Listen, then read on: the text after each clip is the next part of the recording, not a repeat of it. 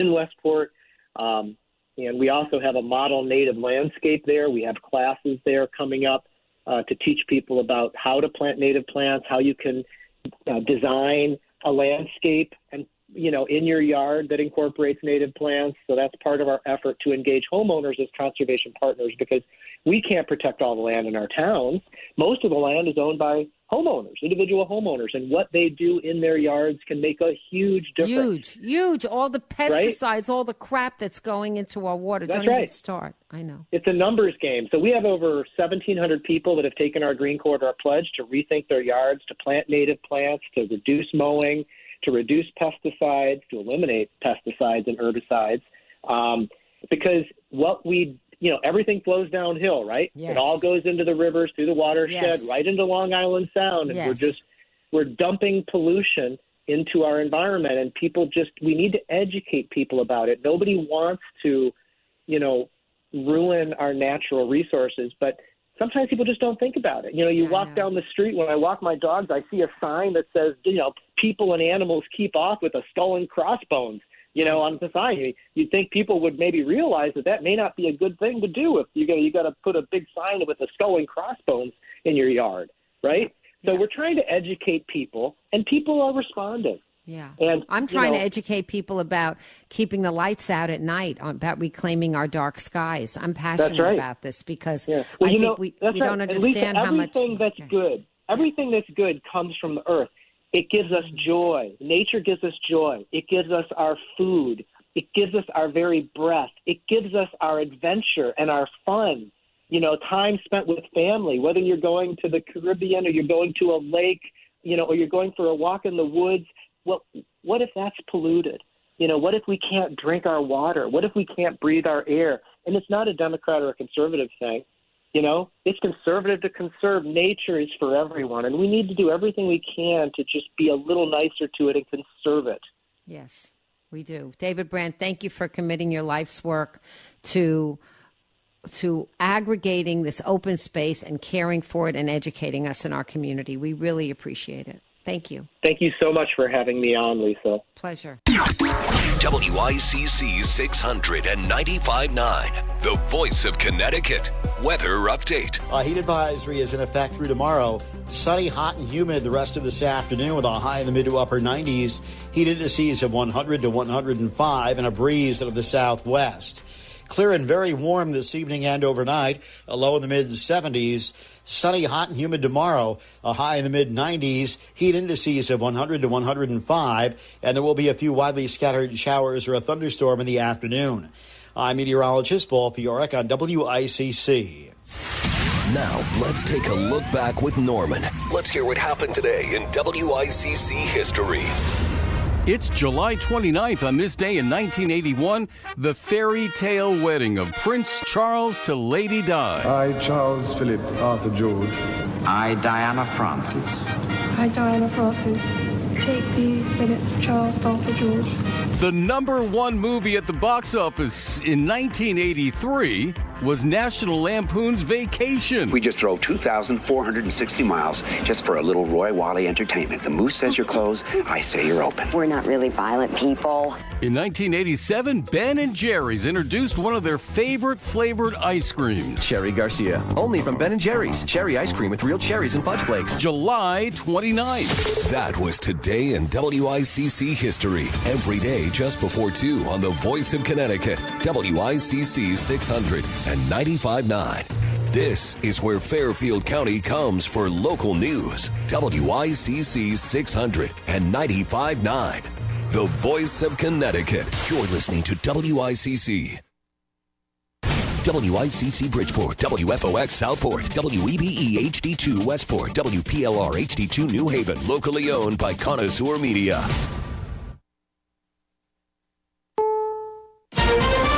This is CBS News on the Hour, sponsored by Progressive Insurance. I'm Cammie McCormick. Britain's Prime Minister called a rare summertime cabinet meeting today and later declared the UK will recognize a Palestinian state in September ahead of the UN General Assembly. No one should have a veto over our decision. Keir Starmer said Britain has long been committed to a two-state solution, but that goal is under pressure, he said, like never before. Now, in Gaza, because of a catastrophic failure of aid, we see starving babies, children too weak to stand, images that will stay with us for a lifetime.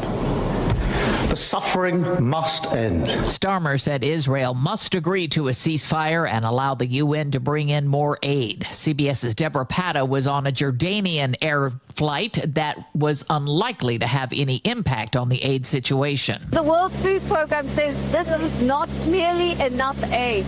This is roughly the equivalent to one truck entering Gaza, and they need around 600 to enter every single day for a sustained period as they are going to make any dent in this situation.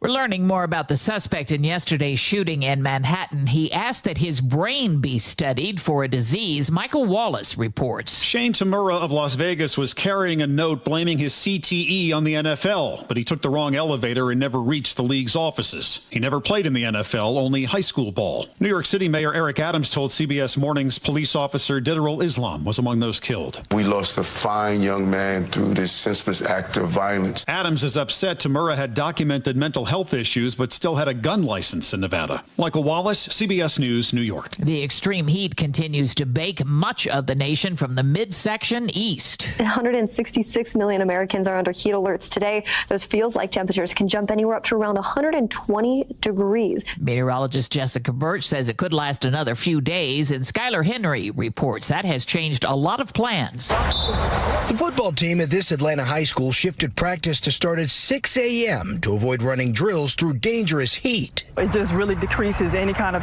heat illness. Athletic director Natasha Harrigan says the school measures the wet bulb globe temperature every 30 minutes with this thermometer to gauge heat stress in the sun. It's at 93 right now, so it's telling us that we need to get off the field. On Wall Street, stocks are lower ahead of a Fed decision on interest rates this week. This is CBS News. Sponsored by Progressive Insurance. We offer auto, home, and commercial auto insurance, plus a variety of business insurance options. Visit Progressive.com today. You're listening to Leaf Filter Radio, and the guru of gutter protection himself, Chris Coonahan, is here to take your most pressing leaf-related questions. Hey, everybody, Chris here. I understand we have Ron on the line. Ron, where are you calling from? Uh-oh. Ron, are you calling from a ladder? Well, I was.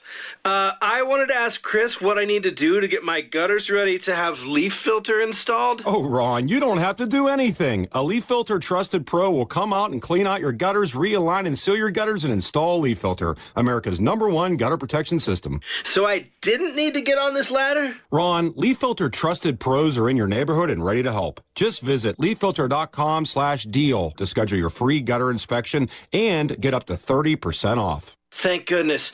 What was that site? That's leaffilter.com/deal for your free gutter inspection today. See representative for warranty details. Promotion is 20% off plus a 10% senior or military discount. One discount per household. WICC 695.9. Voice of Connecticut Local News Update. Court-appointed Success Village receiver Barry Knott has applied for a $6 million loan from the State Department of Housing in an effort to pay off the 900-plus unit complex's debt. While it is expected the loan will be approved, Knott says without large sums of money to pay off the debt, the complex will likely end up in bankruptcy court.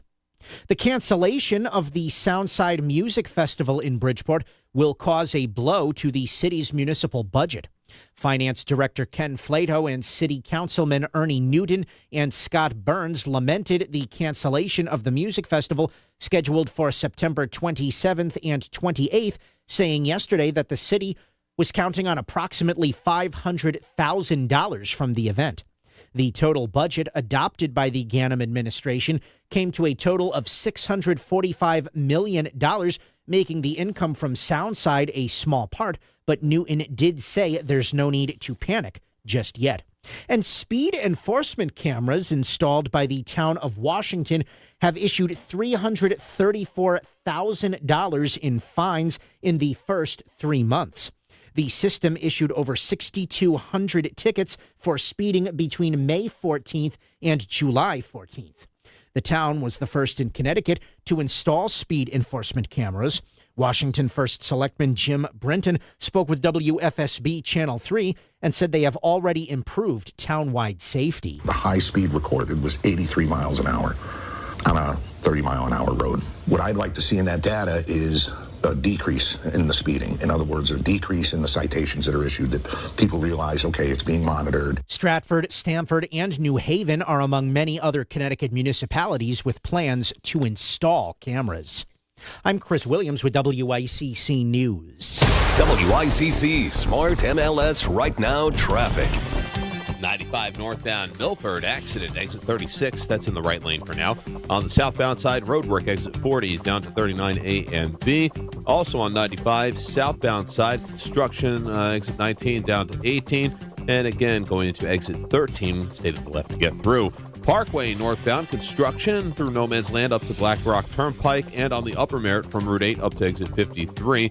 On the Wilbur Cross, north and southbound construction between exit 60 and Route 34 on either side. 91 northbound, construction starts at exit 15, and Route 8 southbound, you have it exits 18 and 17. Stay to the right to get through. Traffic report powered by Courtesy Carpet Flooring Design Center. Now's the time for a fresh new look for your home. Save on top flooring brands at Courtesy Carpet. No big box gimmicks, just fair, honest prices. Courtesy Carpet, Route 111 in Monroe. I'm Andrew Krause, WICC Traffic. A heat advisory is in effect through tomorrow. Clear and very warm this evening and overnight with a low in the mid-70s. Sunny, hot, and humid tomorrow with a high in the mid-90s. Heat indices of 100 to 105. There will be a few widely scattered showers or a thunderstorm in the afternoon. Thursday, showers and thunderstorms, not nearly as hot with a high in the low 80s. I'm meteorologist Paul Piorek on WICC.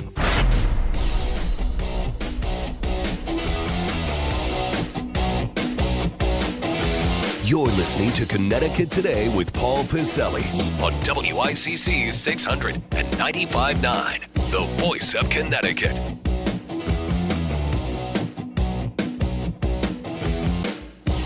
So, yeah, we're starting to see some of the numbers of folks speeding and the dollar amounts of some of these traffic citations being issued here. And I have a question to begin here on this Tuesday edition of Connecticut Today right here on WICC.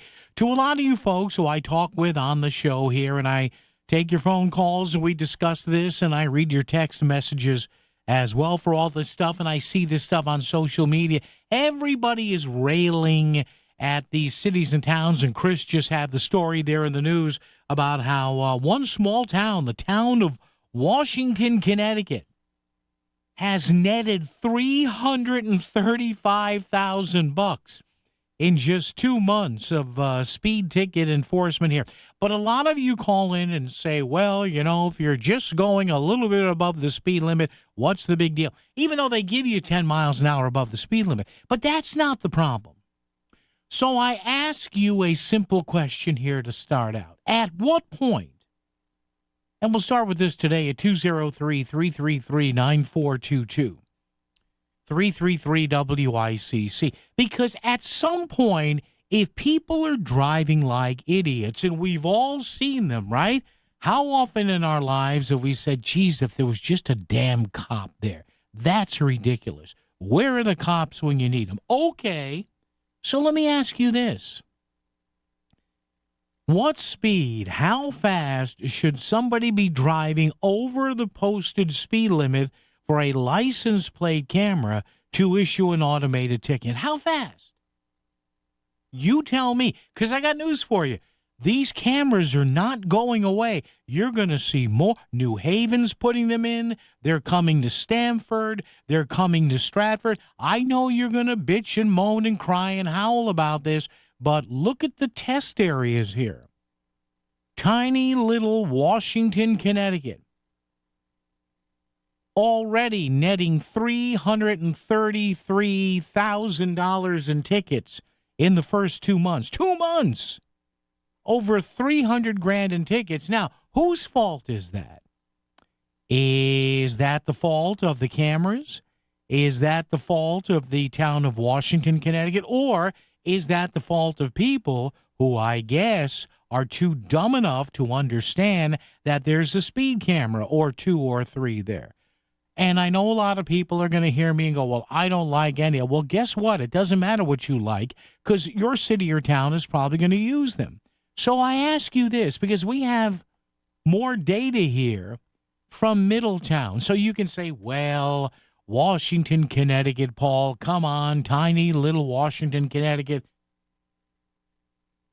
It's turning into a glorified speed trap. Okay, I guess you can say that if you want.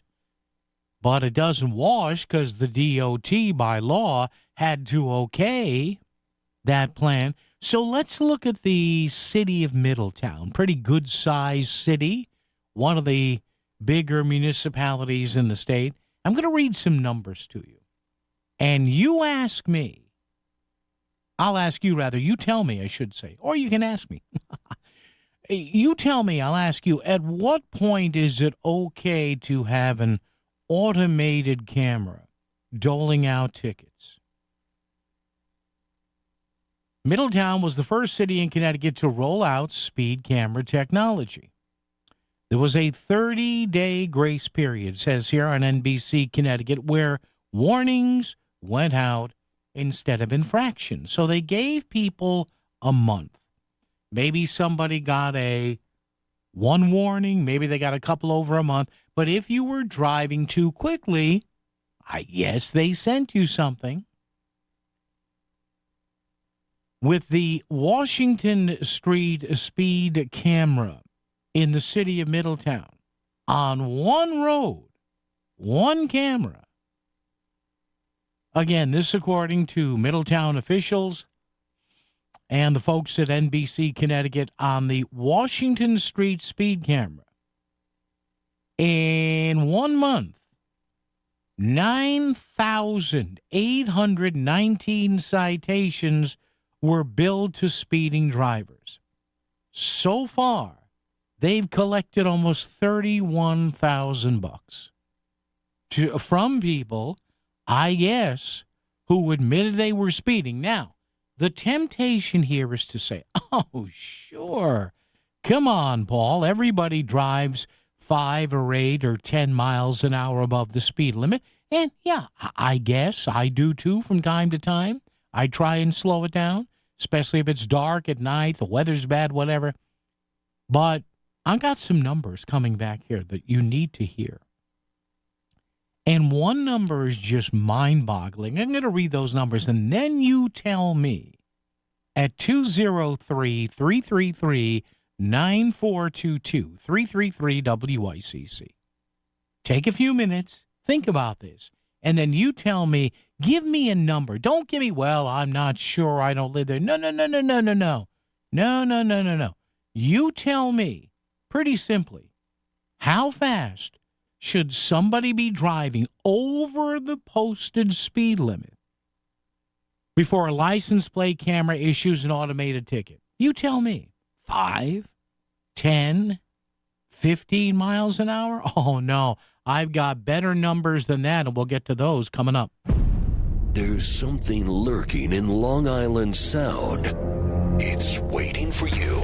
It's $25,000. The WICC Surfside Hotel Greatest Bluefish Tournament on Earth returns August 23rd and 24th. Catch the heaviest bluefish that weekend and win $25,000. Plus, there's over $40,000 in cash prizes. Sign up now at bluefishtournament.com. The WICC Surfside Hotel Greatest Bluefish Tournament on Earth. We'll see you on the Sound. Thanks, Tri-City Home Solutions and Rinnai and Xfinity.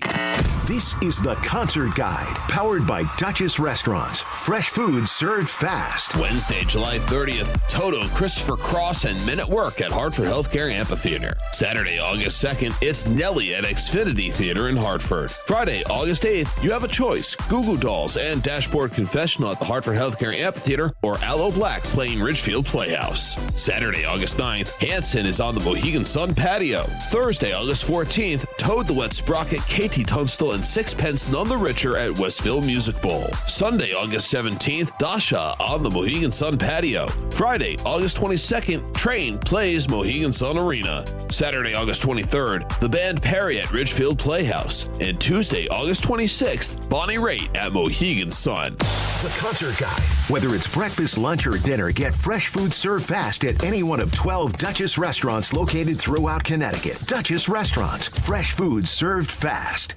You're listening to WICC 600 and 95.9, the voice of Connecticut, broadcasting from Cadillac of Greenwich Studios, CadillacofGreenwich.com. Selling your home is a numbers game. The more potential buyers who see it, the greater the opportunity to sell. And when your home is listed on Smart MLS, more than 21,000 realtors see it, and so do all their buyers. Suddenly, the number of people looking at your home starts to grow by a lot. More realtors sharing your listing, more people seeing your home, more offers coming in, and maybe even more cash in your pocket. Smart move, right? Ask your realtor. Is my house on Smart MLS? Smart MLS, the smart way to sell your home. Looking for a quick primary care appointment? Start here. Hartford Healthcare Medical Group offers appointments right away, often the next day, with skilled clinicians who partner with you to get you healthy and keep you healthy. We're here for you, whether it's an illness, chronic condition, or a physical, with offices throughout Fairfield County. Visit hartfordhealthcare.org/primary care. That's hartfordhealthcare.org/primary care.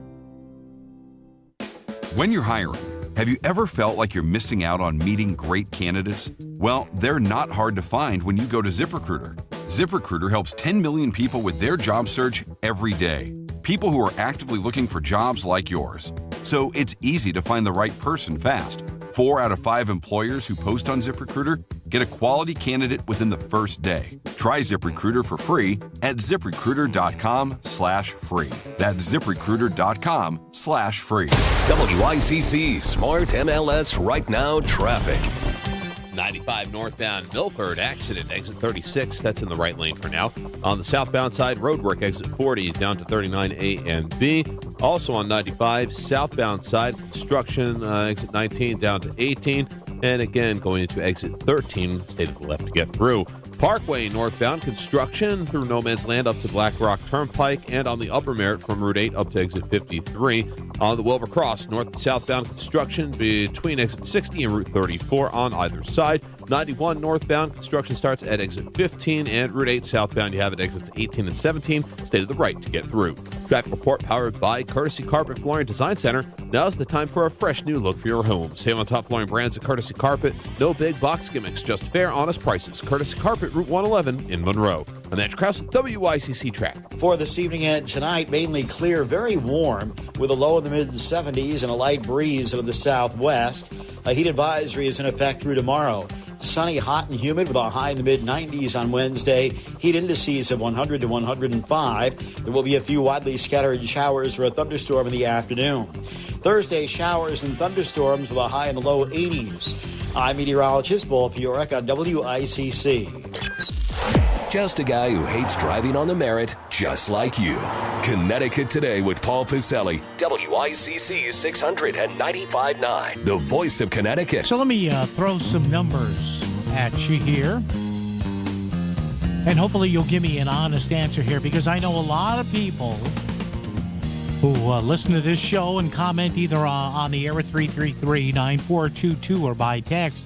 I guess there is this sort of inferred distrust of these speed cameras and ticket cameras and red light cameras. And I get it. Listen, any piece of equipment, any piece of electronics can be finagled with. Mom's favorite word, finagled. And I get that. I understand that. And people calling me up saying, oh, why do we need this? Well, let me tell you why we need this. And let me ask you a question here.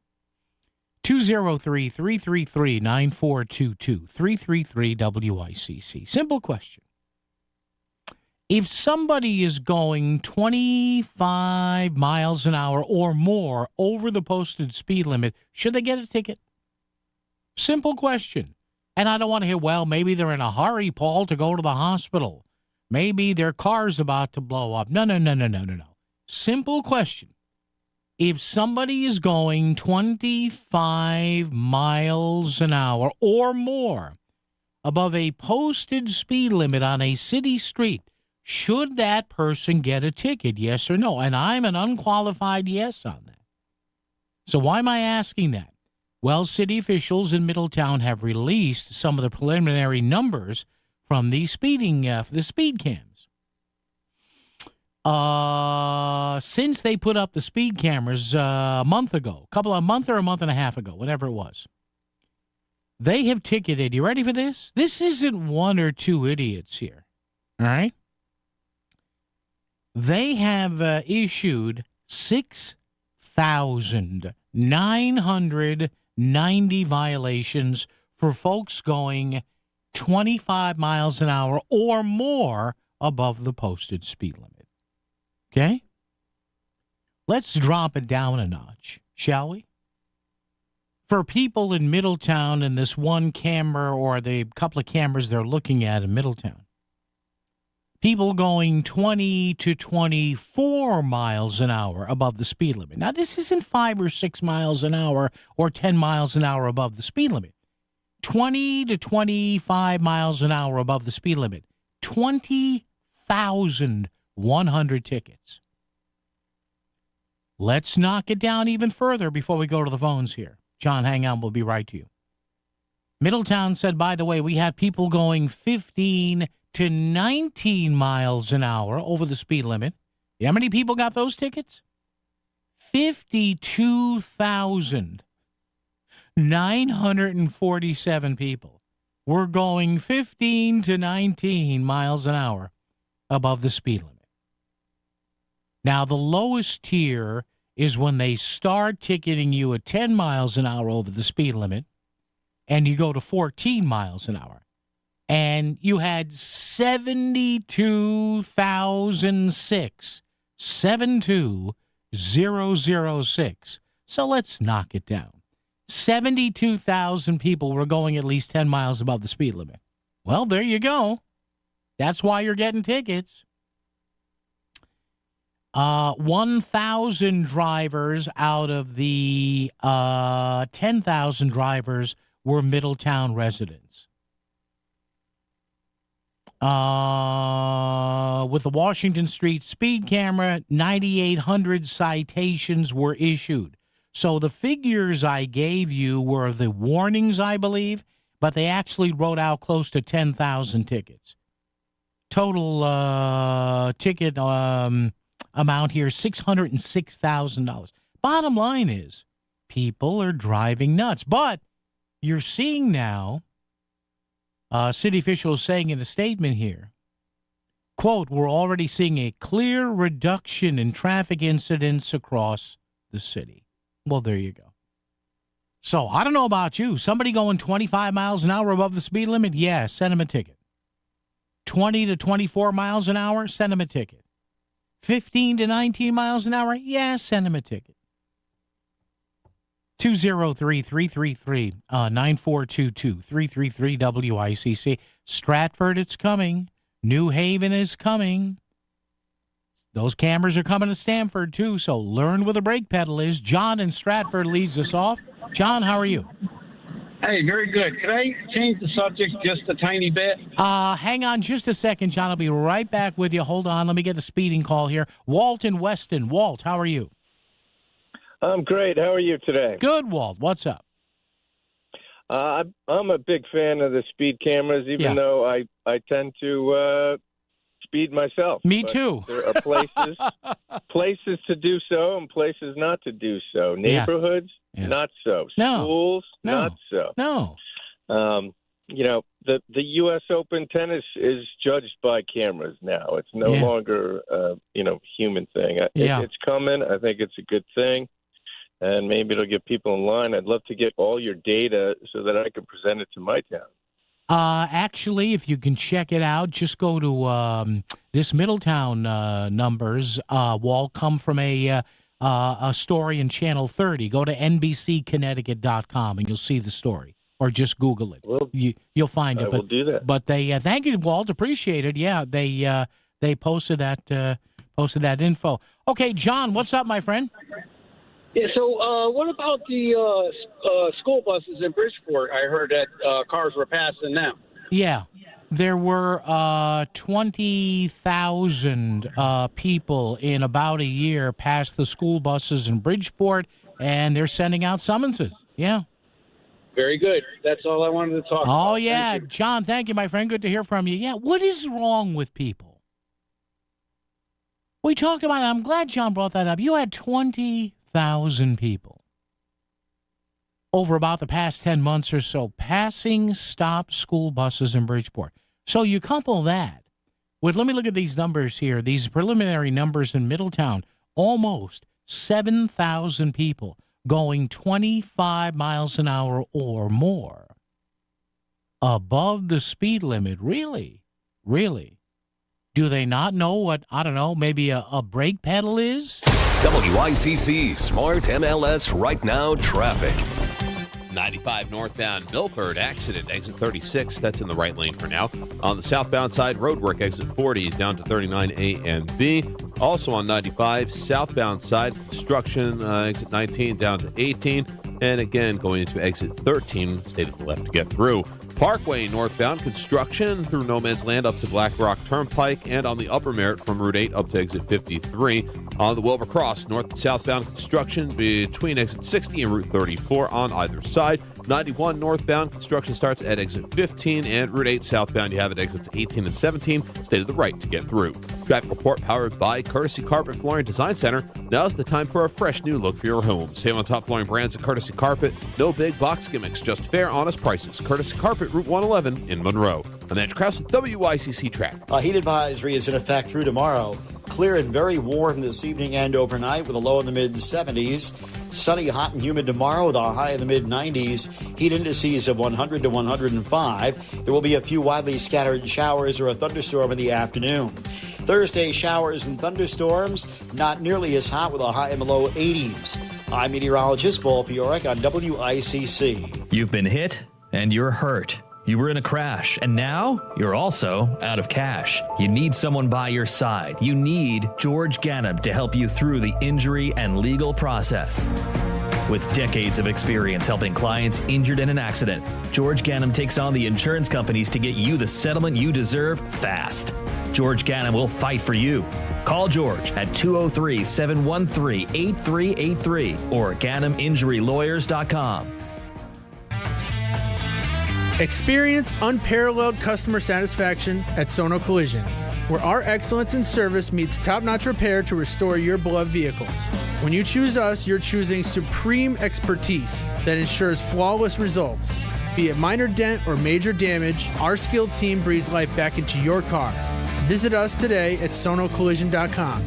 That's sonocollision.com. Your car will thank you. This is an ad by BetterHelp. Did you know that workplace stress is now one of the top causes of declining mental health? In fact, 61% of the global workforce is experiencing higher than normal levels of stress. You can't just wave goodbye to work, but taking small steps for your wellness can yield big results. Hit play on your favorite podcast or song, sit in the sun, or take a walk daily. Even 5 minutes away from your screen can make all the difference. And while holidays are nice, they aren't a long-term solution. Don't forget that therapy can be ongoing and can help you build resilience to handle the unexpected challenges that the workday or any day can bring. Finding work-life balance can be hard. Getting the help you deserve? That should be easy. Unwind from work with BetterHelp. Visit BetterHelp.com/ABC Radio for 10% off your first month. That's BetterHelp, HELP.com/ABC Radio. This is your CT Insider weather update. Today, hot, humid, and hazy with plenty of sunshine. Highs in the mid to upper 90s with a heat index of over 100. Lows dip into the low 70s later on. Tomorrow, more heat and humidity and a chance of thunderstorms. Highs in the low to mid 90s. Powered by CT Insider. There's more to Connecticut with CT Insider. A hometown behind every headline.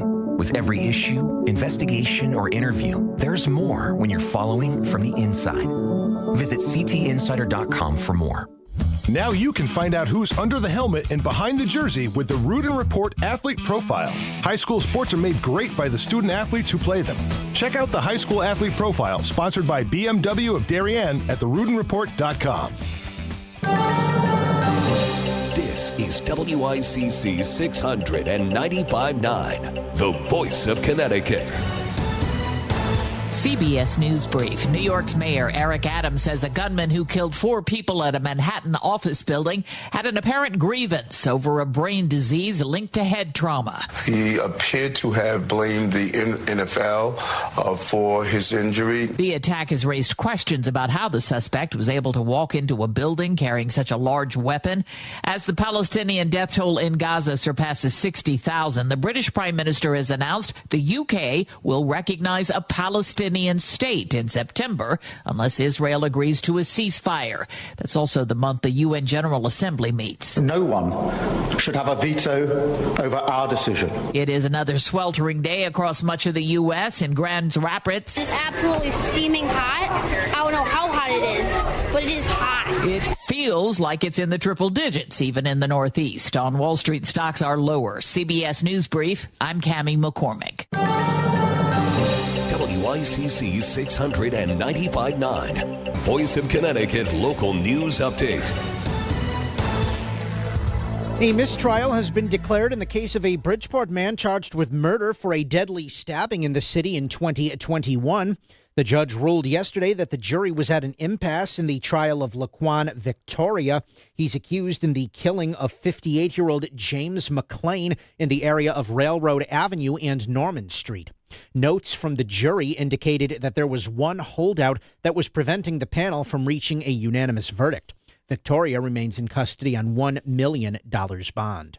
A man is headed to prison for 3 years for exposing himself to children in Fairfield. David Wojciechowski of Southington pleaded guilty yesterday to 2 counts of risk of injury to a minor. Police say Wojciechowski exposed himself to the teenage boys after they had attended a funeral in Fairfield in June of 2022. He must serve 5 years of probation once the prison term is complete. A 14-year-old is charged with motor vehicle theft earlier this month. Police said a car was stolen from a driveway in Woodbridge on July 13th and found abandoned a short distance away. Surveillance video helped investigators identify the suspect. The teen was arrested on a warrant yesterday and turned over to the Department of Corrections Juvenile Detention Center in Bridgeport. Connecticut is one of 22 states suing to fight a requirement that personal information be turned over regarding people who enrolled in the Supplemental Nutrition Assistance Program, or SNAP.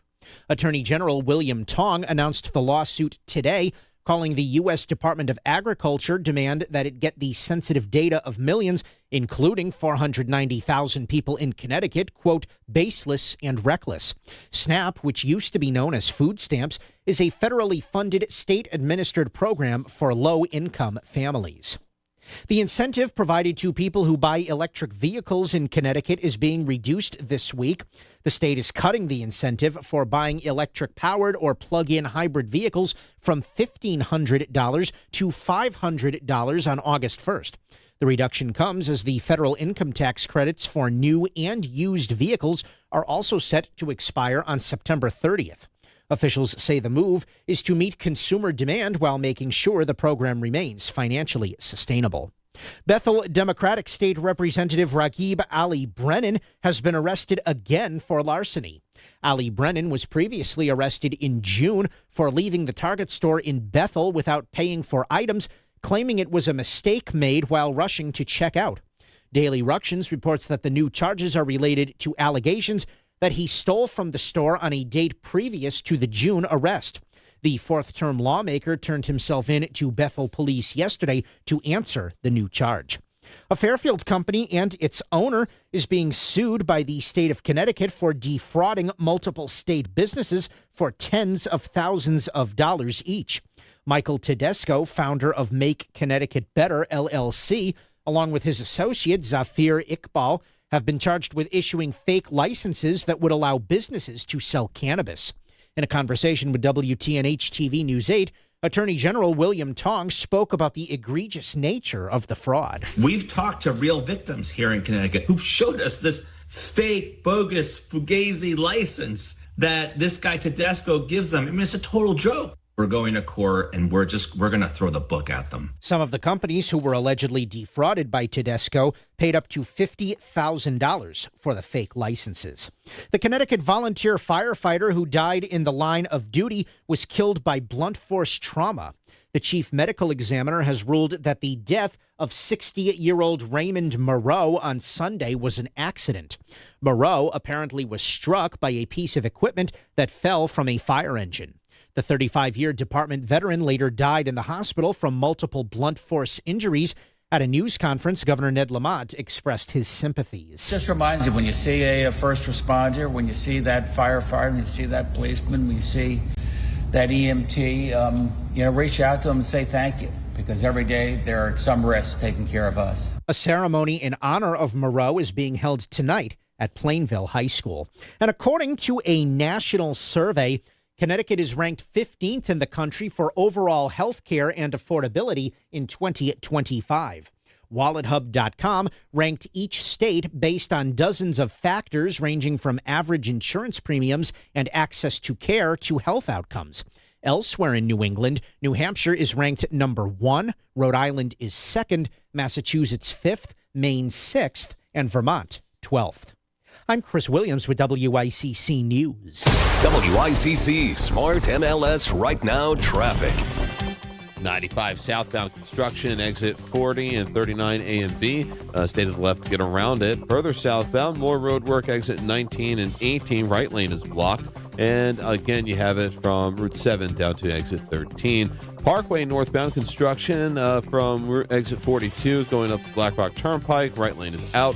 And on the Upper Merritt from Route 8 up to exit 53. Wilbur Cross, north and southbound construction between Route 34 and exit 60. Stay to the left to get through. 91 northbound construction starts at exit 15, taking out 2 lanes. And Route 8 southbound, more road work, exits 18 and 17. Left lane is out. I'm Edge Krause, WICC Traffic. For this evening and tonight, mainly clear, very warm, with a low in the mid-70s and a light breeze out of the southwest.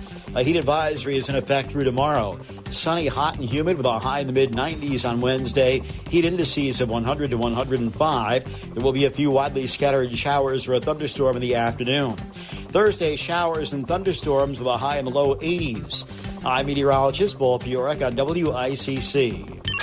If Stamford is talking about it, so is Paul. Connecticut Today with Paul Pizzelli on WICC 600 and 95.9, the voice of Connecticut. Yeah, speaking of Stamford, they're one of the municipalities inching towards speeding cameras. And look, if you don't like the fact that these high-tech cameras are going to be used for speed enforcement, for stoplight enforcement, you're out of luck. You may be, out of luck, because it's coming. Here's the list. Cities and towns already approved for automated speed cameras. Greenwich, Marlborough, Middletown, we gave you those numbers. The town of Washington, we gave you those numbers. And Wethersfield. Other towns have submitted plans that are under review by the state. Hamden, Milford, New Haven, Stamford, and Stratford. Other towns here, according to this list I pulled up, that are seriously thinking about it: Beacon Falls, Clinton, and Hartford, at least in school zones. And I know a lot of people don't like this, but I'll ask the question again, 203-333-9422. 333-WICC. Just how fast should somebody be driving over the posted speed limit for a license plate camera to issue an automated ticket? And man, there are two municipalities have released their numbers here. One, a small town, the town of Washington, Connecticut, 3,500 people in beautiful downtown Washington, Connecticut, and they've netted $335,000 in tickets in the first 2 months. Even though, and I'm looking at the photo here in the Connecticut Insider, there's a sign, as per state law, telling people, hey, slow down, there's a camera coming up. But I guess people are too, as Mom and Dad used to say, they're too stewed on. They're speeding and getting billed to the tune of just in tiny little Washington, $335,000. It's even worse in Middletown. We'll go over those numbers momentarily again. But that's the question. I know a lot of people say, well, I don't like the camera. Everybody speeds. Okay. But in Middletown, you had thousands of warnings of people going 25 miles an hour or more over the speed limit. Shouldn't those people get a ticket? Wouldn't you think? Holly in New Canaan. Holly, how are you? Good afternoon.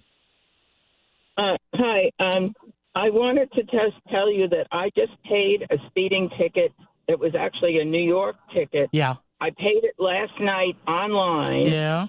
It was for speeding 11 miles over the speed limit. Yeah. And actually, it wasn't me who was driving it. I had a driver take me to the airport, Okay. and he got caught coming back. Yeah. Anyway, I paid it last night. Yeah. And just coincidentally, this morning in my text, I got something saying it was from the Connecticut government that I should pay all my traffic violations by tomorrow. No. Otherwise, I was going to get. So obviously that's spam. Yeah, but I just wanted to warn people. Okay.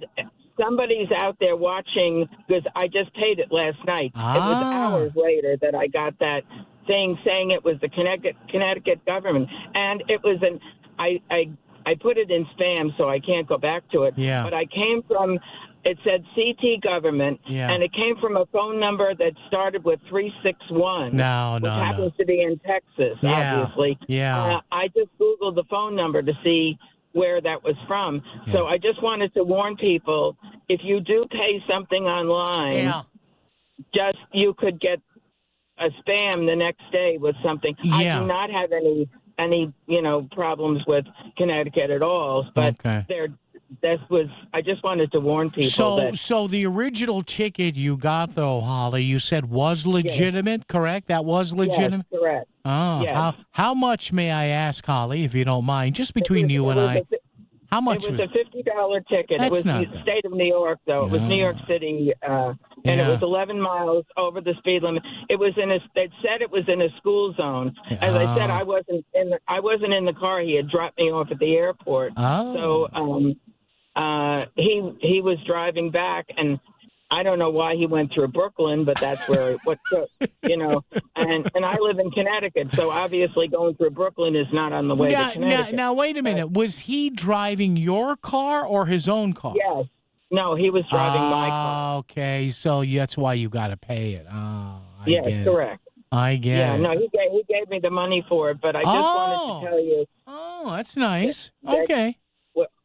Coincidentally, that I got this text this morning from Connecticut. Yeah, well, saying you know what? Connecticut government, and it looked very legitimate. Well, it had this whole. You know what spiel, you know what I would do, Holly? I would call the people in New York, whoever issued that ticket, and I would tell them, hey, I paid the ticket, but you should know that I'm getting what looks like a bogus text here. They probably want to know about that. You know what I mean? Okay. Yeah. Just tell them that. Okay, Holly. Yeah. Thank you. Appreciate it. So there you go. So, school zone radar, school zone traffic camera in New York City. $50 ticket because her driver, I guess the person she paid to drive her car, which is why she got the ticket, got pinched for her ticket and the guy paid it. Good for him. So everybody made out. But yes, folks, good reminder there, Holly. Thank you. Don't ever, no. The only thing you should be getting in your text message like I get, Paul has a dentist appointment coming up this Monday at 9 a.m. Just a reminder from Dr. Yeah, that's it. Don't pay anything on your phone. No. The DOT, the DMV, the state tax department, How many times do we hear them say, we don't text you any text messages looking for cashola? For 90 years, Social Security has delivered every check, every month, keeping its promise to hardworking Americans and helping millions of Connecticut residents retire with dignity. As we celebrate Social Security turning 90, AARP promises to keep it strong for older Americans today and our kids and grandkids tomorrow. Join us. Sign the pledge to protect Social Security at aarp.org/we earned it. That's aarp.org/we earned it. Paid for by AARP. Do you have questions about real estate? Learn the secrets of real estate investing and get your questions answered during the Real Estate Show with Pat Civitella. Listen Sunday mornings from 9 to 10 for expert information about real estate investing, downsizing, and improvements before selling. Pat will help turn your real estate dreams into reality.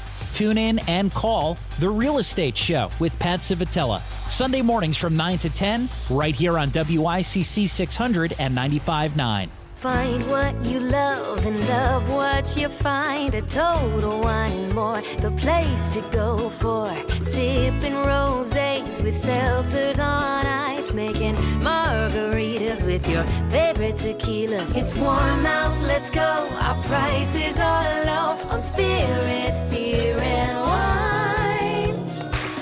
You're gonna find what you love and love what you find. Only at Total Wine and More. Drink responsibly. B21. Did you know you can get your prescriptions for less at your local pharmacy?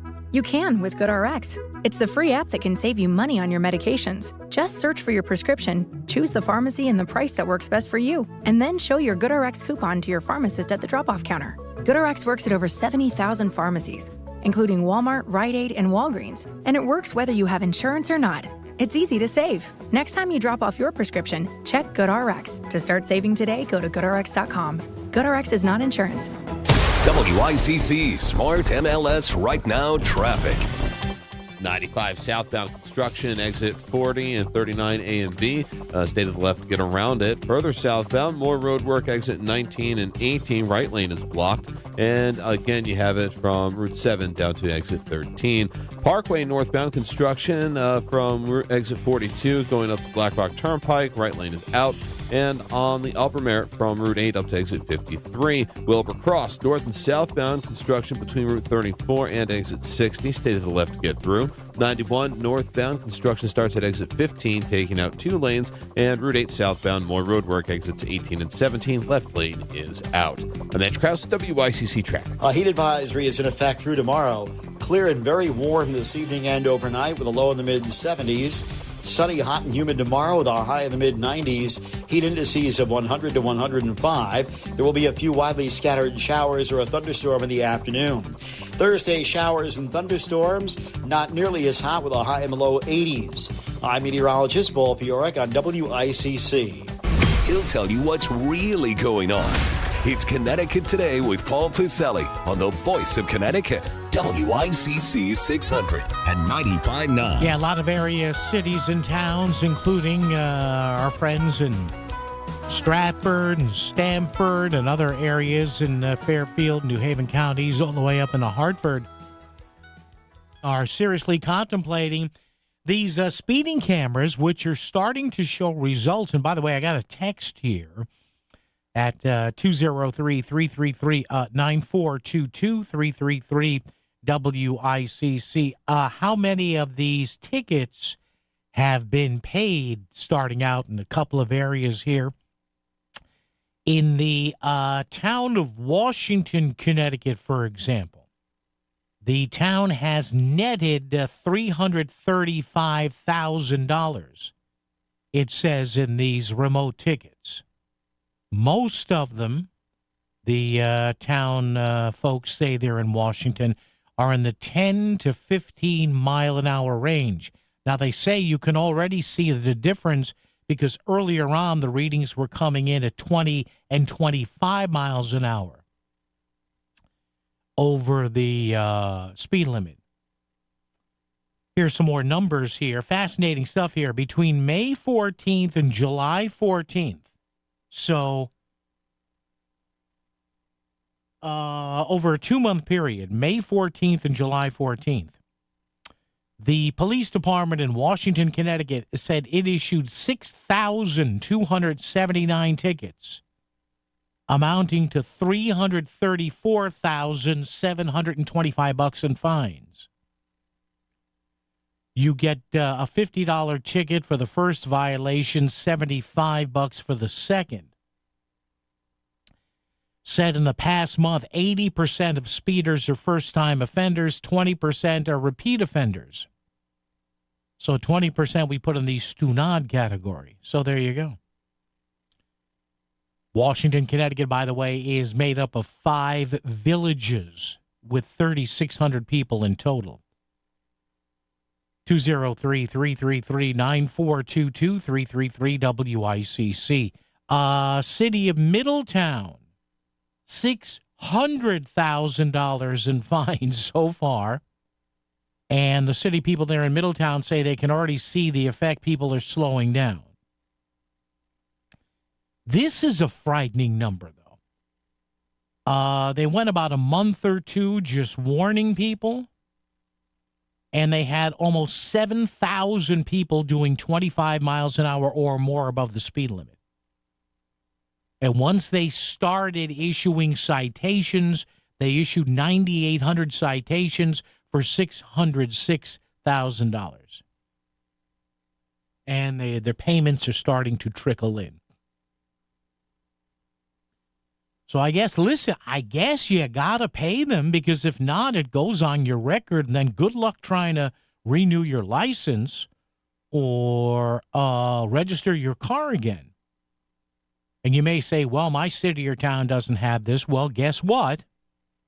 It's coming to Greenwich, it's coming to Marlborough, and it's coming to Wethersfield. The plans have been submitted for Hamden, Milford, New Haven, Stratford, and Stamford. Towns considering the cameras: Hartford, Clinton, Beacon Falls. There you go. Somebody else asking me here.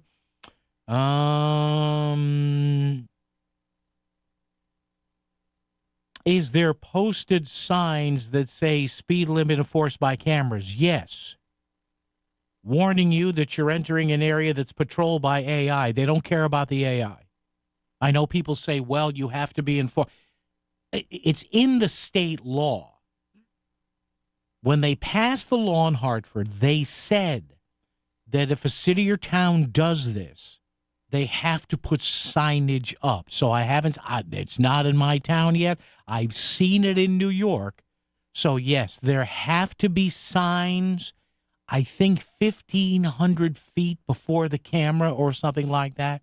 And the cities or towns and the DOT have to inform Waze, Apple Maps, Google Maps. In other words, it's got to show up on your GPS. And it showed up when I was on Long Island last year. I was driving to a family cookout, and sure enough, I got an audible warning and a little flash on the screen. There's a speed camera ahead. All right. Sounds good. I mean, not good if you're an idiot, but sounds good to tell me. Dennis in Newtown. Dennis, how are you? Fine. Can you hear me? I can. Dennis, what's up? Hey, I got a Connecticut logo saying that I could get my license suspended and registration and all, and I have to pay a fine, and I got a phone number to call. No.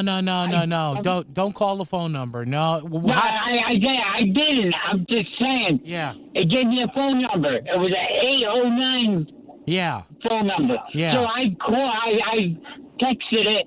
That was to the Dominican Republic. Yeah, you don't want to do that. 1958. Yeah. Don't do that. Oh, no. Yeah. I'm a lot smarter than that. Yeah. I'm one of the Melissa's city visitors at all her breakfasts. Oh, good. Did you like it?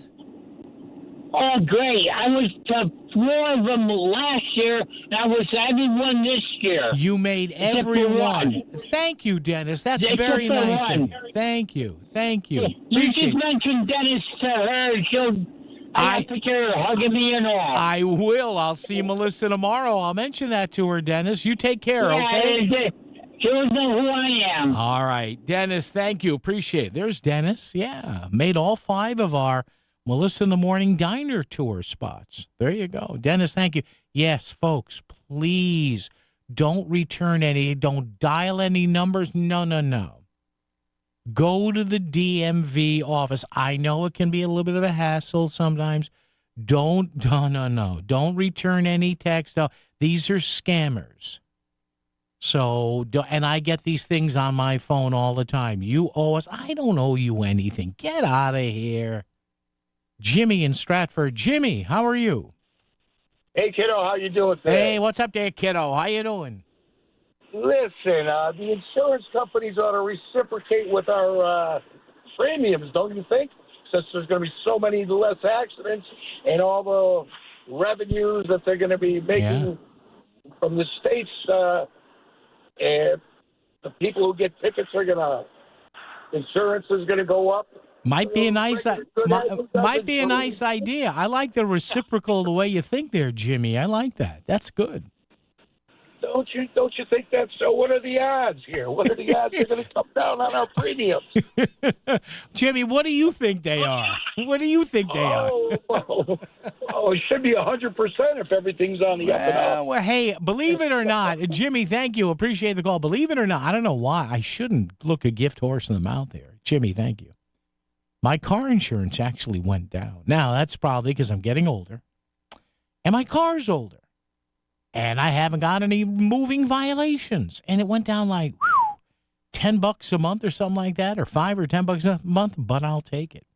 Traffic and weather together right here, WICC. WICC Smart MLS Right Now Traffic. 95 southbound construction, exit 40 and 39 A and B. Stay to the left to get around it. Further southbound, more road work, exit 19 and 18. Right lane is blocked. And again, you have it from Route 7 down to exit 13. Parkway northbound construction from exit 42 going up to Black Rock Turnpike. Right lane is out. And on the Upper Merritt from Route 8 up to exit 53. Wilbur Cross, north and southbound construction between Route 34 and exit 60. Stay to the left to get through. 91 northbound construction starts at exit 15, taking out 2 lanes. And Route 8 southbound, more road work, exits 18 and 17. Left lane is out. I'm Edge Krause, WICC Traffic. For this evening and tonight, mainly clear, very warm, with a low in the mid-70s and a light breeze out of the southwest. A heat advisory is in effect through tomorrow. Sunny, hot, and humid with a high in the mid-90s on Wednesday. Heat indices of 100 to 105. There will be a few widely scattered showers or a thunderstorm in the afternoon. Thursday, showers and thunderstorms with a high in the low 80s. I'm meteorologist Paul Fiorek on WICC. You've been hit and you're hurt. You were in a crash, and now you're also out of cash. You need someone by your side. You need George Ganem to help you through the injury and legal process. With decades of experience helping clients injured in an accident, George Ganem takes on the insurance companies to get you the settlement you deserve fast. George Ganem will fight for you. Call George at 203-713-8383 or GanemInjuryLawyers.com. Discover the finest flooring in Southern Connecticut at Courtesy Carpet. With over 50 years experience, from intricate area rugs and durable vinyl to elegant stair runners, they have it all. Shop anywhere, but see them before you buy. Visit Ellen J and their team on Route 111 in Monroe or at courtesycarpet.com. Financing is available, so you can get the floors you love today. Trust the experts in quality flooring, because at Courtesy Carpet, your satisfaction is their courtesy. Back to the news and talk, thanks to Smart MLS. Smart sellers ask, is my home on Smart MLS? The voice of Connecticut, WICC's 695.9. It's Connecticut Today with Paul Pacelli. The cash is starting to roll in from these speed cameras out there. We have some numbers from the city of Middletown. They've written out so far about 9,800 citations, good for $606,000. They say they've got about $31,000 already paid. All right. Could be a teacher's salary there or a starting cop's salary or whatever. And in the town of Washington, Connecticut, not Washington, D.C., Washington, Connecticut, made up of a bunch of villages there, $335,000 worth of tickets have been issued in the first 2 months there. But it's interesting that municipal leaders in both that little town and Middletown say, hey, yeah, we're seeing people slow down. And again, there's supposed to be signage up. The sign is supposed to read something like speed limit photo enforced. So listen, if you get caught once or twice and you don't slow down and you're still driving the same roads, what do you want me to do? WICC Bridgeport, WFOX Southport, WEBE HD2 Westport, WPLR HD2 New Haven, locally owned by Connoisseur Media.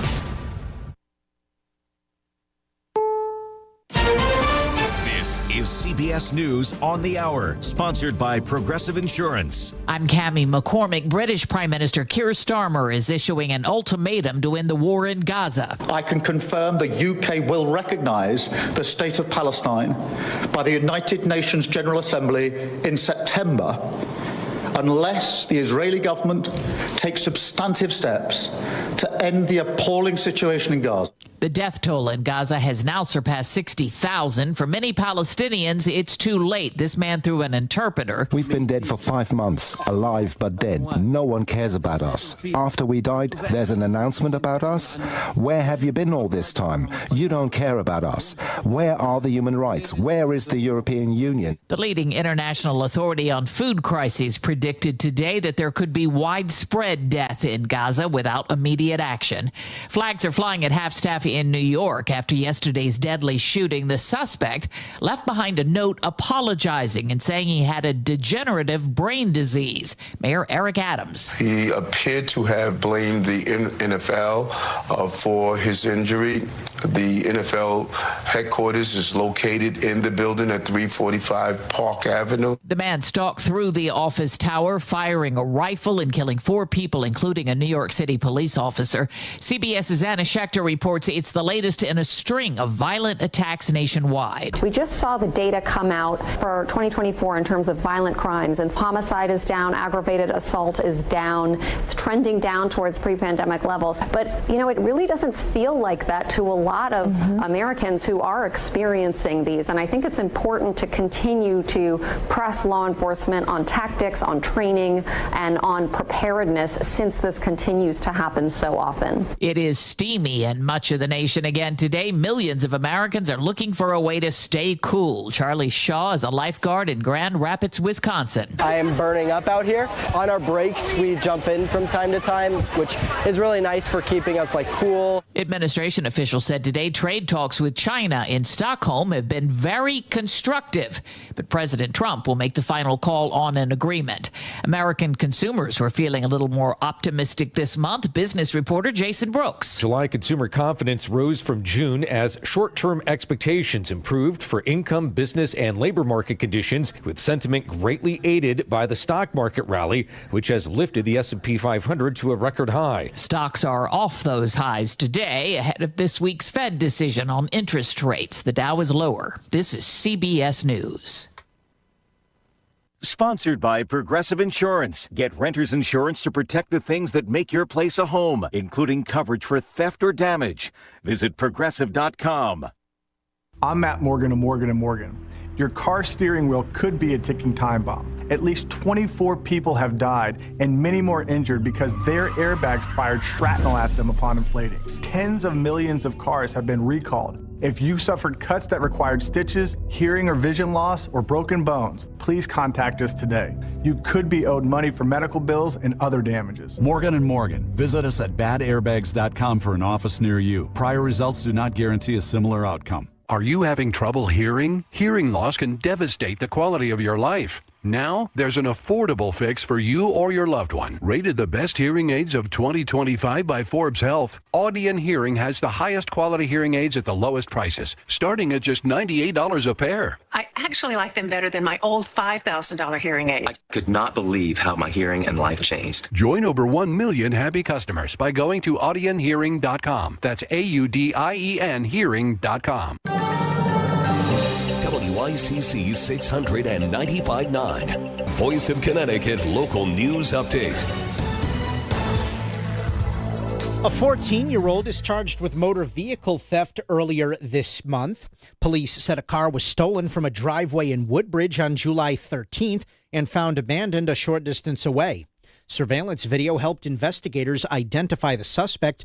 The teen was arrested on a warrant yesterday and turned over to the Department of Corrections Juvenile Detention Center in Bridgeport.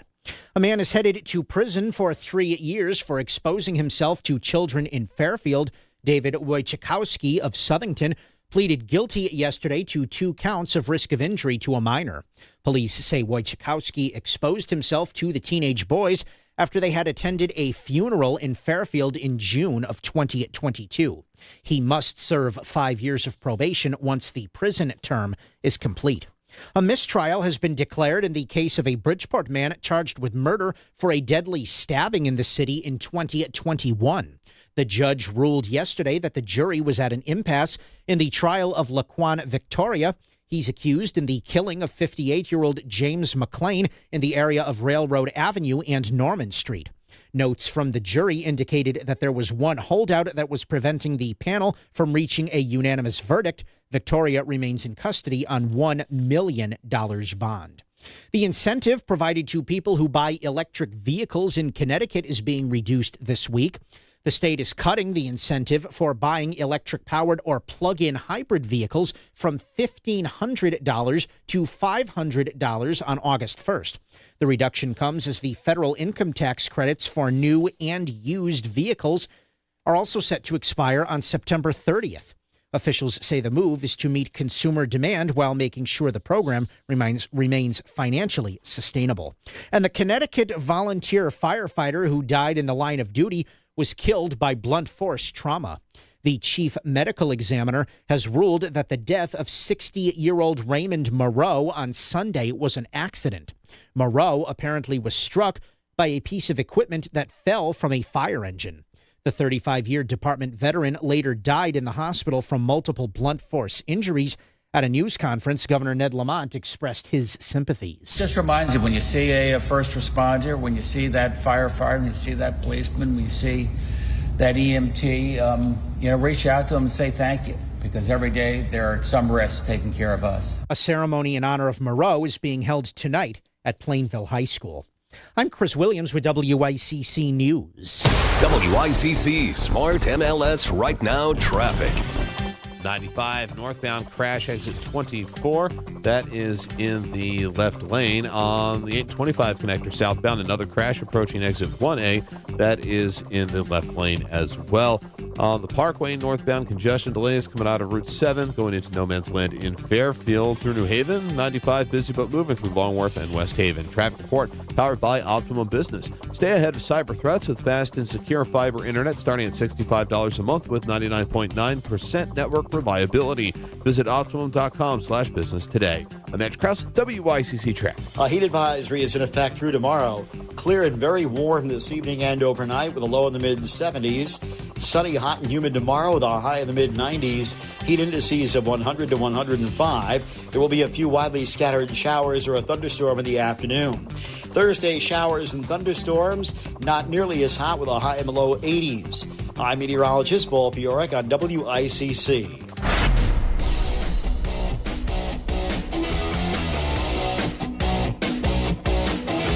You're listening to Connecticut Today with Paul Piselli on WICC 695.9, the voice of Connecticut. Where we are talking about some of the dollar figures now coming in already from a pretty good-sized city and a small Connecticut town, about 4,000 people in Washington, Connecticut, and the city of Middletown regarding these revenues coming in from, what we talked about. It's beginning to be rolled out all over the state.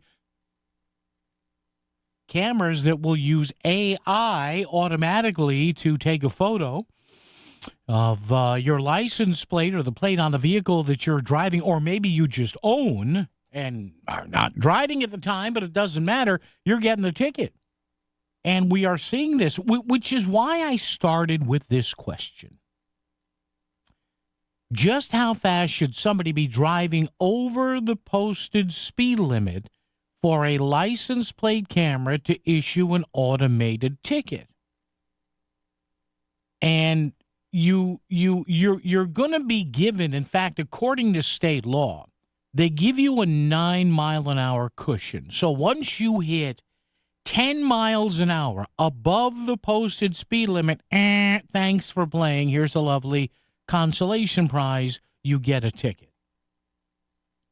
Now, a lot of people may say, now I'm okay with that. Even if I get nailed once or twice, it's going to teach me to slow down. And remember, there isn't going to be a speeding camera or a red light camera on every single corner in every city or town in Connecticut. No, but they're going to use them mainly around schools. Mainly, I guess, people are going to get pinched if they can't read, because according to the law, there is signage there. That's part of the law.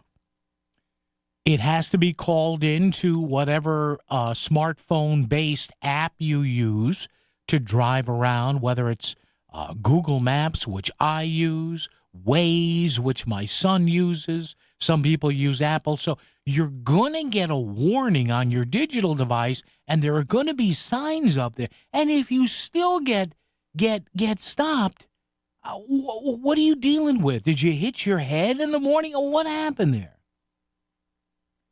So just how fast should someone be driving over the posted speed limit for a license plate camera to issue an automated ticket?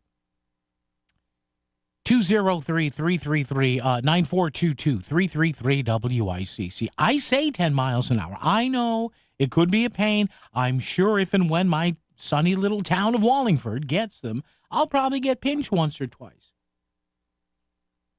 But again, according to the law, they have to give you warnings for the first month. So you might get, as is illustrated in some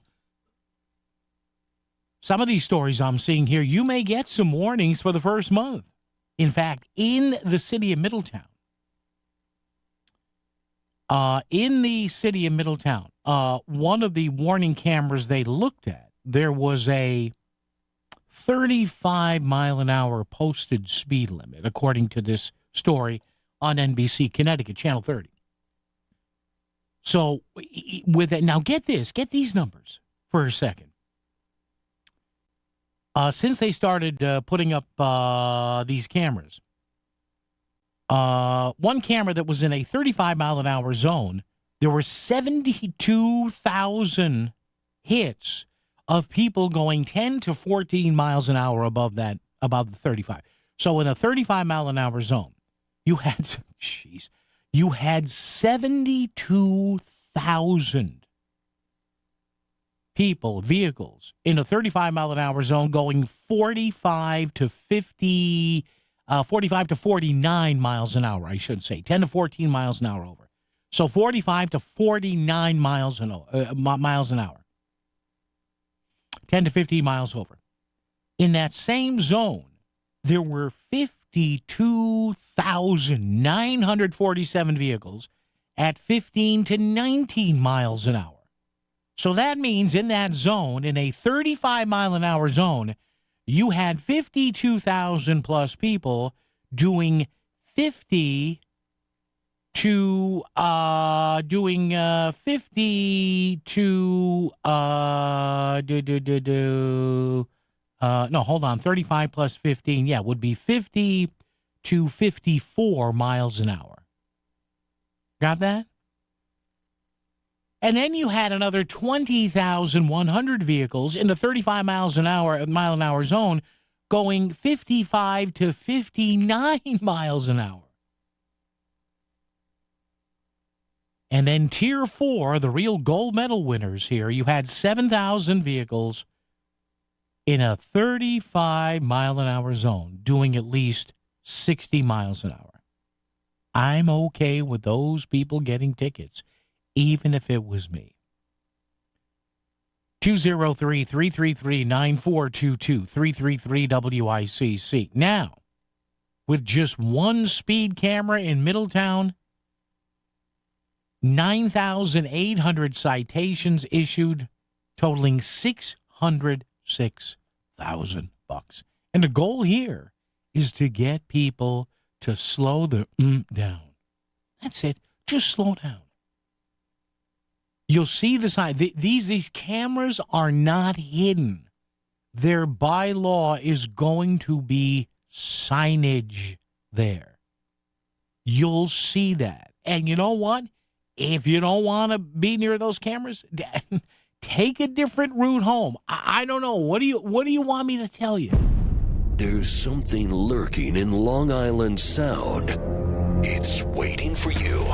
It's $25,000. The WICC Surfside Hotel Greatest Bluefish Tournament on Earth returns August 23rd and 24th. Catch the heaviest bluefish that weekend and win $25,000. Plus, there's over $40,000 in cash prizes. Sign up now at bluefishtournament.com. The WICC Surfside Hotel Greatest Bluefish Tournament on Earth. We'll see you on the Sound. Thanks, Fine Fettle, The Water Doctor, and Bridgeport Harbor Marina. The following message is brought to you by the Fairfield Law Offices of Estate, Trust, and Probate Attorneys Eliafson and Tenor, online at ConnecticutElderLaw.com. Here is attorney Christine Tenor.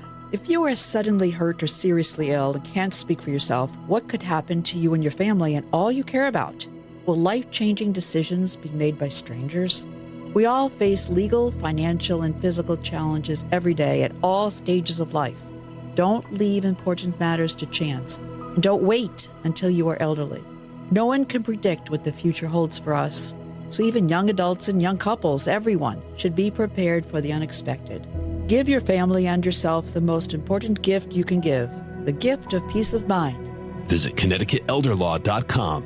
Eliafson and Tenor, 203-336-2566. Protecting your family's future. Eliafson and Tenor, for peace of mind. 203-336-2566. You're listening to WICC 600 and 95.9, the voice of Connecticut, broadcasting from Cadillac of Greenwich Studios, CadillacofGreenwich.com. Hey, what's up? I'm Bumper Christoph. It doesn't get better than spending a day fishing and boating on the Sound. If you're like me, love to fish, and you're 18 or younger, get on the action. Sign up for the WICC Surfside Hotel Greatest Bluefish Tournament on Earth. Bridgeport Harbor Marina is proud to offer a $1,000 cash prize for the heaviest blue caught by an 18 and under angler. Register your kids today at bluefishtournament.com. The Bridgeport Harbor Marina, your destination for dining and boating. If you're in the market for Michelin tires, get to Town Fair Tire and get them at the guaranteed lowest price. With Michelin's innovative technologies designed for durability and performance, you can trust you're getting the highest quality tires over all the toughest of road conditions. Plus, at Town Fair, you get free services for life. So if you're looking for the best deal on Michelin tires, get to Town Fair, because nobody beats Town Fair Tire. Nobody. Name brands at discount prices. Town Fair Tire. This is your CT Insider weather update. Today, hot, humid, and hazy with plenty of sunshine. Highs in the mid to upper 90s with a heat index of over 100. Lows dip into the low 70s later on. Tomorrow, more heat and humidity with a chance of thunderstorms. Highs in the low to mid 90s. Powered by CT Insider. There's more to Connecticut with CT Insider, a hometown behind every headline. With every issue, investigation, or interview, there's more when you're following from the inside. Visit ctinsider.com for more. WICC Smart MLS Right Now Traffic. 95 northbound crash exit 24. That is in the left lane. On the 825 connector southbound, another crash approaching exit 1A. That is in the left lane as well. On the Parkway northbound, congestion delays coming out of Route 7 going into No Man's Land in Fairfield through New Haven. 95 busy but moving through Long Wharf and West Haven. Traffic report powered by Optimum Business. Stay ahead of cyber threats with fast and secure fiber internet starting at $65 a month with 99.9% network reliability. Visit Optimum.com/business today. I'm Andrew Krause with WICC Traffic. For this evening and tonight, mainly clear, very warm, with a low in the mid-70s and a light breeze out of the southwest. A heat advisory is in effect through tomorrow. Sunny, hot, and humid with a high in the mid-90s on Wednesday. Heat indices of 100 to 105. There will be a few widely scattered showers or a thunderstorm in the afternoon. Thursday, showers and thunderstorms with a high in the low 80s. I'm meteorologist Paul Piorek on WICC. Phone lines are always open to say what you want and need to say. 203-333-9422. It's Connecticut Today with Paul Pacelli. WICC 600 and 95.9, the voice of Connecticut. As we chat about the numbers coming in, both raw ticket numbers and revenue generated, hopefully the town and city fathers say in both the town of Washington, Connecticut, and the city of Middletown regarding speeding cameras. Got a text from this person. Hey, Paul, I'm not condoning speeding by any means, but I have to say, since I drive quite a bit for work, it's part of my job. I'm not a delivery guy, FYI. I have to say, though, there's a lot of roads that you would think are 40 or 45 or 50 mile an hour roads, and in fact, they're only 25 mile an hour thoroughfares. It's very challenging, this person said, to not follow the other vehicles who are also going that fast and constantly pulling over for people up your rear end. There you go. That want to go as fast as well. Yes, I like to pull over for people up my rear end. No, I'm kidding. But I understand that. Which is why I tell people, both here on the station and people who message me, hey, what's up? You follow this. Well, there's watch for the signs. If you're in an area where you've never been, or you don't expect there to be a speed camera there, be careful, because you're going to suppose. Now, the law says the city or town must erect signs. I think it's 2,000 or 1,500 feet or 1,000 feet before the camera, something like that. So that'll be one giveaway. The other part to be worried of, not worried, but be wary of, I should say, is whether or not you're in a school zone. Because if you notice, a lot of these cities or towns, I guess to make it more palatable to the general electorate in those towns and the businesses and people who live in the area, is following this mandate that a lot of these cameras are going up around school zones, which is good. You should always, abide by the fact that you're in a school zone, even if it's, the off months during the summer. Tap the brakes, slow down just a little bit.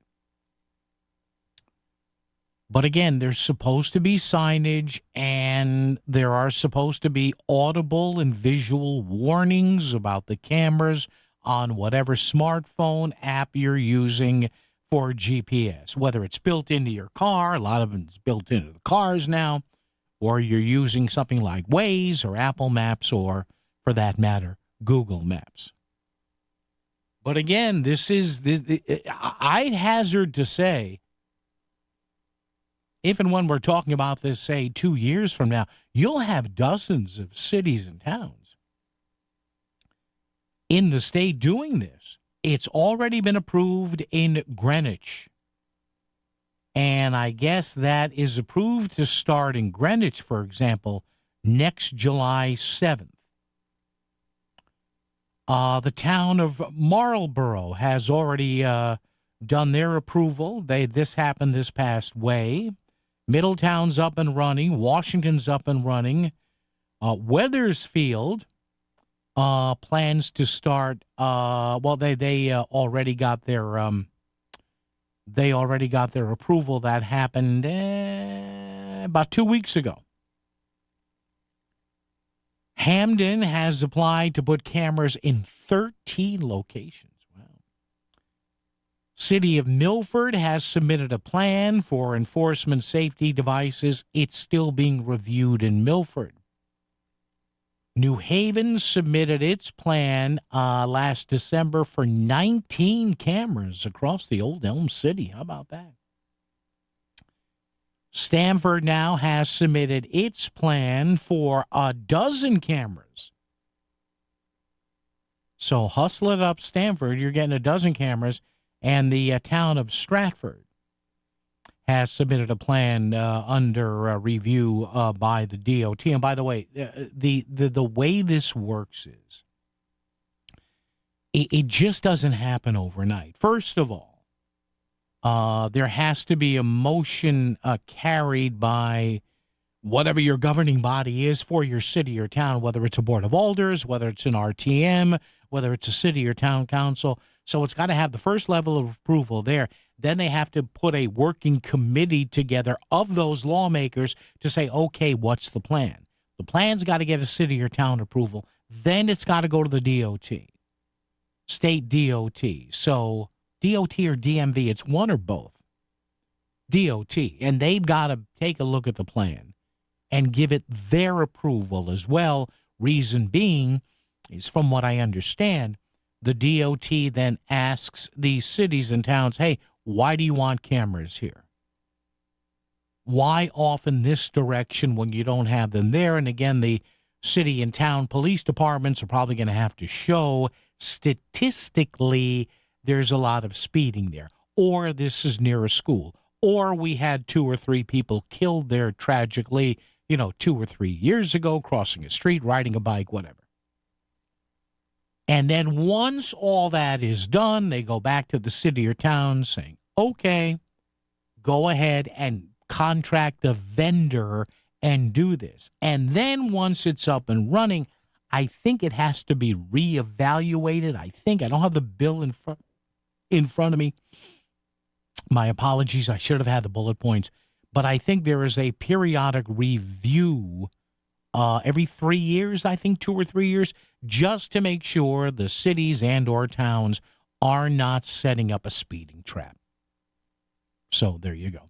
203-333-9422, 333-WICC. Oh, and you people in Beacon Falls, guess what?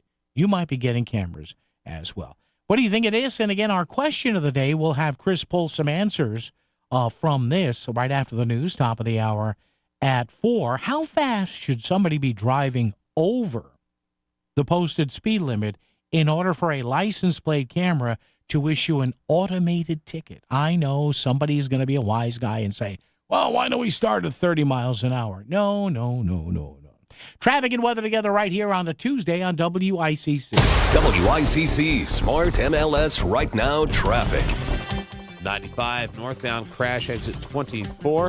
That is in the left lane. On the 825 connector southbound, another crash approaching exit 1A. That is in the left lane as well. On the Parkway northbound, congestion delays coming out of Route 7 going into No Man's Land in Fairfield through New Haven. 95 busy but moving through Long Wharf and West Haven. Traffic report powered by Optimum Business. Stay ahead of cyber threats with fast and secure fiber internet starting at $65 a month with 99.9% network reliability. Visit Optimum.com/business today. I'm Matt Krause with WICC Traffic. A heat advisory is in effect through tomorrow. Clear and very warm this evening and overnight with a low in the mid-70s. Sunny, hot, and humid tomorrow with a high in the mid-90s. Heat indices of 100 to 105. There will be a few widely scattered showers or a thunderstorm in the afternoon. Thursday, showers and thunderstorms, not nearly as hot with a high in the low 80s. I'm meteorologist Paul Piorek on WICC. Selling your home is a numbers game. The more potential buyers who see it, the greater the opportunity to sell. And when your home is listed on Smart MLS, more than 21,000 realtors see it, and so do all their buyers. Suddenly, the number of people looking at your home starts to grow by a lot. More realtors sharing your listing, more people seeing your home, more offers coming in, and maybe even more cash in your pocket. Smart move, right? Ask your realtor, is my house on Smart MLS? Smart MLS, the smart way to sell your home. The Connecticut Lottery reminds you that gambling can be a fun form of entertainment, but it's not risk-free, so it's important to play responsibly. Make sure you understand how the games work. Know the odds, set time limits, and take breaks. To find out more, visit ctlottery.org or responsibleplayct.org. Must be 18 or older to purchase lottery and 21 or older to place sports wagers. Help is available for problem gambling. Call 888-789-7777 or visit ccpg.org. Finding great candidates to hire can be like, well, trying to find a needle in a haystack. Sure, you can post your job to some job board, but then all you can do is hope the right person comes along, which is why you should try ZipRecruiter for free at ziprecruiter.com/free. ZipRecruiter doesn't depend on candidates finding you. Its powerful technology identifies people with the right experience and actively invites them to apply to your job. You get qualified candidates fast. So while other companies might deliver a lot of hay, ZipRecruiter finds you what you're looking for. the needle in the haystack. 4 out of 5 employers who post a job on ZipRecruiter get a quality candidate through the site within the first day. ZipRecruiter, the smartest way to hire. And right now, you can try ZipRecruiter for free. That's right, free. Just go to this exclusive web address, ZipRecruiter.com/free. That's ZipRecruiter.com/free. ZipRecruiter.com/free. This is WICC 695.9, the voice of Connecticut. CBS News Brief. Britain's Prime Minister says the UK will recognize a Palestinian state without steps by Israel to calm tensions. Agree to a ceasefire and commit to a long-term sustainable peace, reviving the prospect of a two-state solution. Starmer discussed the crisis with President Trump in Scotland yesterday. 4 people, including a New York City police officer, were killed by a shooter yesterday in Manhattan. Senator Chuck Schumer. One of the victims, Officer Islam, was a husband, a father of 2, with a 3rd baby on the way. The officer was an immigrant from Bangladesh. The dangerous heat continues to blanket much of the Midwest and eastern U.S. Temperatures are going to be 15 to 20 degrees above average for this time of year, and heat-related illnesses are going to increase significantly. Meteorologist Craig Allen, it could feel like it's in the triple digits in many places. CBS News Brief, I'm Cammie McCormick. WICC 695.9, Voice of Connecticut Local News Update. Court-appointed Success Village receiver Barry Knott has applied for a $6 million loan from the State Department of Housing in an effort to pay off the 900-plus unit complex's debt. While it is expected the loan will be approved, Knott says without large sums of money to pay off the debt, the complex will likely end up in bankruptcy court. The cancellation of the Soundside Music Festival in Bridgeport will cause a blow to the city's municipal budget. Finance Director Ken Flato and City Councilmen Ernie Newton and Scott Burns lamented the cancellation of the music festival scheduled for September 27th and 28th, saying yesterday that the city was counting on approximately $500,000 from the event. The total budget adopted by the Ganim administration came to a total of $645 million, making the income from Soundside a small part, but Newton did say there is no need to panic just yet. Connecticut is one of 22 states suing to fight a requirement that personal information be turned over regarding people who enrolled in the Supplemental Nutrition Assistance Program, or SNAP.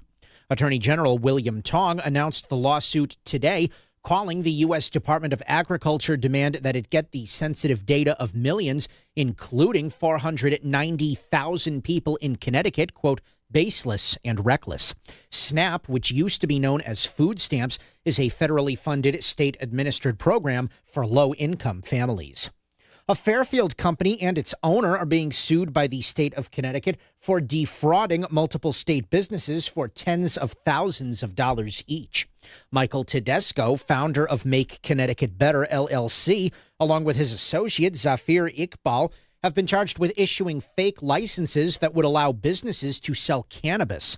In a conversation with WTNH-TV News 8, Attorney General William Tong spoke about the egregious nature of the fraud. We've talked to real victims here in Connecticut who showed us this fake, bogus, fugazi license that this guy Tedesco gives them. I mean, it's a total joke. We're going to court and we're going to throw the book at them. Some of the companies who were allegedly defrauded by Tedesco paid up to $50,000 for these fake licenses.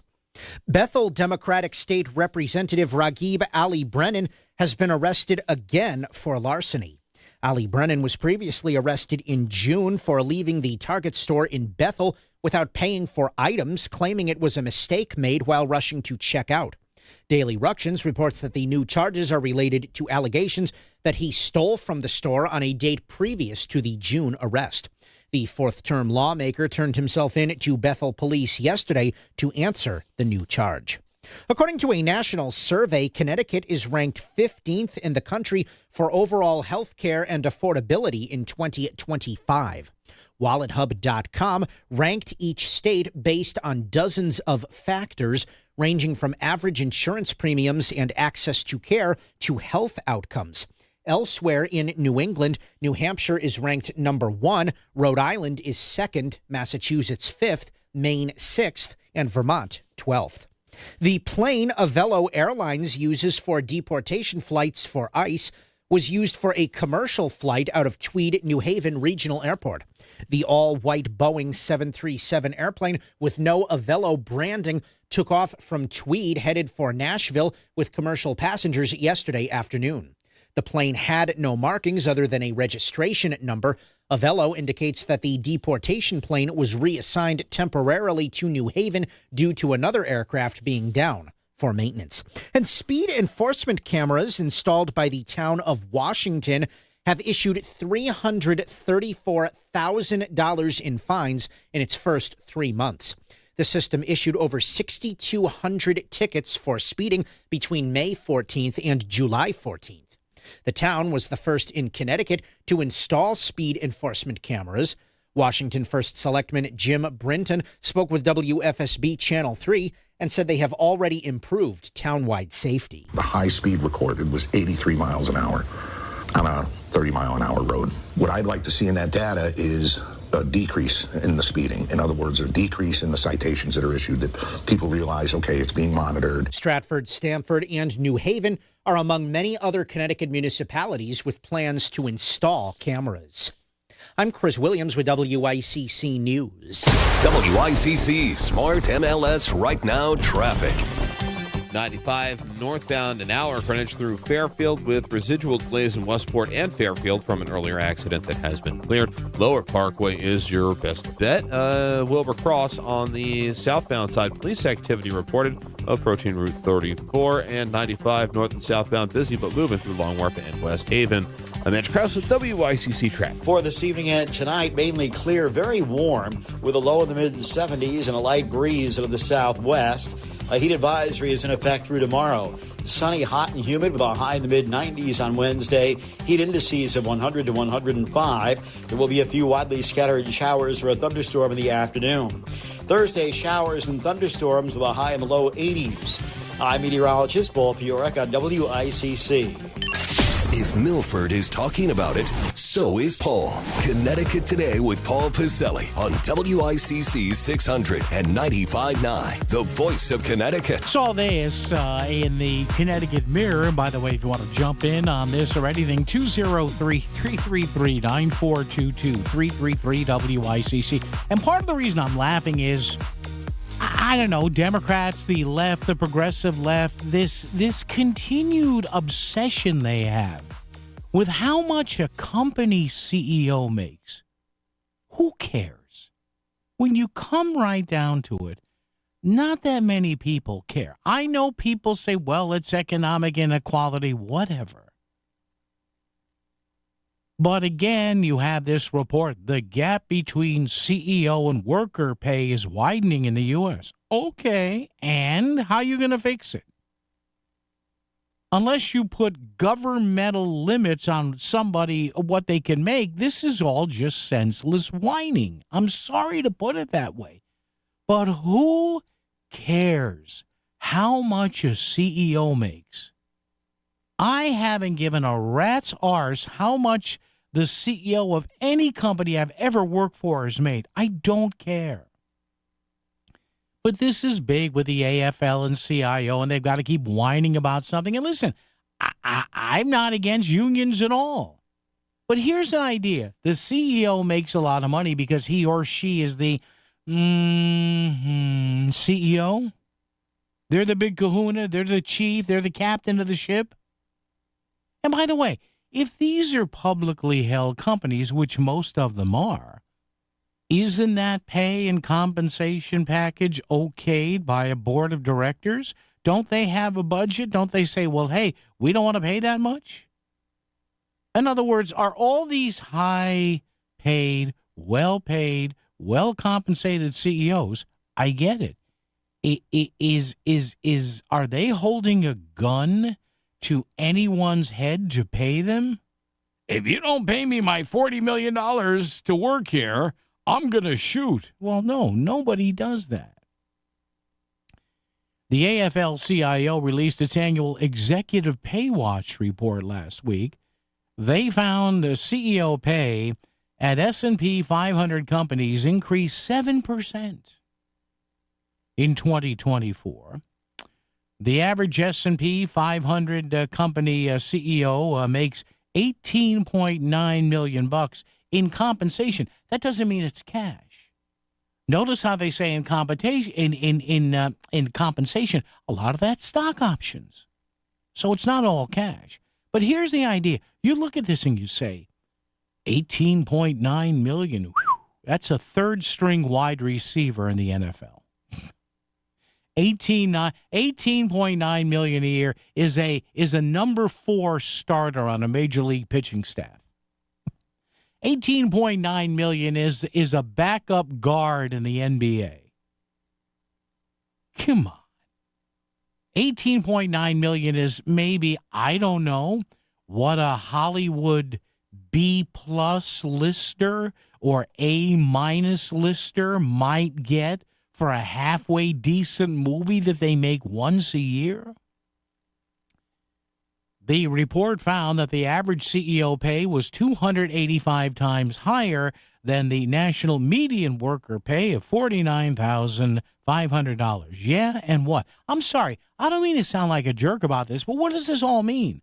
The company bosses have always made the most.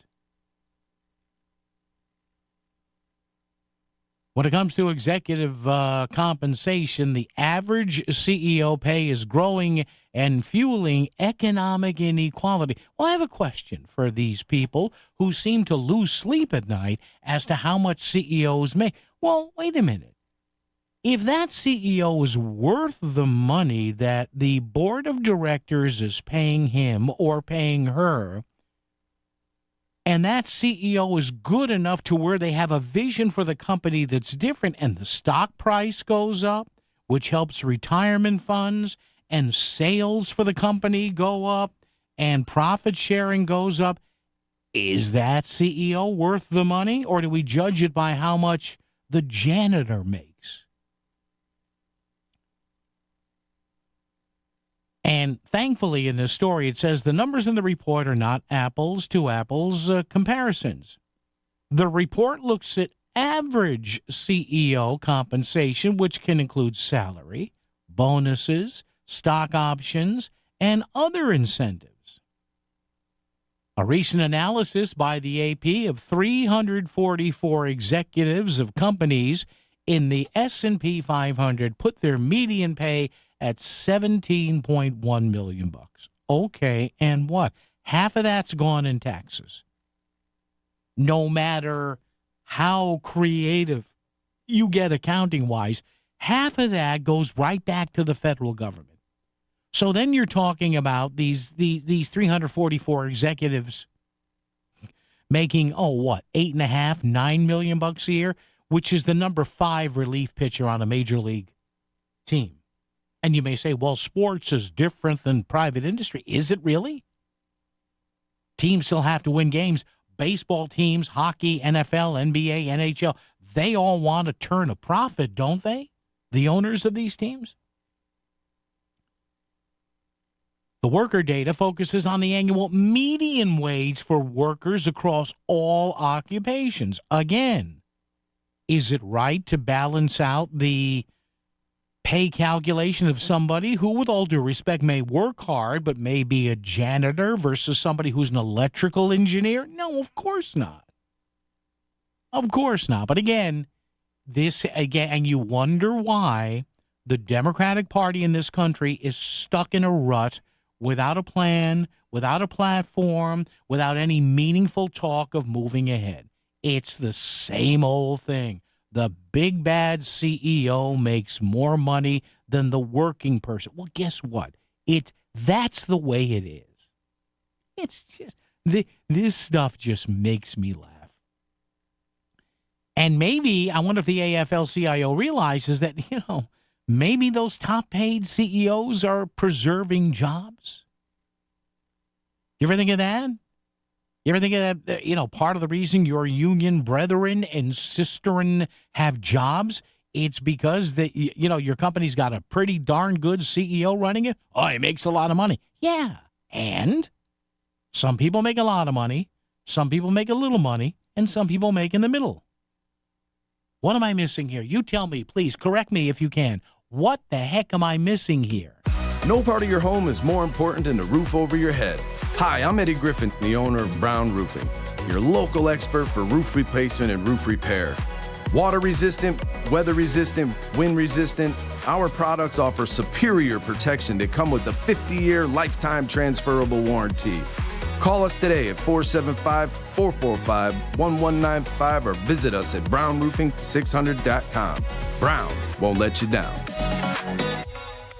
You've been hit and you're hurt. You were in a crash, and now you're also out of cash. You need someone by your side. You need George Ganem to help you through the injury and legal process. With decades of experience helping clients injured in an accident, George Ganem takes on the insurance companies to get you the settlement you deserve fast. George Ganem will fight for you. Call George at 203-713-8383 or GanemInjuryLawyers.com. Hard work is the foundation of the job site. Boot Barn Work and Carhartt are committed to supporting the hard workers that keep our nation moving. Boot Barn Work proudly offers a broad selection of Carhartt workwear and boots, known for durability and quality since 1889. When the work is relentless, Carhartt is trusted to finish the job. With so much on the line, there's no room for cutting corners. Carhartt at Boot Barn Work. Progressive presents Employee of the Month. Small Business Edition. Today's recipient from Lucky Larry's Landscaping, Larry! Larry saved his business money with a quick commercial auto quote from Progressive. Does it help he's his own marketing manager, accountant, executive assistant, and never been late? Technically, yes, but saving really put him over the edge. So, Larry, give Larry a round of applause. Be your own Larry. See if you could save in as little as 7 minutes at ProgressiveCommercial.com. Progressive Casualty Insurance Company and Affiliates. WICC Smart MLS Right Now Traffic.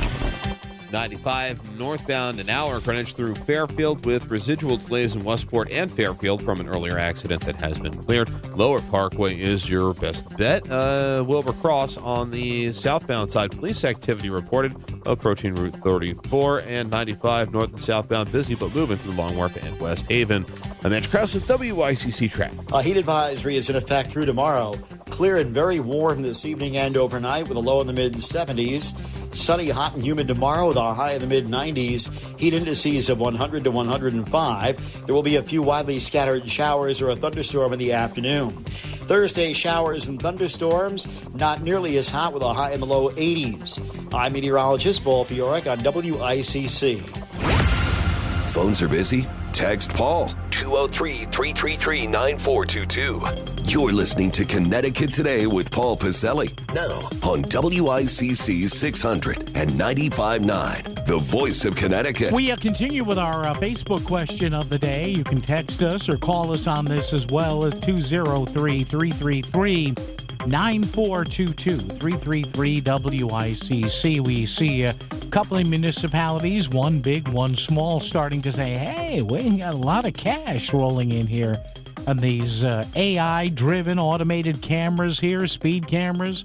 City of Middletown says it's pinched people for about $600,000. Town of Washington, Connecticut, pinching people for about $300,000. So people are worried about this. So question I posted today, which if I do say so myself is pretty fascinating. I'm sorry, I'm kidding.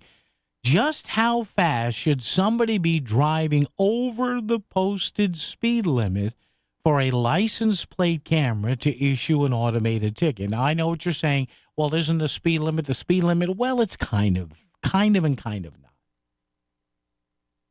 In fact, I was told this once by a traffic engineer or a civil engineer once, that the numbers you see on speed limit signs, and if somebody has experience in this, please, if you'd like to correct me or add to this, 333-9422, talk or text, put a 203 in front of it. I was always told that those numbers you see, whether it's on an interstate, whether it's on 91, 95, the Parkway, Merritt, Wilbercross, Route 7, Route 8, whatever, Route 25, I was told that the number you see on the signs is generally about 10 miles an hour less, hence the 10-mile-an-hour cushion. Generally about 10 miles an hour less than the road was designed to handle safely. Which would make sense because if you look at the fact that just about all of 95 now, save for that little chunk of it when you get down into lower Fairfield County and into New York, the New England Thruway, I guess technically is what that's still called. But just about all of the turnpike on 95 and 91, 65, right? So when you essentially it's a 75 mile an hour safe limit, they say, as to the safety of somebody driving to and fro or up and down those roads. The Merritt is still 55, I guess, in most spots because you figure, yeah, it's 65. It starts to get a little hairy there. 203-333-9422, 333-WICC, 203-333-9422, 333 WICC. So what do you think? Is 65 okay? Because, again, this is what they're basing these tickets on, these automated tickets on. This is what they're basing this on because they say, okay, you've got the number out there at 65 or 45 or 50. We're going to give you a 10-mile-an-hour cushion. All right?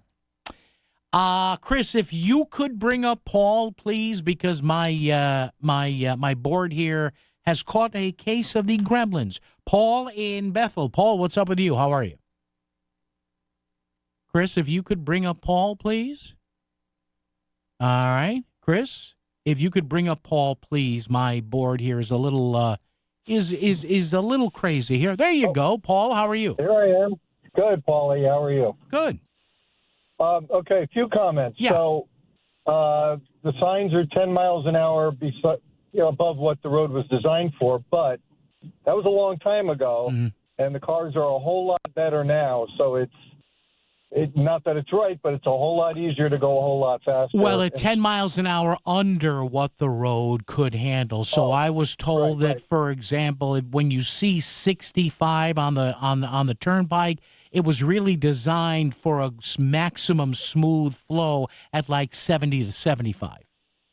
Yeah, that probably makes sense there, I guess. Yeah. So, yeah. No, Paul, you there? Paul, are you there? I'm here. Okay, you here. You broke up a little bit. Go ahead. Okay. My other question is, when you hear, town's got the cameras and there's a lot. Yep. Paul, you're breaking up again. Paul, you're breaking up. You're breaking up again. You started to say towns had the cameras. Go ahead. Can you hear me now? Yeah, I can. Go ahead. All right, maybe it'll get better. Yeah. So years ago, I was a volunteer fireman, and I had a scanner, and we listened to police and fire and all that. Yeah. And when the police gave out a ticket and they radioed in, they would say 1 SWI. That's a state warrant issued. Okay. What that meant is the town gives the ticket out, but the state gets the money. So is that the same with the speed cameras? Does it really go to the state? You know what, Paul? That's a good question. I'll have to find that out. I'll have to check in that. I don't know. I do not know. I don't know. Okay. I would and Paul, thank you for the call. Appreciate it. It's got to be a split or something like that. All right. And Paul, sorry for the choppy start there. There's I think the gremlins have now come out for their daily lunch in our phone system here. Hey, sometimes you know how it is, folks, when your PC slows down a little bit because you're getting that update. So 203-333-9422, 333 WICC. But here's the bottom line with this entire speed camera thing. Just pay attention. And I don't mean pay attention. Obviously, if you're out driving, speed enforced by camera ahead, yeah. But, if your city or town, if you say, hey, did you hear? The mayor is applying for speed cameras. Well, then get involved, whether you like it or not. There obviously will be public hearings. I think by law there has to be some modicum of public input here. So, get yourself all pretty, get yourself all gussied up, and go down to City Hall or Town Hall. Don't make a scene, even if you're mad. Sit there and listen to what members of your town or city council are saying, your board of alders, whatever, your RTM, and say, okay, we have a motion now for the speed cameras. Again, this doesn't happen overnight. The process from the time somebody introduces this in your city or town takes months and months and months. Again, 3 level, and no matter how well a city or town thinks they have this figured out, it still has to get signed off on by the state. And this is why this whole thing with the speed cameras took a while to pass, because people, listen, there's a healthy skepticism is a good thing, right? Don't trust anything. Be like me. I don't trust anyone. You know what I mean. Always say, like some of our callers have said, well, where's the money go? Who's getting the fat envelope? Or like my people in Italy like to say, boost. Who's getting the envelope here? Traffic and weather together right here on WICC. WICC Smart MLS Right Now Traffic. 95 northbound an hour, Greenwich through Fairfield with residual delays in Westport and Fairfield from an earlier accident that has been cleared. Lower Parkway is your best bet. Wilbur Cross on the southbound side, police activity reported approaching Route 34 and 95 north and southbound busy but moving through Long Wharf and West Haven. I'm Andrew Krause with WICC Traffic. For this evening and tonight, mainly clear, very warm, with a low in the mid-70s and a light breeze out of the southwest. A heat advisory is in effect through tomorrow. Sunny, hot, and humid with a high in the mid-90s on Wednesday. Heat indices of 100 to 105. There will be a few widely scattered showers or a thunderstorm in the afternoon. Thursday, showers and thunderstorms with a high in the low 80s. I'm meteorologist Paul Fiorek on WICC. Discover the finest flooring in Southern Connecticut at Courtesy Carpet. With over 50 years experience, from intricate area rugs and durable vinyl to elegant stair runners, they have it all. Shop anywhere, but see them before you buy. Visit L&J and their team on Route 111 in Monroe or at courtesycarpet.com. Financing is available, so you can get the floors you love today. Trust the experts in quality flooring, because at Courtesy Carpet, your satisfaction is their courtesy. We know we're supposed to be getting ready for retirement, but it's so complicated we're just not sure how. And that's exactly why David Gagnon of First Financial Planners is on the radio. It comes down to education. Knowledge is power. And the 1%ers, the very wealthy out there, are in that category because they did things differently. Every week, David cuts through another layer of that confusion, making retirement planning something we can all understand. Tune in for Mastering Your Wealth, Saturday mornings at 8, right here on WICC 600. Find out more at masteringyourwealthradio.com. Back to the news and talk, thanks to Smart MLS. Smart sellers ask, is my home on Smart MLS? The voice of Connecticut. WICC's 695.9. It's Connecticut Today with Paul Pacelli. Once again, phone lines open. More open lines next hour. And you can text us, too. Remember, talk or text. We made it this way to keep it easy. Talk or text, same number, 203-333-9422, 333-WICC. Hey, coming up in the 5 o'clock hour, she's back after a well-deserved week off for summer and all that. Megan Portfolio from the Yankee Institute. And also coming up next hour in the first break, our pal, retired FBI agent Ken Gray from the University of New Haven Criminal Justice Department. Going to talk about that horrible shooting yesterday, a New York City police officer and others killed in Midtown. Boy, when I saw that, now number one, when I saw that happen about a half an hour after we were done here, first thing I did, call my son. He doesn't live there, but he traverses that area a lot. Now, luckily, he wasn't there. He called me right back. He said, no, I'm not there. Today, I was around that area 52nd or whatever the cross street is there. He said, no, not today. So once I was okay with that, I've walked in front of that building numerous times. And that whole Park Avenue area there. So, and you it's sad that it's a product of the world we live in. But how many times have you been in, not necessarily a big city, but I think sometimes you think about it more when you're in a big city, but even in a populous area around here, when you stop to think, especially coming off an occurrence like this, like, hey, what would I do if that happened here? Or how many people you think in my range of vision right now might be carrying a weapon? So there's controversy. I guess this gunman was used to play football only on the high school level. He thought he had CTE, but we'll talk to Ken Gray about how good the security measures must have been at that building. WICC Bridgeport, WFOX Southport, WEBE HD2 Westport, WPLR HD2 New Haven, locally owned by Connoisseur Media.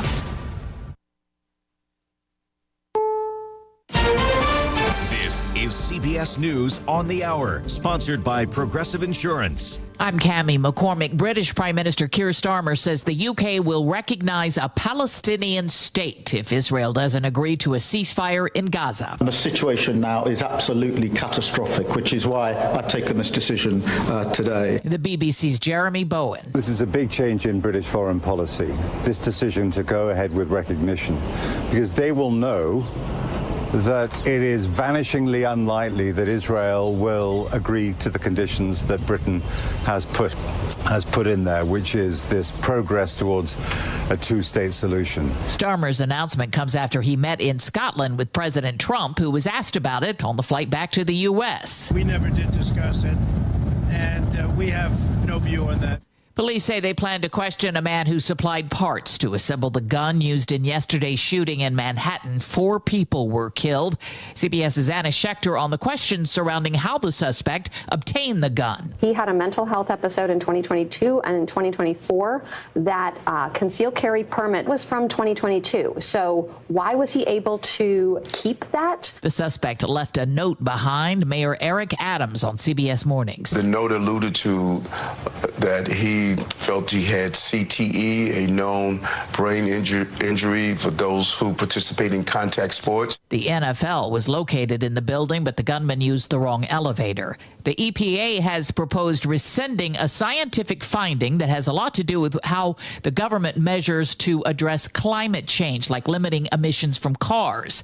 EPA Chief Jeff Selden. If finalized, today's announcement would amount to the largest deregulatory action in the history of the United States. He argues the rules are based on flawed legal reasoning and have inflicted economic harm. He was speaking at an auto dealership in Indiana. Stellantis is the latest automaker to warn of tough times ahead. Correspondent Matt Piper has that. Stellantis says due to President Trump's tariffs, it's forecasting a $1.7 billion hit this year alone. The company says it expects most of the earnings decline to surface in the second half of the year. Stellantis builds its Chrysler, Dodge, and Jeep brand vehicles in factories in Canada and Mexico, meaning they're subject to Trump's tariffs of 25% on autos and auto parts to the U.S. U.S. trade officials said today the latest tariff talks with China were constructive, though President Trump will have the final say on an agreement. On Wall Street, stocks were lower ahead of the Fed decision this week on interest rates. The Dow was down 204 points. This is CBS News. Progressive Insurance, with insurance for cars, home, boat, motorcycles, RVs, and commercial vehicles at 1-800-PROGRESSIVE and Progressive.com. You're listening to Leaf Filter Radio, and the guru of gutter protection himself, Chris Coonahan, is here to take your most pressing leaf-related questions. Hey, everybody, Chris here. I understand we have Ron on the line. Ron, where are you calling from? Uh-oh. Ron, are you calling from a ladder? Well, I I was. I wanted to ask Chris what I need to do to get my gutters ready to have leaf filter installed. Oh, Ron, you don't have to do anything. A Leaf Filter Trusted Pro will come out and clean out your gutters, realign and seal your gutters, and install Leaf Filter, America's #1 gutter protection system. So I didn't need to get on this ladder? Ron, Leaf Filter Trusted Pros are in your neighborhood and ready to help. Just visit leaffilter.com/deal to schedule your free gutter inspection and get up to 30% off. Thank goodness. What was that site? That's leaffilter.com/deal for your free gutter inspection today. See representative for warranty details. Promotion is 20% off plus a 10% senior or military discount. One discount per household. WICC 695.9. Voice of Connecticut Local News Update. The cancellation of the Soundside Music Festival in Bridgeport will cause a blow to the city's municipal budget. Finance Director Ken Flato and City Councilmen Ernie Newton and Scott Burns lamented the cancellation of the music festival scheduled for September 27th and 28th, saying yesterday that the city was counting on approximately $500,000 from the event. The total budget adopted by the Ganim administration came to a total of $645 million, making the income from Soundside a small part, but Newton did say there's no need to panic just yet. Court-appointed Success Village receiver Barry Knott has applied for a $6 million loan from the State Department of Housing in an effort to pay off the 900-plus unit complex's debt.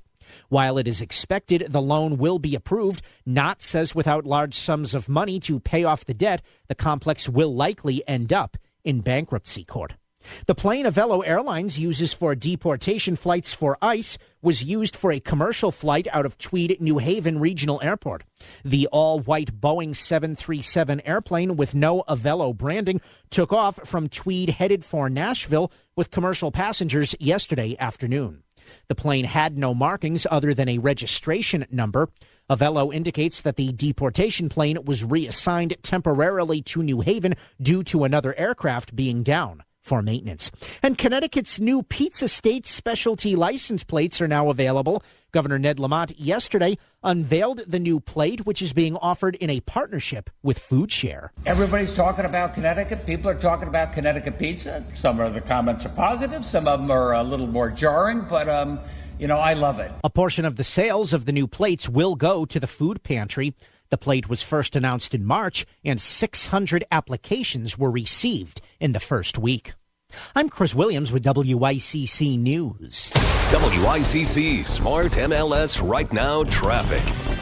95 northbound accident, exit 16 in the off-ramp, stay to the left to get around it. The Parkway northbound side, congestion delays heavy from Norwalk going into No Man's Land in Fairfield out of New Haven. Busy but moving through Long Wharf and West Haven. Traffic report is powered by Courtesy Carpet Flooring Design Center. Now's the time for a fresh new look for your home. Save on top flooring brands at Courtesy Carpet. No big box gimmicks, just fair, honest prices. Courtesy Carpet, Route 111 in Monroe. I'm Andrew Krause with WICC Traffic. A heat advisory is in effect through tomorrow. Clear and very warm this evening and overnight with a low in the mid-70s. Sunny, hot, and humid tomorrow with a high in the mid-90s. Heat indices of 100 to 105. There will be a few widely scattered showers or a thunderstorm in the afternoon. Thursday, showers and thunderstorms, not nearly as hot with a high in the low 80s. I'm meteorologist Paul Piorek on WICC.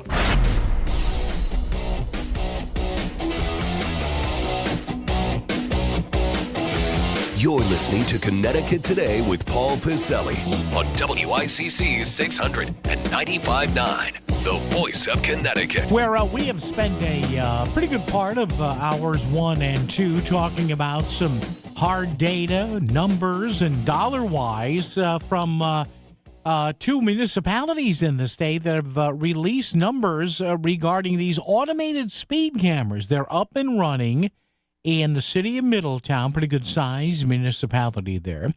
They're also up and running in the small town of Washington, Connecticut, about 3,500 roughly people living there, interspersed among 5 little villages that make up the town of Washington. And listen, whether it's in Washington, the town of Washington, whether it's in the city of Middletown, or whether it's in these other cities and towns, it's coming, and it's something that people are going to have to get used to.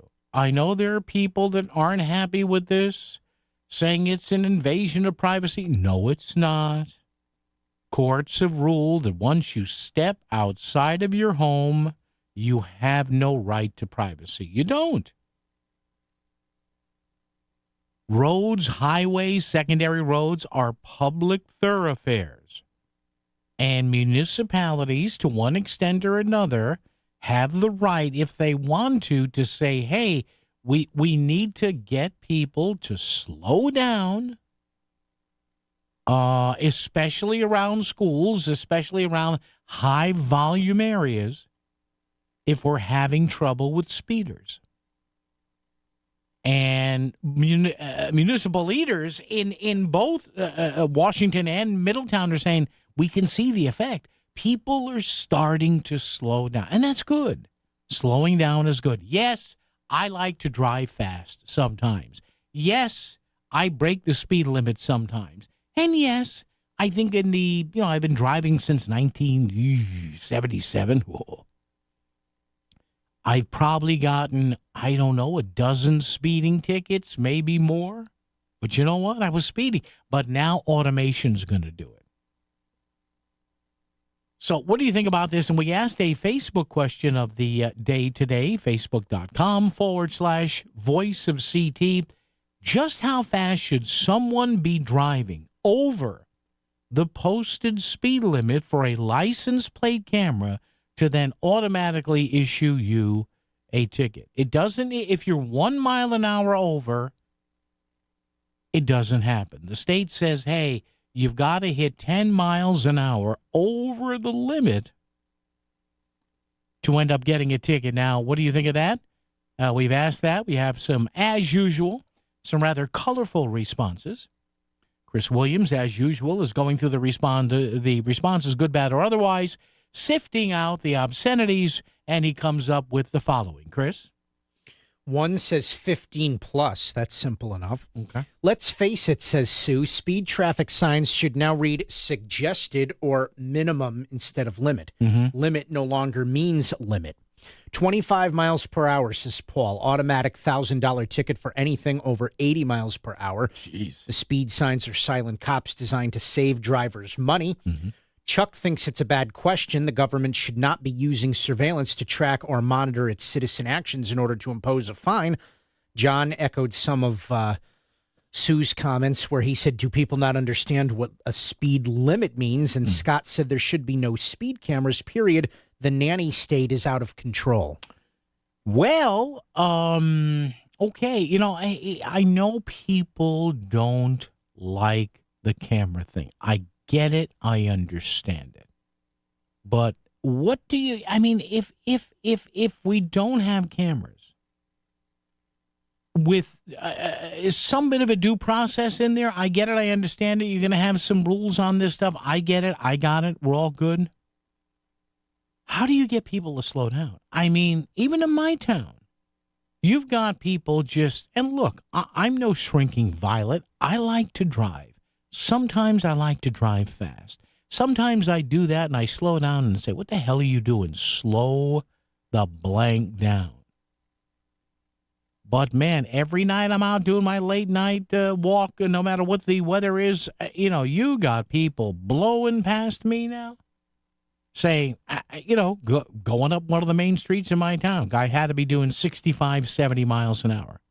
He shouldn't get a ticket? And no. It's not practical to have cops out on every street corner. You're not always near your radio, but you still want to stay informed on Fairfield County matters. There are lots of ways to enjoy WICC beyond your radio at 695.9. Stream us free at work on voiceofct.com or on your smartphone by downloading our app. And now it's easier than ever to listen on your smart speaker when you say, play WICC. The voice of Connecticut is always live, local, and free, wherever you are. For quick and convenient care, visit Hartford Healthcare Urgent Care today. From cold and flu symptoms, routine immunizations, physical exams, and even x-rays, our urgent care locations are open 7 days a week to fit your busy schedule. With 9 locations across Fairfield County, it's easy to find an office nearest your home, work, or school. Walk in today for same-day appointment or visit hartfordhealthcareurgentcare.org to find a location and save your spot online. The Connecticut Lottery reminds you that gambling can be a fun form of entertainment, but it's not risk-free, so it's important to play responsibly.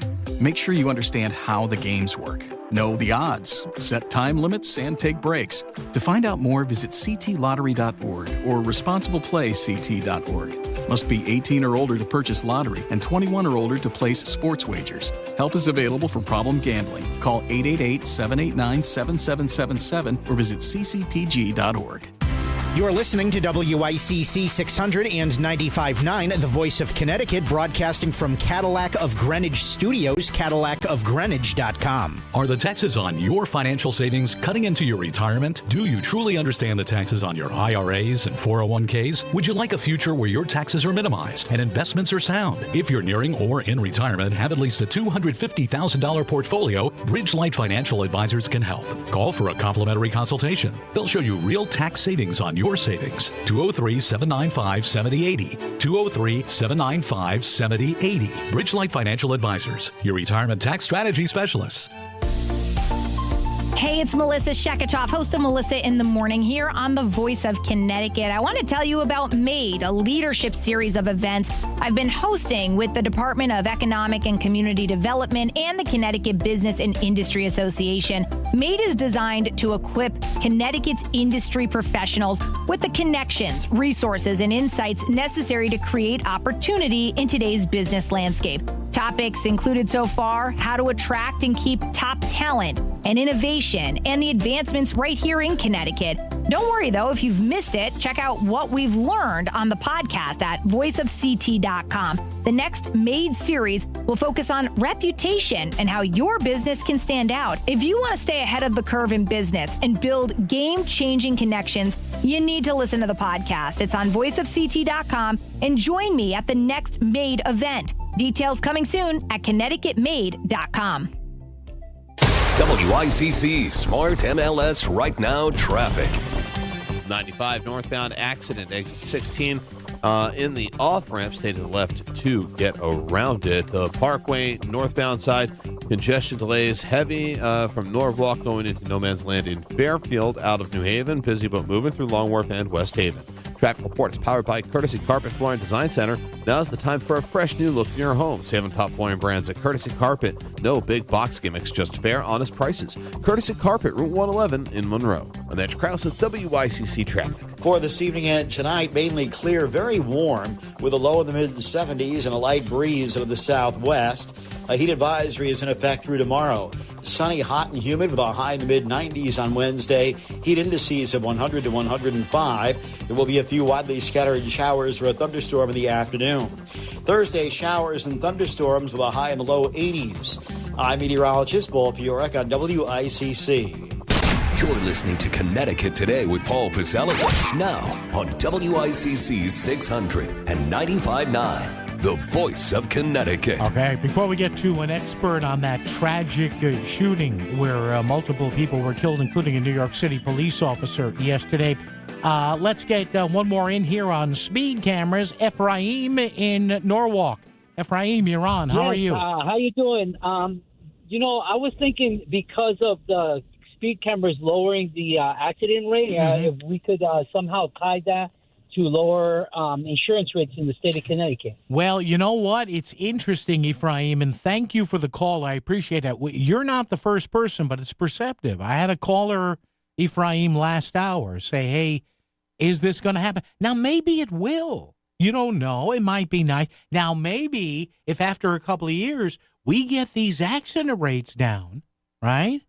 Maybe it would behoove whomever the state insurance commissioner might be to get a hold of Allstate and Geico and Progressive and State Farm, all these companies with the cute commercials, and say, hey, look how many fewer accidents we have here. How about cutting us a little slack here? Ephraim, thank you. Always good to hear from you. 203-333-9422, 333 WICC. Real tragedy yesterday, of course. We're getting continuing coverage of the investigation into that shooting in Midtown Manhattan yesterday.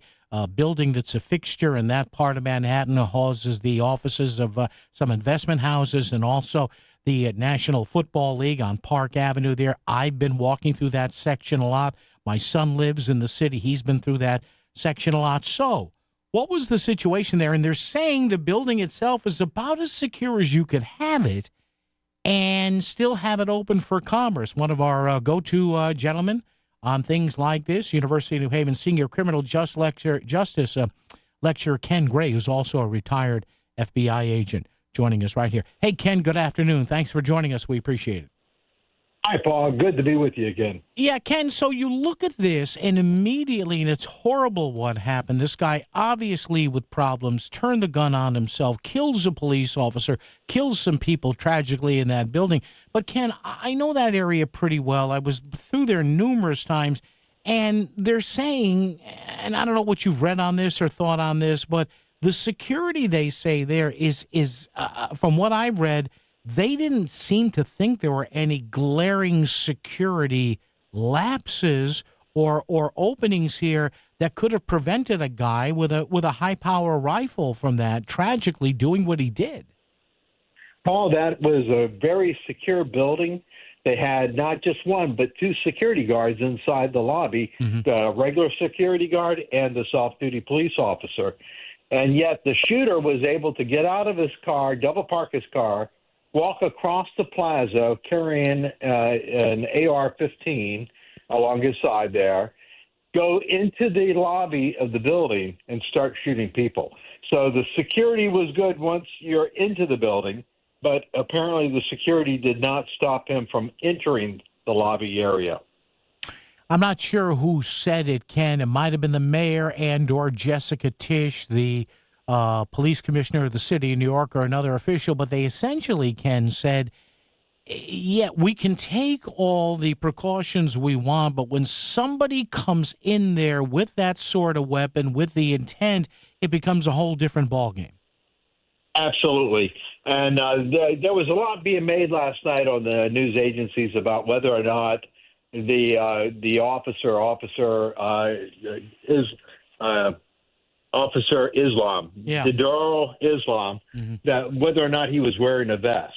Well, police officers wear soft vests that are not made to stop rifle rounds. Yeah. So it wouldn't have mattered whether he had on a soft vest or not had on a soft vest, because that was a weapon of war, something that is intended to kill people, and he would have had to have had a ballistic shield plate inside his vest to be able to stop that round. And that's not something that you wear unless you are out on a high-risk arrest.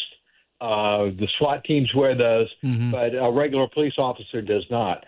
And so, this was a situation where this guy went in with a weapon that was a weapon of war, intending to kill, and mowed down people there in the lobby. And then while he was in the lobby, the elevator door opened and a woman walked out and walked through the lobby there. He got into that elevator, intending to go up to the NFL headquarters, which is located from floors 5 to 7.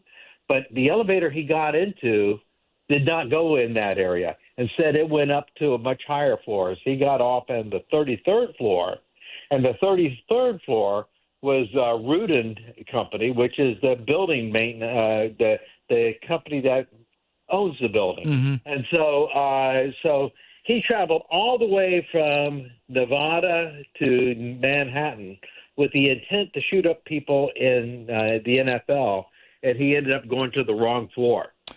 Yeah, Ken, the other thing I'm wondering about, and I used to freelance roughly in that area, at a building that once you got in the building and there was external security, you still, now this is the building I was in, you still could not get to the elevators. You had to show an ID which would then open two very thick plexiglass doors to get through, and that's how I would then access the elevator.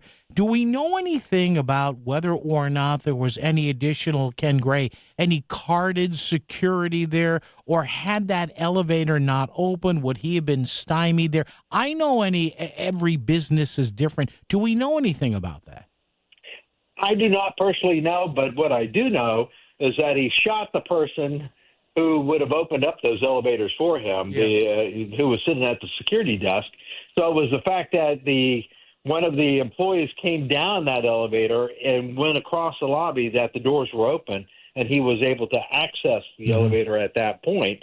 But it took him to the wrong floor. Yeah. Ken, finally, with all the analysis we have on this, doesn't this just sadly come down to, tragically, obviously, the same thing we see in the same realization that if a person is in some sort of distressed mental state and they can get their hands on a firearm, there's only so much security can do and law enforcement can do. Correct, or am I wrong on that? No, you're absolutely right, is that if a person is intending to conduct violence like that and they have access to these type of weapons, there's very little you can do to stop them. He had a concealed weapon permit, and yet he had a history of mental illness. And he even claimed that he wanted to have his brain examined because he thought he may have had a CTE problem. And that's why he was going after the NFL, despite the fact that he only played high school football. So, when you take a person with a mental illness history, under medication, and give them a firearm plus a concealed weapons permit, that's the elements of a disaster. Absolutely. Ken Gray, University of New Haven. As always, Ken, we appreciate the analysis. Thank you, sir. Appreciate it. Thank you, Paul. Appreciate it. Ken Gray there, a former FBI agent, retired FBI agent, senior criminal justice lecturer at the University of New Haven. Yeah, it's sad there, and the only thing here is, and this is something that I have not shied away from. Listen, I'm a Second Amendment guy. I've never fired a hot round of ammunition, haven't handled a gun more than 2 or 3 times in my life. But having said that, and I know I'll probably get some flack on this from people, but bring it on if you want to at 333-9422. We're also finding out now that this guy had some sort of mental health treatment in 2022 and last year, 2024. He had a carry permit, a firearm permit, I guess, in Nevada, because at one time he was registered as a private investigator or a PI. Listen, here's the bottom line. I don't care how strongly you support the Second Amendment, which I do. Here's the bottom line. If you have somebody who is showing verifiable mental illness, if you have somebody who is on some sort of medication that may alter their frame of mind or their stream of consciousness or thought or wherever. And I'm sure we'll find out more about this in the coming days. We're already getting more of this afternoon as we speak right here. There must be a way to either prevent someone like that from purchasing a weapon and or confiscating that weapon. Yes, I said confiscate. Let's find out, because I am sure we're already getting the notification now. I saw this on CNN a few minutes ago. What happens invariably in these cases?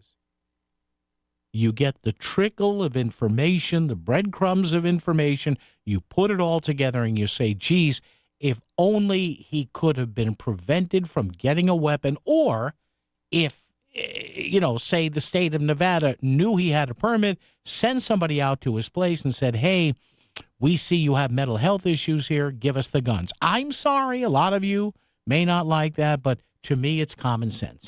WICC Smart MLS Right Now Traffic. 95 northbound, solid hour, Stanford through Fairfield. Parkway northbound congestion delays coming off Route 7 going into No Man's Land in Fairfield. Out of New Haven, 95 south, crawling along through Long Wharf going into West Haven. And on 84 eastbound, just extra cars going through Danbury and Newtown. I'm Andrew Krause with WICC traffic. A heat advisory is in effect through tomorrow. Clear and very warm this evening and overnight with a low in the mid-70s. Sunny, hot, and humid tomorrow with a high in the mid-90s. Heat indices of 100 to 105. There will be a few widely scattered showers or a thunderstorm in the afternoon. Thursday, showers and thunderstorms, not nearly as hot with a high in the low 80s. I'm meteorologist Paul Piorek on WICC. Selling your home is a numbers game. The more potential buyers who see it, the greater the opportunity to sell. And when your home is listed on Smart MLS, more than 21,000 realtors see it, and so do all their buyers. Suddenly, the number of people looking at your home starts to grow by a lot. More realtors sharing your listing, more people seeing your home, more offers coming in, and maybe even more cash in your pocket. Smart move, right? Ask your realtor. Is my house on Smart MLS? Smart MLS, the smart way to sell your home. You've been hit and you're hurt. You were in a crash and now you're also out of cash. You need someone by your side. You need George Ganem to help you through the injury and legal process. With decades of experience helping clients injured in an accident, George Ganem takes on the insurance companies to get you the settlement you deserve fast. George Ganem will fight for you. Call George at 203-713-8383 or GanemInjuryLawyers.com. Finding great candidates to hire can be like, well, trying to find a needle in a haystack. Sure, you can post your job to some job board, but then all you can do is hope the right person comes along, which is why you should try ZipRecruiter for free at ZipRecruiter.com/free. ZipRecruiter doesn't depend on candidates finding you. Its powerful technology identifies people with the right experience and actively invites them to apply to your job. You get qualified candidates fast. So while other companies might deliver a lot of hay, ZipRecruiter finds you what you're looking for. The needle in the haystack. 4 out of 5 employers who post a job on ZipRecruiter get a quality candidate through the site within the first day. ZipRecruiter, the smartest way to hire. And right now, you can try ZipRecruiter for free. That's right, free. Just go to this exclusive web address, ZipRecruiter.com/free. That's ZipRecruiter.com/free. ZipRecruiter.com/free. This is WICC 695.9, the voice of Connecticut. CBS News Brief. British Prime Minister Keir Starmer said today the UK will recognize a Palestinian state ahead of the UN General Assembly in September. That's if Israel doesn't agree to a ceasefire in Gaza. No one should have a veto over our decision. Police say they will question a man who they say supplied parts to assemble the gun used in a New York City shooting yesterday. CBS's Anna Schechter. This never should have happened, and there's going to be a review looking back at how this destruction could have been carried out by one individual in broad daylight in Midtown Manhattan. 4 people were killed. There's no let-up in the intense heat across much of the nation. Meteorologist Jessica Birch has been tracking it. 166 million Americans are under heat alerts today. Those feels-like temperatures can jump anywhere up to around 120 degrees. On Wall Street, ahead of the Fed's latest decision on interest rates, stocks are lower. CBS News Brief, I'm Cammie McCormick. WICC 695.9, Voice of Connecticut Local News Update. A man is headed to prison for 3 years for exposing himself to children in Fairfield. David Wojciechowski of Southington pleaded guilty yesterday to 2 counts of risk of injury to a minor. Police say Wojciechowski exposed himself to the teenage boys after they had attended a funeral in Fairfield in June of 2022. He must serve 5 years of probation once the prison term is complete. A 14-year-old is charged with motor vehicle theft earlier this month. Police said a car was stolen from a driveway in Woodbridge on July 13th and found abandoned a short distance away. Surveillance video helped investigators identify the suspect. The teen was arrested on a warrant yesterday and turned over to the Department of Corrections Juvenile Detention Center in Bridgeport. A mistrial has been declared in the case of a Bridgeport man charged with murder for a deadly stabbing in the city in 2021. The judge ruled yesterday that the jury was at an impasse in the trial of Laquan Victoria. He's accused in the killing of 58-year-old James McLean in the area of Railroad Avenue and Norman Street. Notes from the jury indicated that there was one holdout that was preventing the panel from reaching a unanimous verdict. Victoria remains in custody on $1 million bond. Connecticut is one of 22 states suing to fight a requirement that personal information be turned over regarding people who enrolled in the Supplemental Nutrition Assistance Program, or SNAP. Attorney General William Tong announced the lawsuit today, calling the U.S. Department of Agriculture demand that it get the sensitive data of millions, including 490,000 people in Connecticut, quote, baseless and reckless. SNAP, which used to be known as food stamps, is a federally funded, state-administered program for low-income families. A Fairfield company and its owner are being sued by the state of Connecticut for defrauding multiple state businesses for tens of thousands of dollars each. Michael Tedesco, founder of Make Connecticut Better LLC, along with his associate Zafir Iqbal, have been charged with issuing fake licenses that would allow businesses to sell cannabis.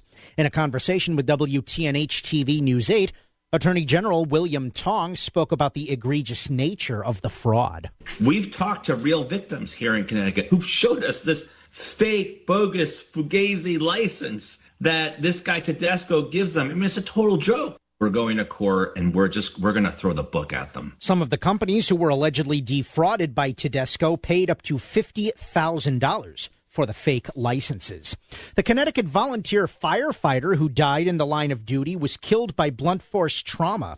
The chief medical examiner has ruled that the death of 60-year-old Raymond Moreau on Sunday was an accident. Moreau apparently was struck by a piece of equipment that fell from a fire engine. The 35-year department veteran later died in the hospital from multiple blunt force injuries. At a news conference, Governor Ned Lamont expressed his sympathies. Just reminds you, when you see a first responder, when you see that firefighter, when you see that policeman, when you see that EMT, reach out to them and say thank you, because every day they're at some risk taking care of us. A ceremony in honor of Moreau is being held tonight at Plainville High School.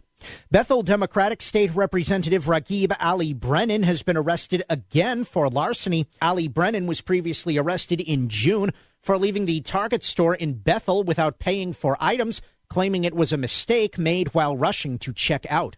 Daily Ructions reports that the new charges are related to allegations that he stole from the store on a date previous to the June arrest.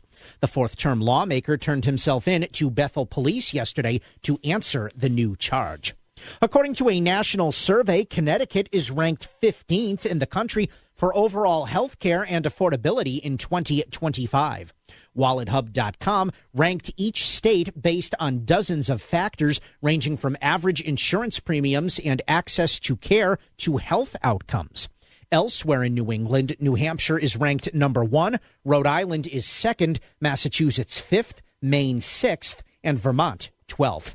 And speed enforcement cameras installed by the town of Washington have issued $334,000 in fines in the first 3 months.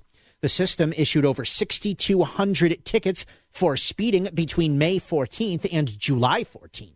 The town was the first in Connecticut to install speed enforcement cameras.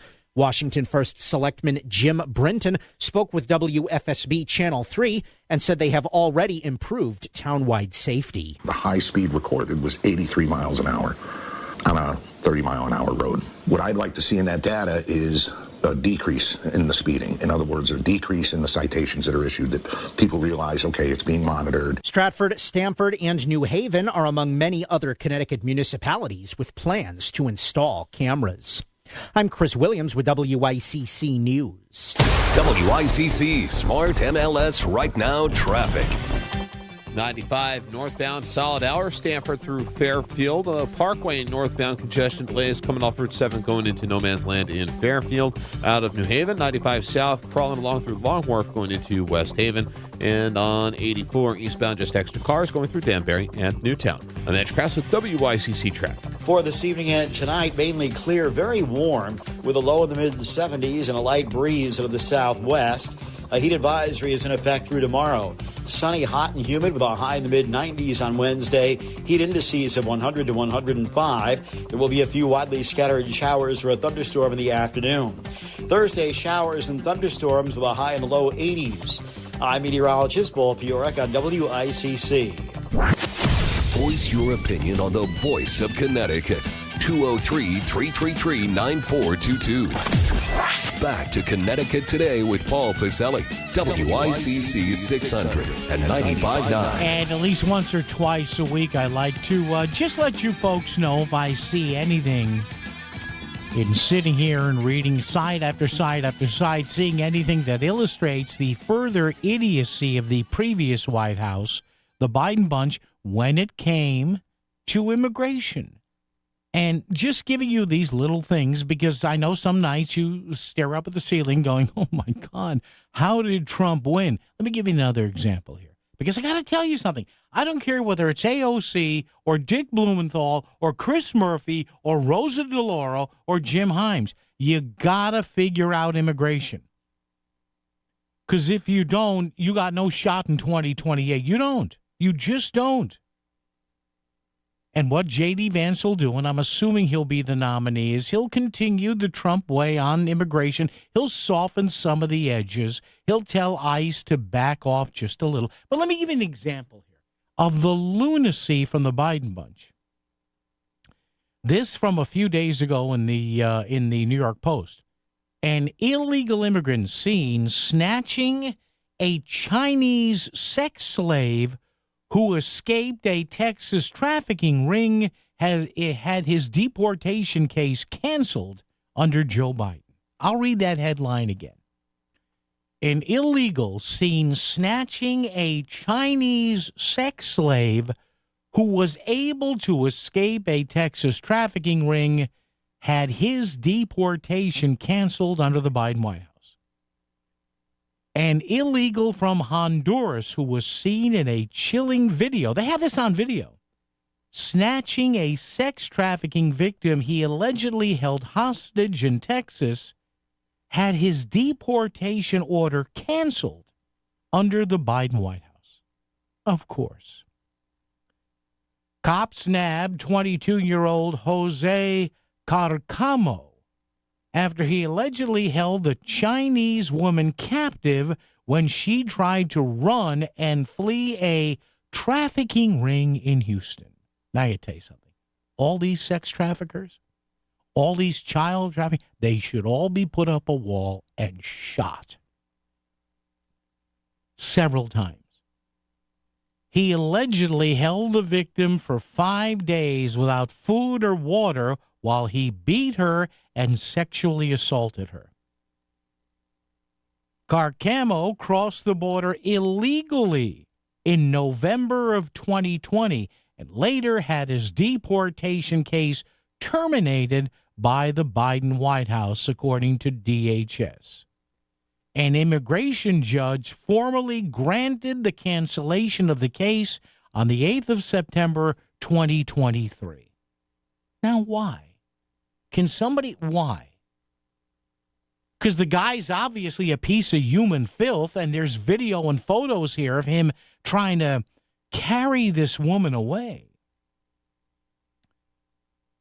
Homeland Security Assistant Secretary Tricia McLaughlin said, quote, the accused kidnapper and suspected sex trafficker was just one of the countless criminal illegal aliens who inexplicably had their removal proceedings terminated by the Biden White House and were allowed to remain in the country.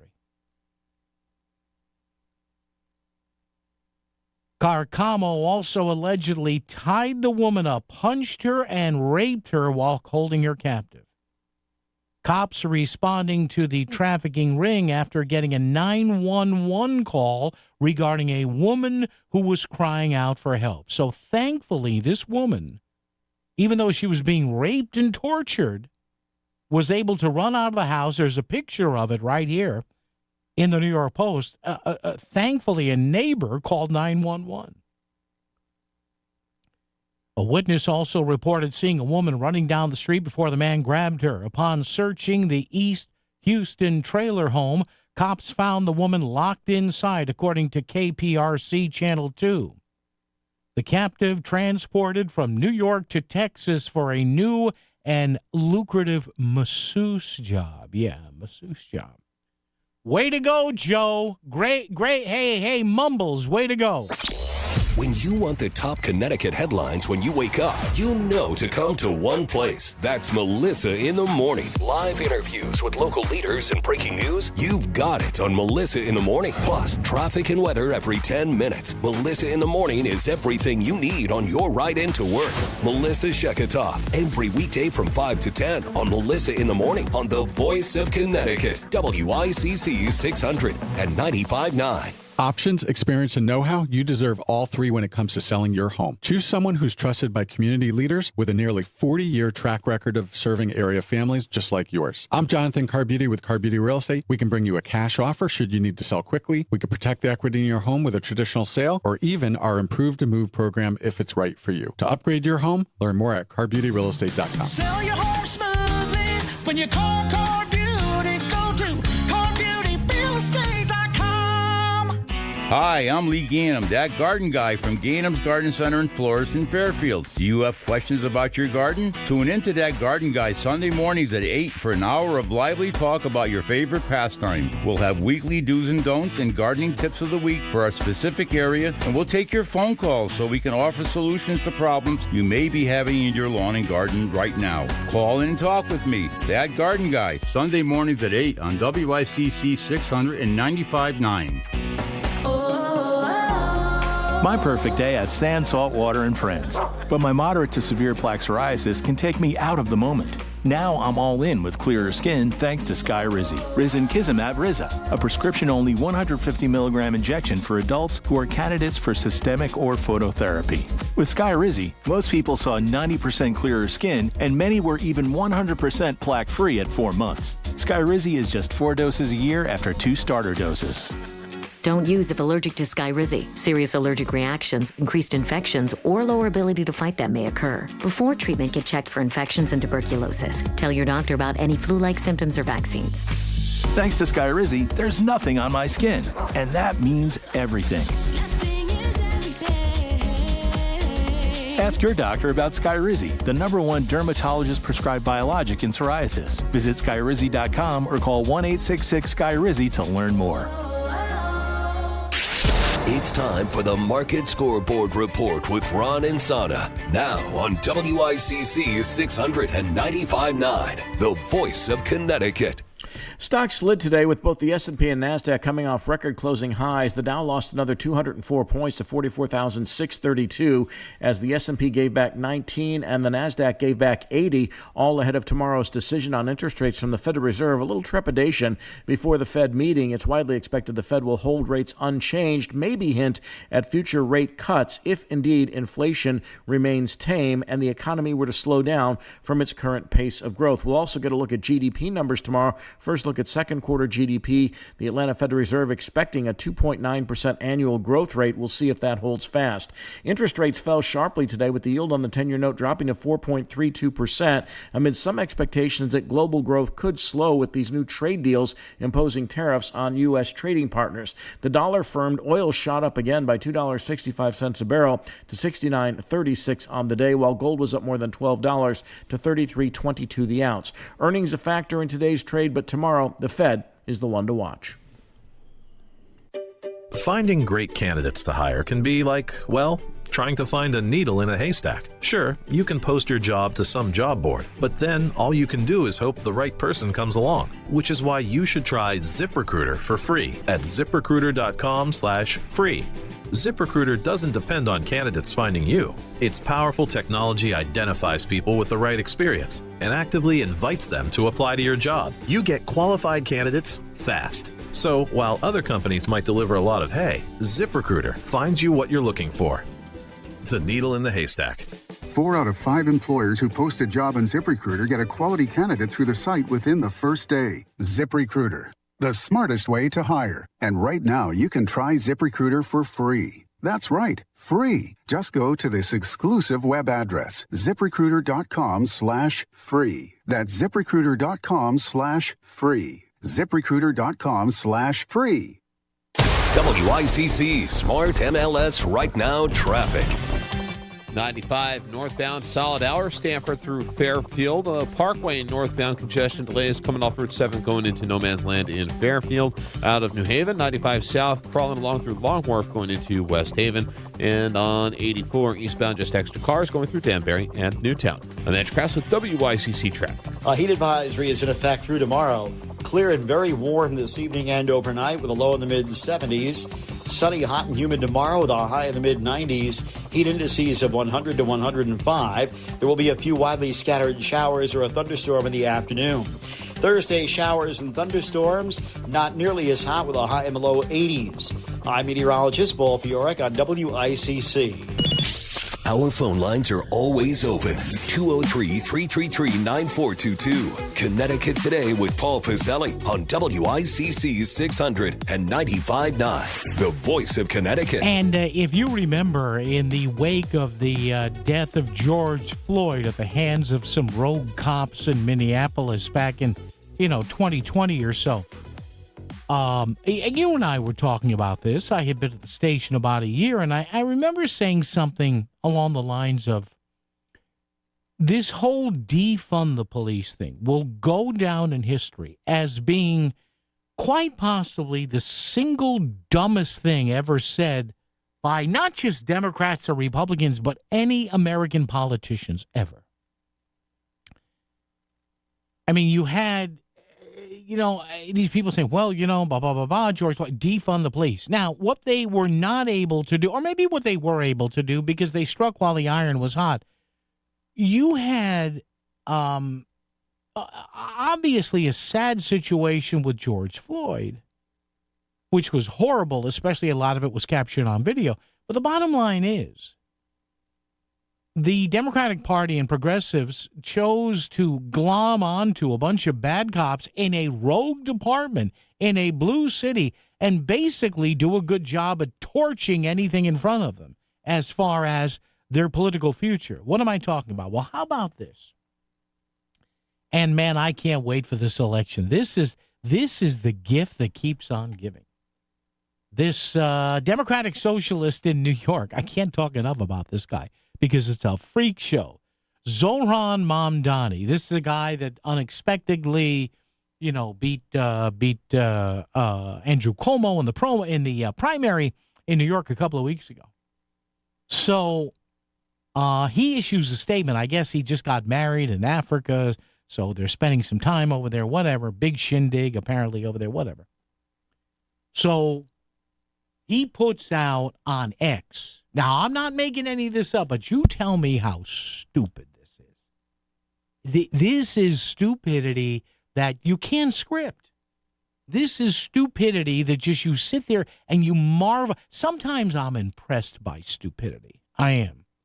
Especially when something reaches a level that is so incredible. So Zohran Mamdani puts this out after and I'm not saying this is stupid, but there's part B of this, which is in Olympic level dumb. So after this gunman, Shane Tamura, killed people in this skyscraper in New York, then turned the gun on himself, Mamdani, who's trying to get elected mayor, he says the following, quote, on X, quote, I'm heartbroken to learn of the horrific shooting in Midtown, and I'm holding the victims, their families, and the NYPD officer in critical condition in my thoughts. Grateful for all of our first responders on the ground. Okay. And he mentions there the NYPD officer in critical condition in my thoughts. And, of course, he passed away. So because the internet lives forever, people are hearkening back to something he said back in June of 2020, about a month after the tragic death of George Floyd. So here's a guy last night who was holding the thoughts and prayers or whatever he said, whatever pablum he used about the police officer there. And I'm not saying that we shouldn't have remembered that gallant officer, but come on. He says that, and this is the guy who said this. Let me give you this quote from the 28th of June, 2020, about 5 years ago, right? Yeah, a little over 5 years ago. Quote, "We don't need an investigation to know that the NYPD is a racist, anti-queer, and major threat to public safety. What we need to do is hashtag defund the NYPD. But your deal with New York City mayor uses budget tricks to keep as many cops as possible on the beat. No to fake cuts, defund the police." So here's a guy yesterday, last night, who was praying, praying that this officer would make it, and tragically he didn't. All concerned. But yet, and I know what he would say if I asked him about this. Well, I was talking about the organization of the NYPD. Bullcrap. You're a lying, deceptive leftist. He said, quote, 28 June 2020, "We don't need an investigation to know that the NYPD is a racist, anti-queer, and major threat to public safety. What we need to do is defund the NYPD. But your deal with the mayor uses budget tricks to keep as many cops as possible on the beat. No to fake cuts. Defend the police." So, folks, understand what's going on here. This is a guy who, 5 years ago, when he wasn't running for mayor and trying to kiss every leftist ass out there, this is a guy that was upset because there were too many cops on the beat. Too many cops. What is it with these uber socialists and leftists? I don't understand something. It's one thing to profess a progressive economic theory. That's okay. You want things to be cheaper for people. I get it. I understand it. You want rents to be lower. Okay, that's probably a good thing. More money in the pocket after your rent. You can spend it on other things. Maybe it does stimulate the economy. I'm not an expert in that. You want free buses. Okay, fine. But what is it about the uber left in this country? Why do they hate cops? Well, did you see what happened to that cop and that black man? Okay, I'm telling you that's bad. Do you say anything about the 99.9999999% of encounters between cops and people of all races that go okay? I don't quite understand. Maybe I do. Maybe they just want to kiss the rear ends of criminals. I don't know. But it's one thing to want to be progressive from an economic standpoint. Why does the left hate the police? I don't understand. Don't they want public safety to a level that would allow all of their economic stuff to get a foothold? You see what I'm saying? Explain that to me. Why does the left hate cops? Everything. Defund the cop. Decrease the police. No, increase the police. Never mind decreasing the police. Man, if I was mayor of NYC, 10,000 more cops. WICC Smart MLS Right Now Traffic. 95 northbound, solid hour, Stanford through Fairfield. Parkway northbound congestion delays coming off Route 7 going into No Man's Land in Fairfield. Out of New Haven, 95 south crawling along through Long Wharf going into West Haven. And on 84 eastbound, just extra cars going through Danbury and Newtown. I'm Edge Kraus with WICC traffic. For this evening and tonight, mainly clear, very warm with a low in the mid-70s and a light breeze out of the southwest. A heat advisory is in effect through tomorrow. Sunny, hot, and humid with a high in the mid-90s on Wednesday. Heat indices of 100 to 105. There will be a few widely scattered showers or a thunderstorm in the afternoon. Thursday, showers and thunderstorms with a high in the low 80s. I'm meteorologist Paul Fiorek on WICC. You've been hit and you're hurt. You were in a crash, and now you're also out of cash. You need someone by your side. You need George Ganem to help you through the injury and legal process. With decades of experience helping clients injured in an accident, George Ganem takes on the insurance companies to get you the settlement you deserve fast. George Ganem will fight for you. Call George at 203-713-8383 or GanemInjuryLawyers.com. Are you looking for a loyal friend, a cuddle buddy, or just some unconditional love? Hey, it's Melissa Sheketoff, and the perfect companion is waiting for you at the Connecticut Humane Society. From playful pups to cuddly cats, these furry friends are ready for their forever home, and that home could be yours. By adopting, you're giving an animal a second chance and gaining a best friend for life. Visit cthumane.org to adopt and volunteer or to donate to help care for pets still waiting. Adopt love, support hope, choose the Connecticut Humane Society. Back to the news and talk, thanks to Smart MLS. Smart sellers ask, is my home on Smart MLS? The voice of Connecticut. WICC's 695.9. It's Connecticut Today with Paul Pacelli. But I'm telling you, I've never understood the left's fascination with coddling criminals. And again, if it doesn't it serve to reason that if you have a progressive politician or somebody or progressive economist, don't you want law and order in the streets to be the foundation for your economic policy? I mean, remember what California did, and they're finally walking back on it. Remember that policy from a couple of years ago, which I think has been changed, where basically they would only, in the state of California, pursue any sort of criminal charges if you stole something that was over $900 or over $1,000. So you literally, in California, for a few years, and I guess they fine-tuned the law or changed it a little because it became a national embarrassment. I mean, in California, you literally could have stole a bunch of stuff, and as long as it was under $1,000 or under $900, the chances of actually getting charges filed were nil. I mean, who with a functioning brain thinks that's a good idea? Who does? WICC Bridgeport, WFOX Southport, WEBE HD2 Westport, WPLR HD2 New Haven, locally owned by Connoisseur Media.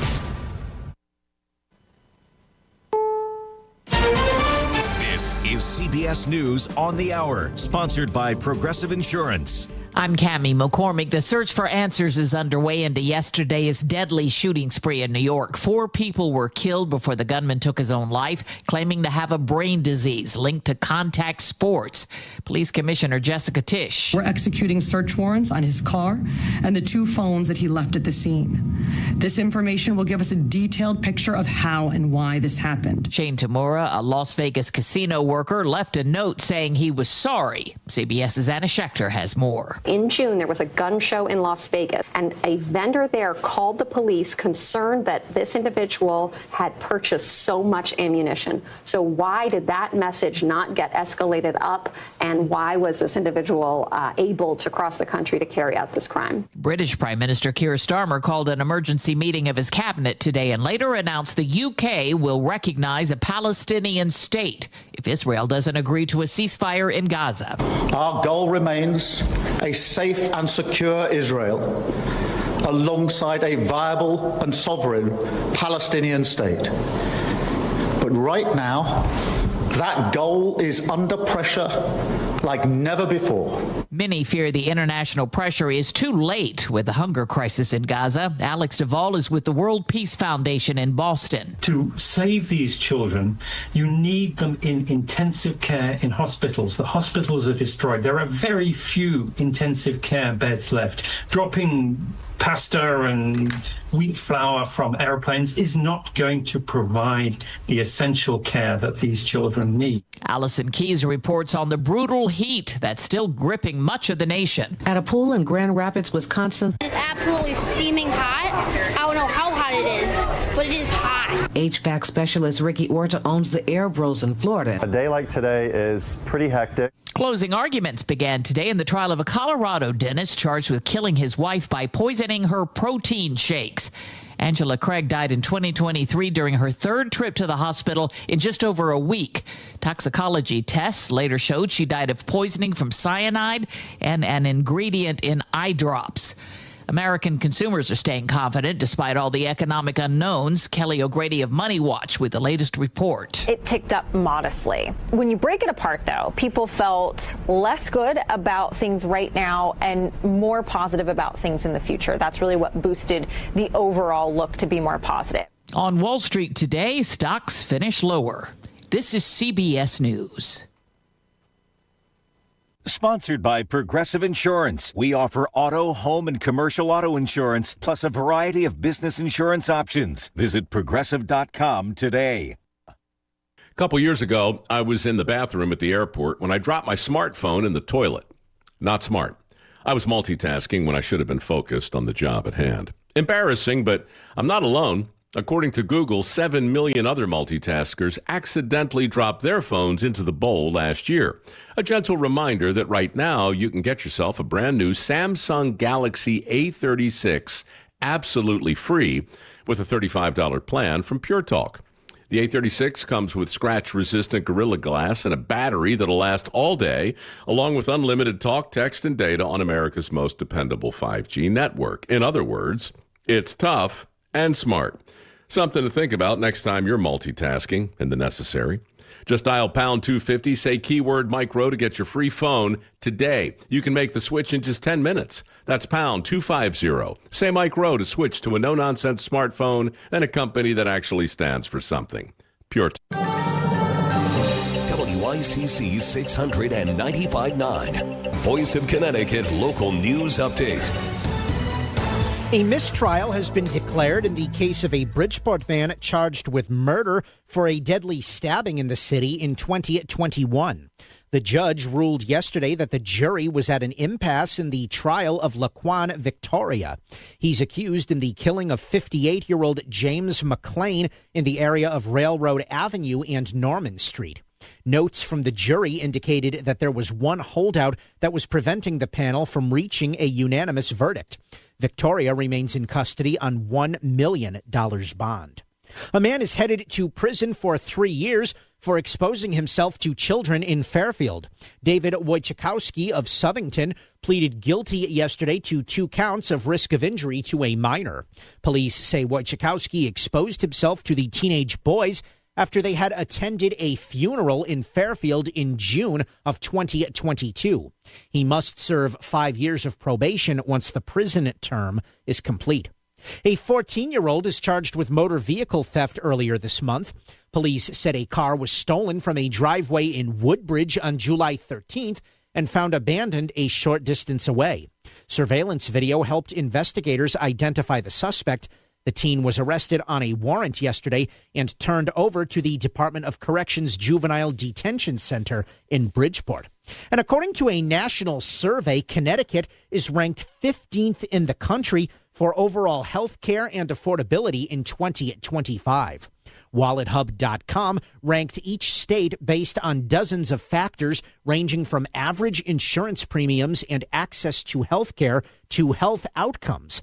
Elsewhere in New England, New Hampshire is ranked number 1, Rhode Island is 2nd, Massachusetts 5th, Maine 6th, and Vermont 12th. I'm Chris Williams with WICC News. WICC Smart MLS Right Now Traffic.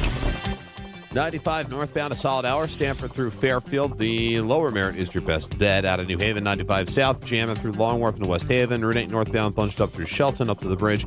And 84 eastbound, plenty of company through Danbury and Newtown. Traffic report powered by Brown Roofing. Brown Roofing is Fairfield County's premier roofing replacement, repair, and gutter contractor. Contact Brown Roofing today at brownroofing600.com. Brown won't let you down. I'm Andrew Krause with WICC Traffic. A heat advisory is in effect through tomorrow. Clear and very warm this evening and overnight with a low in the mid-70s. Sunny, hot, and humid tomorrow with a high in the mid-90s. Heat indices of 100 to 105. There will be a few widely scattered showers or a thunderstorm in the afternoon. Thursday, showers and thunderstorms, not nearly as hot with a high in the low 80s. I'm meteorologist Paul Piorek on WICC.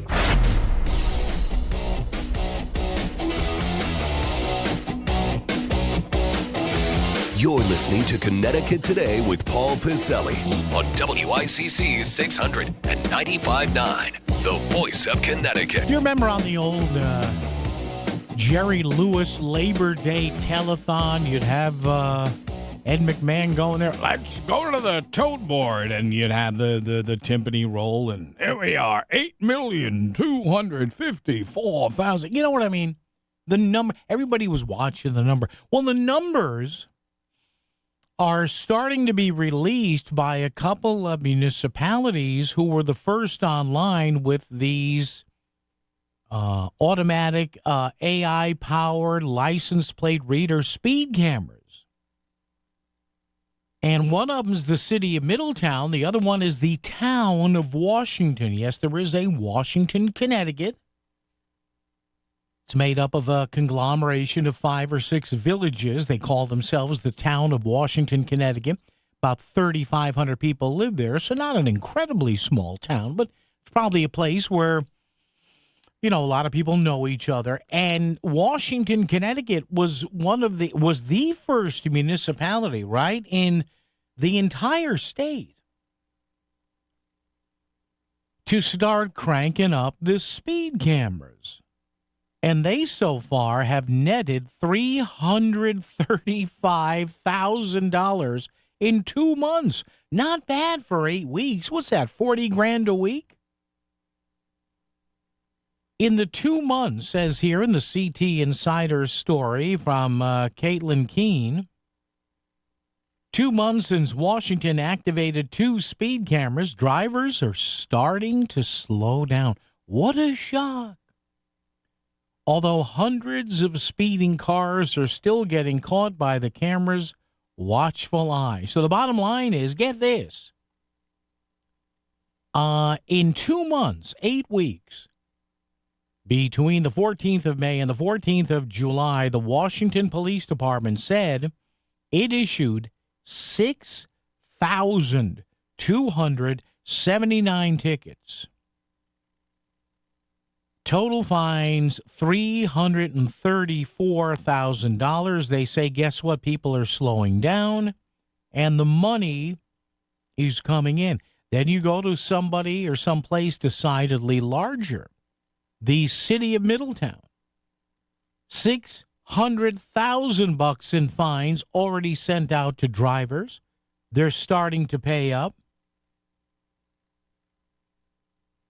With just one camera on Washington Street, they wrote 9,800 citations. The bill for all those, about $31,000. And here's the frightening part. They broke it down into how fast people were going during the test run of this. And they had almost 7,000 people, 6,990, says here in this story by NBC Connecticut, doing 25 miles an hour or over. Now, if you don't think somebody doing 25 miles an hour or over should get an automated ticket, I don't know what's wrong with you. Honestly, I don't. 25 miles an hour? So they found that, and they did this in a 35-mile-an-hour zone. So that means if you're minimum 25 miles an hour over, you're doing 60 miles an hour. So if you don't like this, you're telling me 60 and a 35 is okay? Is that all right with you? It's a simple question. Is 60 and a 35 okay with you? It's not. You know it's not. I know it's not. Nobody with a functioning brain knows it's not. Well, it shouldn't be done by a camera, Paul. It should be done by a cop. Why shouldn't it be done by a camera? If the camera, here's my point. If the cameras are proven to be reliable, and I'm sure they're being tested, and they have to be recalibrated every so often. I get it. If the cameras are proven to be reliable, why shouldn't somebody who's doing 60 in a 35, and don't tell me that's not hazardous. Don't tell me. I don't. Well, it's artificially low. I don't care. Artificial bull. Are you okay? So you would be okay with somebody doing 60 in a 35 because you're not into the speed cameras here? You okay with that? It's a simple question. Well, it should be written by a cop. Why? If a piece of technology is functioning accurately, and its accurate function gives a compelling argument that you're driving 25 miles an hour over the speed limit, ostensibly perhaps in a residential area, 35 miles an hour, it's got to be a residential area or maybe a school area. So you'd rather that person get off scot-free and not have any sort of ticket only because it would be done by automation? Come on. You can't be that way. You can't. Now let me ask you something. Well, I don't want surveillance. Okay, even though legally you have no argument there. Because once you're outside, you have no reasonable expectation of privacy. Courts have ruled this over and over again because you're in public. Public roads, public thoroughfares, you're using a motor vehicle. What if somebody is breaking a speeding law around a school where your son or daughter goes?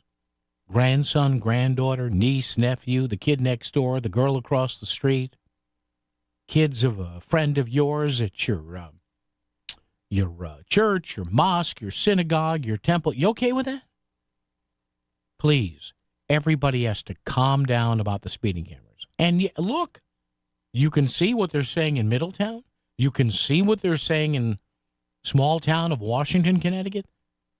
It's having an effect. People are starting to slow down. There's something lurking in Long Island Sound. It's waiting for you.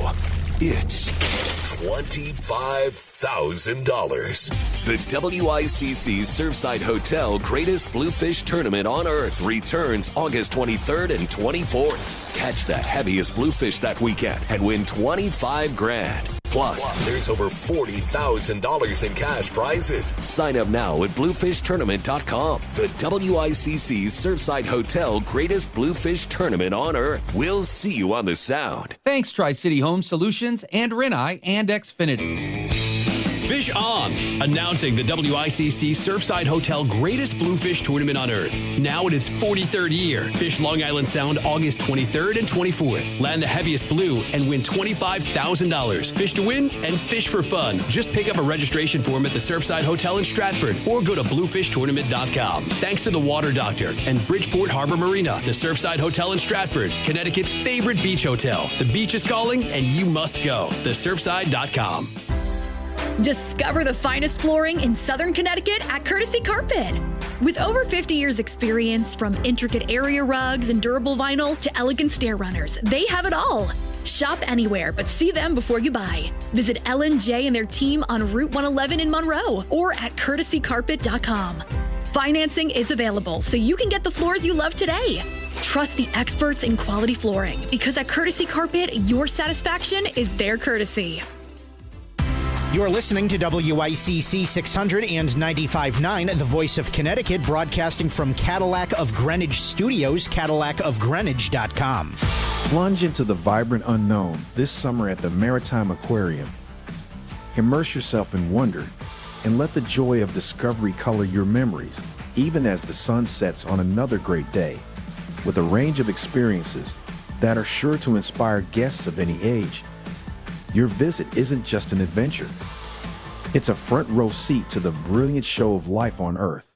Visit maritimeaquarium.org to choose your summer adventure today. Here at Stamford Health, expert care begins with a conversation, where big innovations are helping the tiniest patients in our NICU, and mental health means community health. Here, we're collaborating with world-class partners like Columbia University Irving Medical Center, Dana-Farber Brigham Cancer Center, and HSS to redefine cardiac, neurological, cancer, and orthopedic care. From the everyday to the complex. Stamford Health. Care. It's different here. If there's one thing we'd all like to learn, it's how to make our retirement more predictable. You need to make your money last in retirement. And David Gagnon of First Financial Planners can tell you how to do just that. Comes down to education. Knowledge is power. In this situation, when people get to that point, they understand what they're doing and they get to enjoy their retirement stress-free. Tune in for Mastering Your Wealth, Saturday mornings at 8, here on WICC 600. WICC Smart MLS Right Now Traffic. 95 northbound, a solid hour. Stamford through Fairfield. The lower Merritt is your best bet. Out of New Haven, 95 south, jamming through Long Wharf and West Haven. Route 8 northbound, bunched up through Shelton, up to the bridge.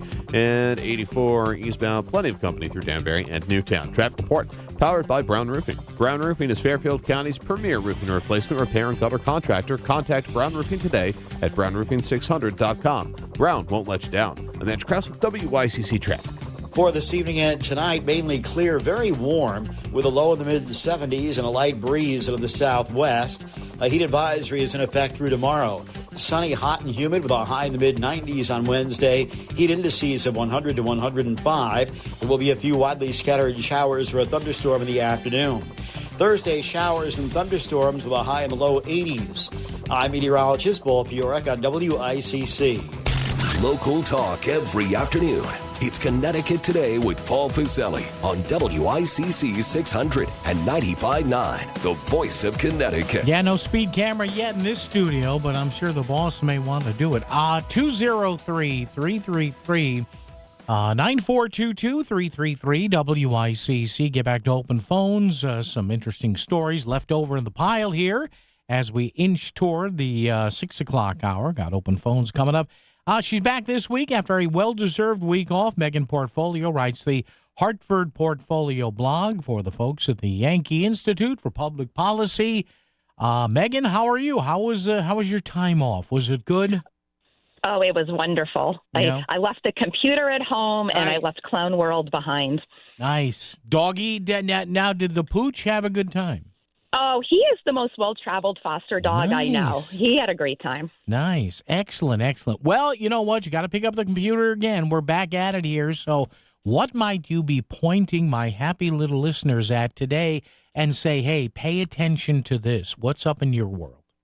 Well, one of my many favorite things to do outside of reading bills and watching CTN is looking at the union financials that they have to file with the federal government. Yeah.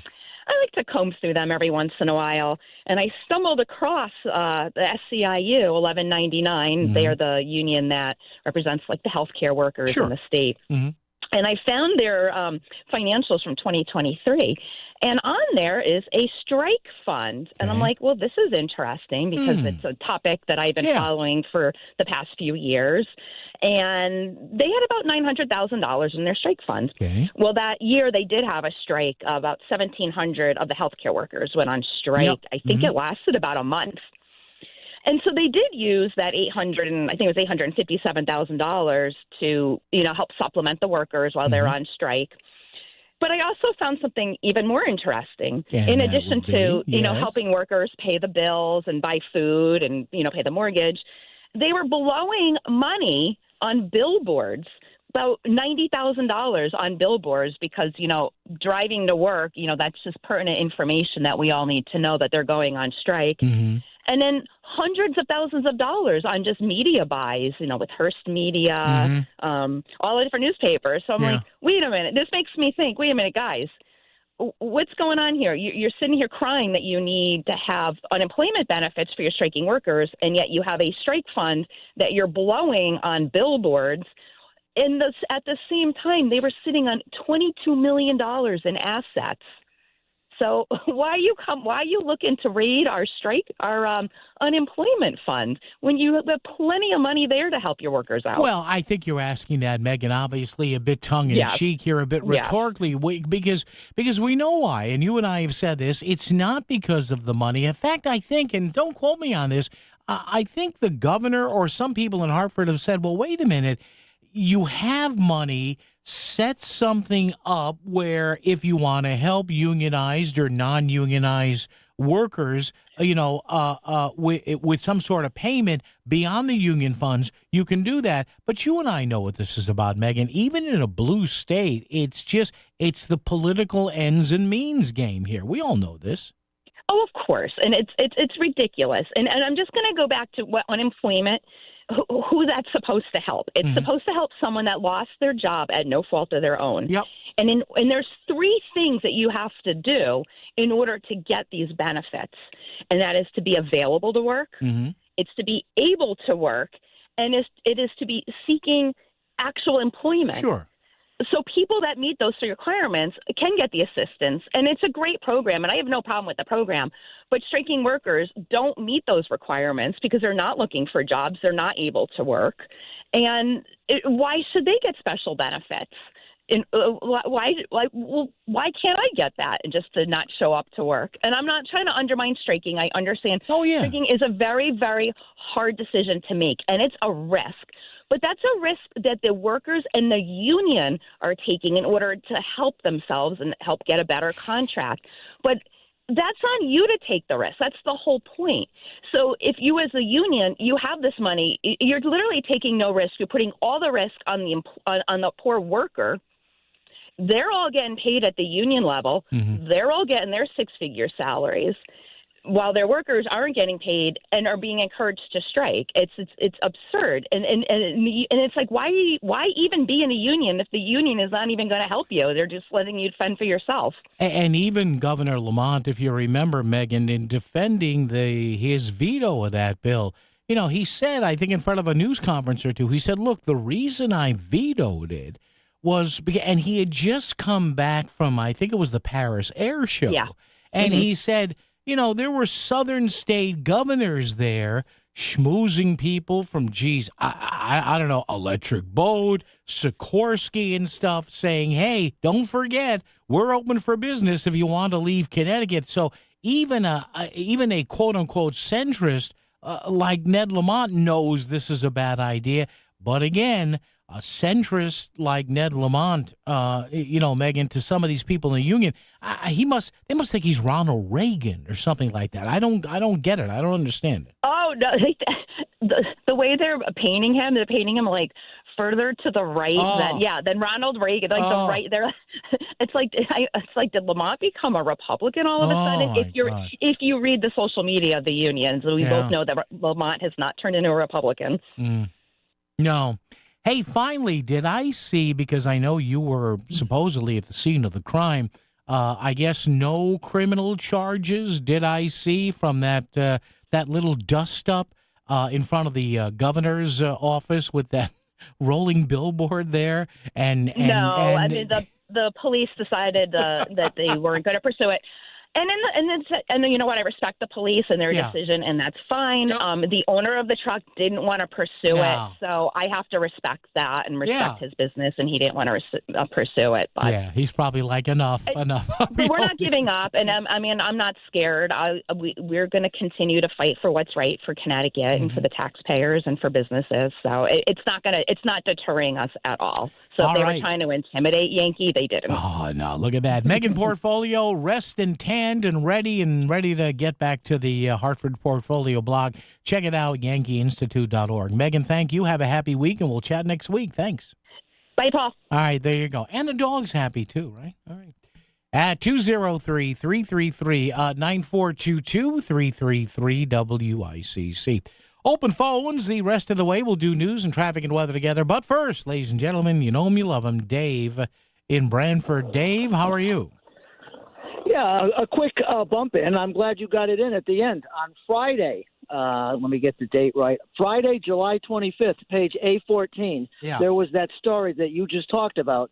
The little dust-up with the Yankee Institute had the rolling LED billboard that was at a union demonstration in front of the governor's mansion. Uh-huh. And the rolling billboard was damaged, vandalized by these Shocking. thug the thug goon extortion union now movement. that's a little much, Dave. Are we going to go thug goon there? Wow. Their stock and trade is intimidation to extort money from a scared. And so I don't know what to think of the police, who I think are well unioned up. And by the way, I respect the police, and I'm gung-ho for what they do. Yeah. But I think because the police are a well unioned bunch, they didn't really want to look into too much of arresting the AFL-CIO. And by the way, the union leadership was very emphatic. It wasn't our people that did any vandalism. You've got to roll your eyes and say, well, then you must have seen who really did it. This is not right. It's kind of dirty pool, and I just think it needs to be called out. Arresting somebody, well, maybe we can't go that far, but this is the way they play. It's not right. It's not reasonable. And by the way, the billboard, it was this heavy duty. It said Governor Lamont is right. Not exactly a heavy duty. Not exactly. Not exactly. And Dave, thank you so much. Not exactly slander and libelous either. All right, traffic and weather together news. Got the whole picture coming from CBS and Chris Williams right here on WICC. WICC Smart MLS Right Now traffic. 95 northbound, a solid hour. Stamford through Fairfield. The lower Merritt is your best bet. Out of New Haven, 95 south, jamming through Long Wharf and West Haven. Route 8 northbound, bunched up through Shelton, up to the bridge.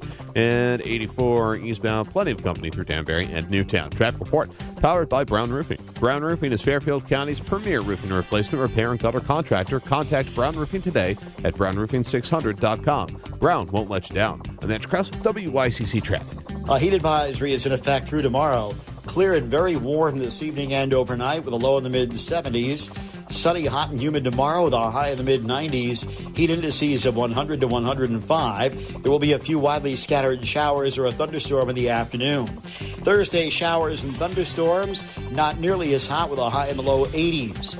I'm meteorologist Paul Piorek on WICC. I don't mean to scare you, but a tree could be hiding damage that you simply can't see. Hey, Melissa Sheketoff here, and we had one tree in particular that was directly in front of my son's bedroom. At K&J, they have licensed arborists on staff who will do everything they can to save a tree. Like that tree I just mentioned in front of Chase's bedroom. It didn't need to come down entirely, but the parts that were problematic, those were removed immediately. Book online at kjtreeservice.com or text 203-248-TREE. The Connecticut Lottery reminds you that gambling can be a fun form of entertainment, but it's not risk-free, so it's important to play responsibly.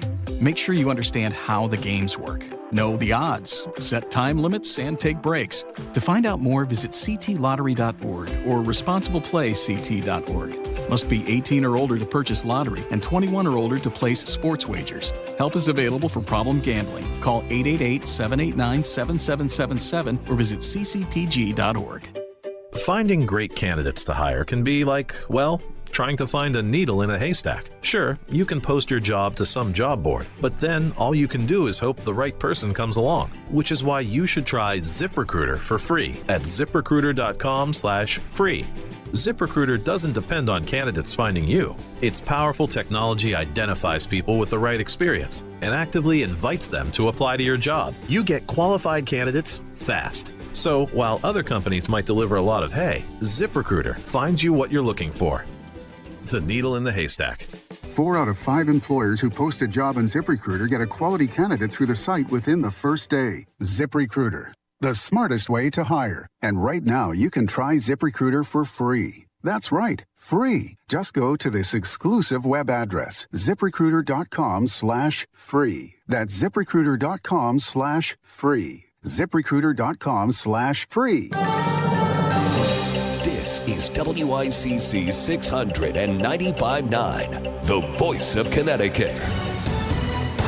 CBS News Brief. The British Prime Minister recalled his cabinet from recess today for urgent talks on the worsening situation in Gaza. Foreign Secretary David Lammy. His Majesty's government therefore intends to recognize the state of Palestine. France has also said it will do so in September. New York Police Commissioner Jessica Tisch on yesterday's deadly shooting in Manhattan. We're executing search warrants on his car and the 2 phones that he left at the scene.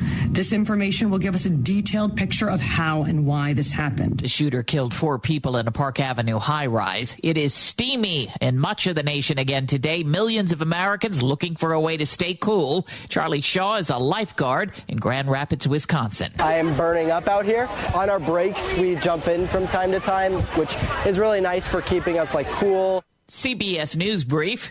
I'm Cammie McCormick.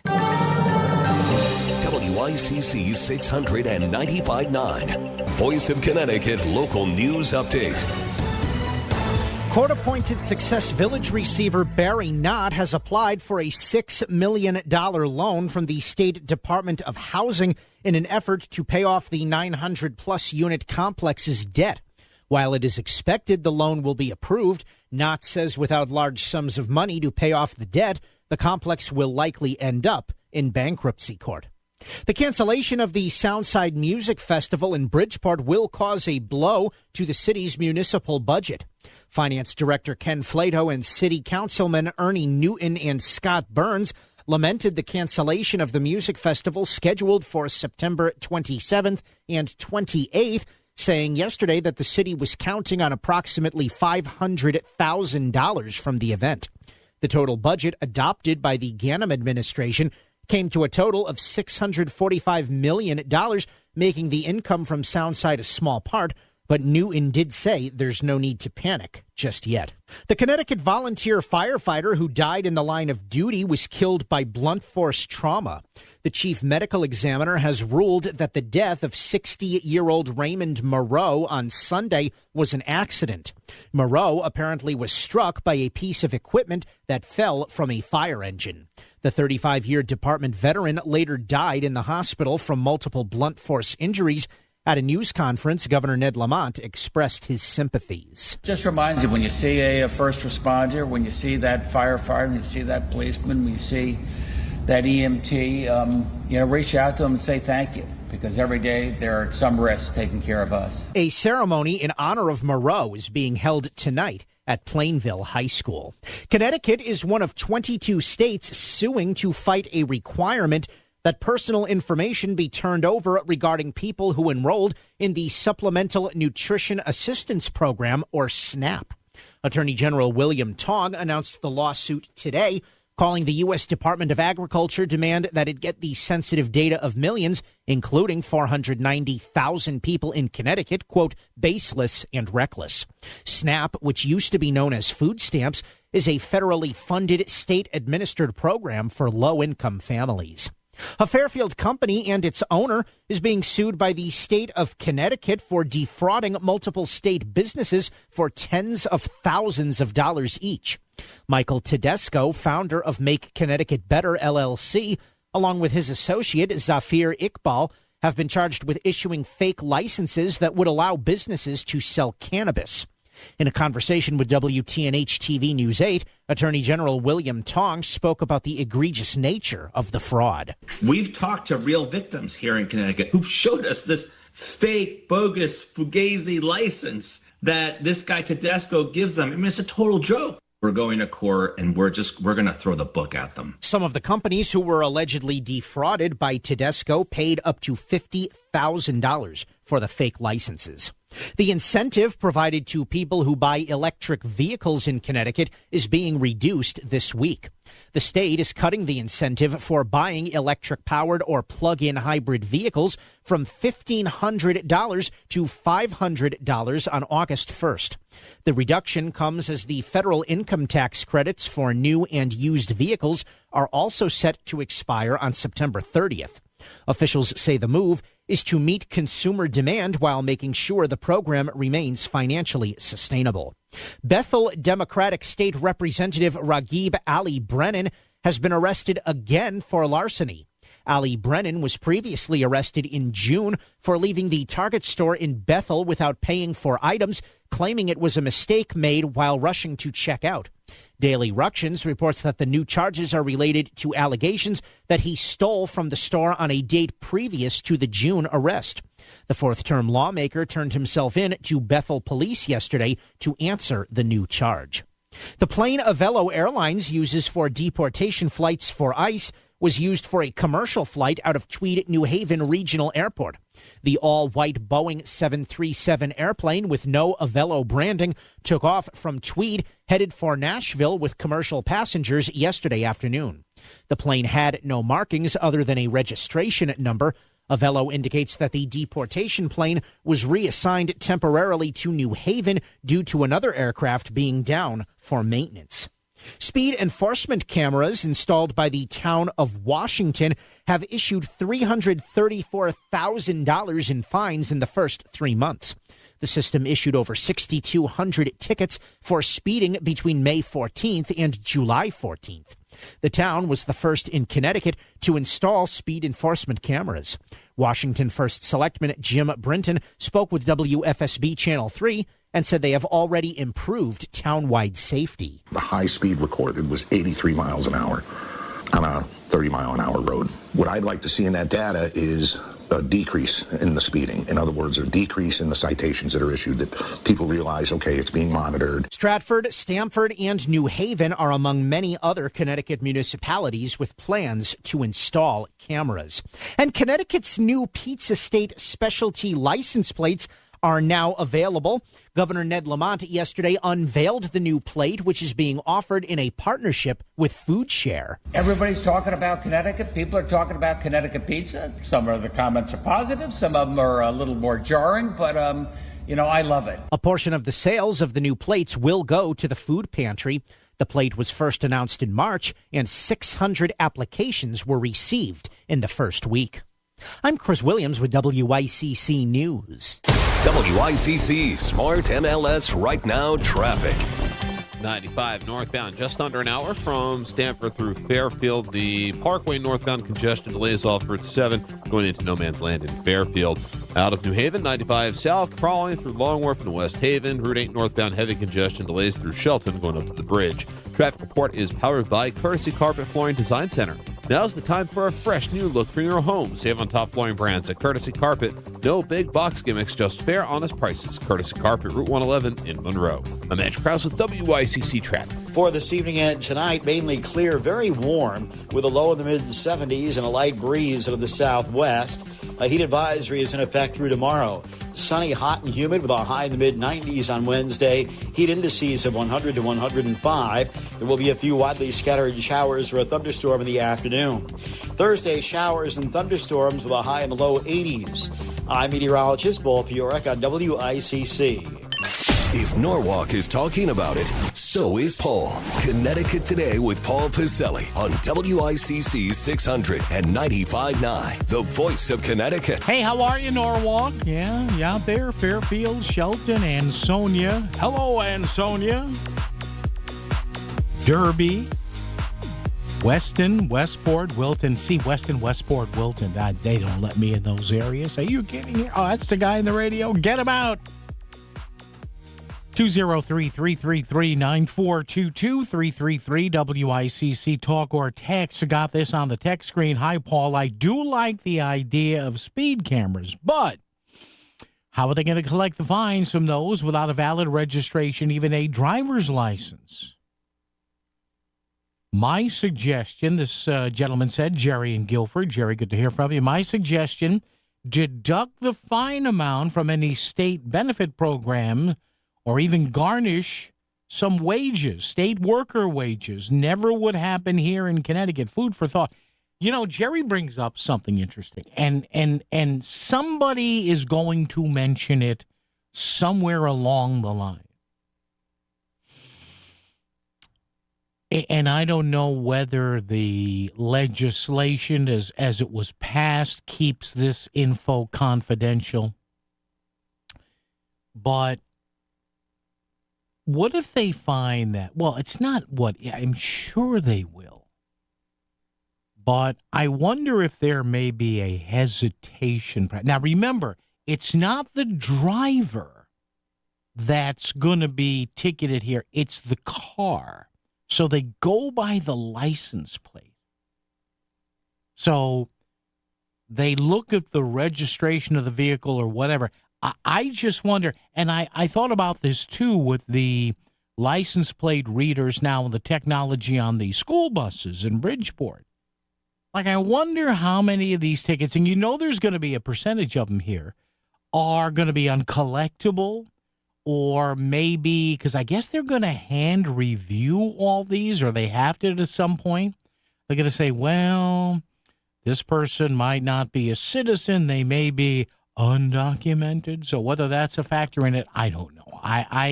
I'm sure there's an aspect of that that's been at least considered on some level here. That'll be interesting to find out. Let's go to Bill in Bridgeport. Hey, Bill, how are you, sir? What's up? Not much. Because half of these people riding around in these scooters and motorcycles without plates, they come from countries where they don't have to register and they ride all the time like that. Yep. But, I mean, they should still know, right? Don't you think, Bill, that they should know our laws here, Yeah. Hey, I saw 4 of them today. 4 eagles? 4 eagles today. You saw the eagles? I saw 4 of them today. I didn't see the other 2 because I wasn't over at Ash Creek. Yeah. And one of them had to be about 150 feet away from me. It flew right by me. Nice. And I didn't need binoculars. Oh, I saw that white head, then come those bright white tail feathers. I was like, so beautiful. Just seeing it. Right make sure you don't have any food with you, because I don't want you getting attacked there, Bill. You know what I'm saying? Hey, the guy was talking to me about it today. He said he saw an eagle eating a seagull. Hey, well, it's a circle of life, Bill. That's how it works, right? I saw one fly by with a squirrel in its claw. Well, it's got to eat, right, Bill? I saw a red-tailed hawk down there also today. Yeah. And an osprey. I saw the osprey 3 times trying to get a fish, kept going in the water, coming out empty. Went down and zoomed down and came up empty 3 times, huh? Yep. Yeah. 3 times. Bill, thank you, my friend. Flew right over my head. Oh, my. Well, just do me a favor. Make sure, Bill, thank you. Stay safe out there. Those eagles, and, they got sharp. What do they call talons? Not claws, right? Talons? Talons. Bill, be careful out there. We wouldn't want any one of God's beautiful creatures to come down and perhaps attack you. No. Selling your home is a numbers game. The more potential buyers who see it, the greater the opportunity to sell. And when your home is listed on Smart MLS, more than 21,000 realtors see it, and so do all their buyers. Suddenly, the number of people looking at your home starts to grow by a lot. More realtors sharing your listing, more people seeing your home, more offers coming in, and maybe even more cash in your pocket. Smart move, right? Ask your realtor. Is my house on Smart MLS? Smart MLS, the smart way to sell your home. You've been hit and you're hurt. You were in a crash and now you're also out of cash. You need someone by your side. You need George Ganem to help you through the injury and legal process. With decades of experience helping clients injured in an accident, George Ganem takes on the insurance companies to get you the settlement you deserve fast. George Ganem will fight for you.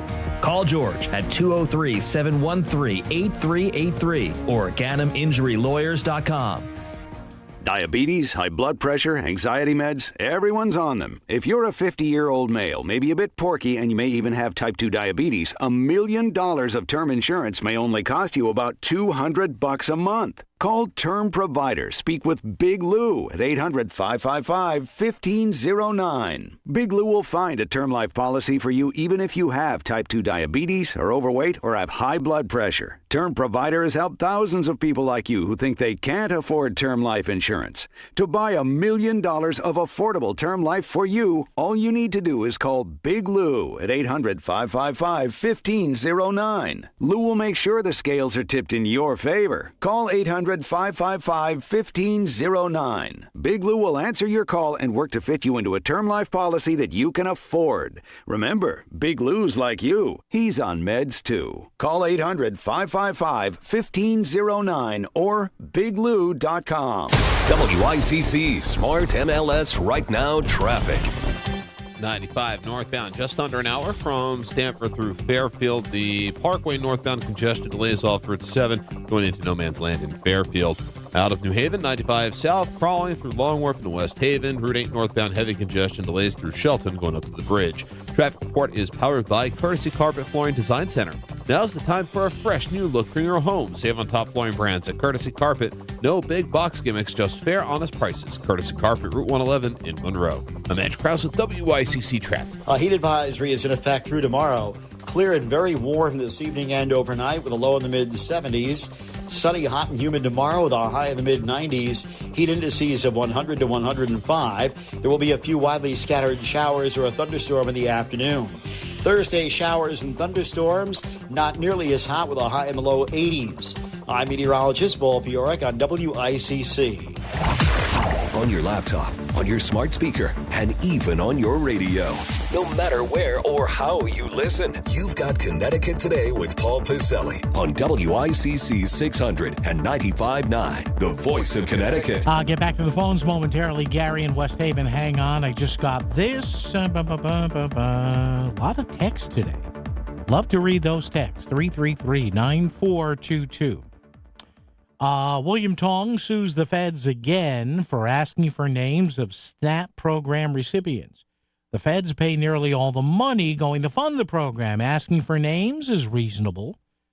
Whether FEMA aid, student loans, FHA mortgages, flood insurance, etc., the feds have every right to know who's getting money. Well, they do. But again, was reading a story the other day, and who was quoted in there? Chris Matthews. I interviewed Chris Matthews, not here, another station. You remember him, Mr. MSNBC? Back when MSNBC segued from being, remember MSNBC, the beginning was called America's Talking. And then it went to, the concept was having a bunch of talk radio hosts on there all day. So MSNBC at one time was America's Talking, then News Talk Television, I think, for a while. I think I went into New York. I was on the set once for that. I used to do a lot of stuff by phone. This is back mid-90s, long time ago. But, Chris Matthews' story the other day saying, hey, you may hate Trump, but, and this is what we were talking about yesterday, he's keeping every aspect of the Democratic side just completely off balance. And it reminded me of that because this person said, look, another lawsuit from William Tong. So, and again, he does this for effect. Listen, when Connecticut becomes state number 38 in these lawsuits, and I get it, I understand it. He wants to be governor, I get it. But man, oh man. Chris Matthews said, you may hate Trump, but he's got incredible political instincts. He said, hate him all you want. He is redefining how this is all done. And he's keeping the Democratic Party, whether you love it or hate it, whether you're cheering it or can't stand it, he's keeping them on the defensive. It's like off balance. It's like a boxer who keeps landing body blows there. Doesn't knock him out, but man, it softens him up. It's a thing to behold, whether you like it or not. You sit there, you go, man, they get there. And again, let me use a sports analogy I use when I'm doing games, hockey or basketball on TV. You're chasing the game. You don't get out to a lead. Oh, we got to go here. We got to go. Oh, they're chasing the game. Halftime, they're almost caught up. Oh, end of three quarters, they're almost caught up. The Dems right now for the last year and change have been chasing the game. Now, are they going to get in front? I don't know. Who knows? But from a tactical point of view, it's amazing to watch. It is. Gary in West Haven is here. Hello, Gary. How are you? Hey, Paul. Just had a thought about the speeding and the photos and all. Assuming the car isn't stolen, how about if they're not cooperating, just impound the car and put it up for auction? Well, I would assume that if they're driving around with, and the system says this car has 15 or 20 unpaid tickets, they may do that. Yeah. I mean, Gary, they're probably still working this all out, although I would imagine in the bill that passed that's now seeing these systems installed, there's got to be some language in there for that. Wouldn't you think? I don't know. I would think. All I know is that the driving has just gotten so bad, it's almost unbelievable out there right now. Yeah, and I've never seen anything like it. Yeah, and Gary, thanks. I do have to run. And you're right. I mean, listen, there was a time probably, I don't know, Gary, 4 or 5 years ago, where I would have said, no way to the cameras. I'm not a surveillance state guy, but it has just gotten out of freaking control. Not just on the highways.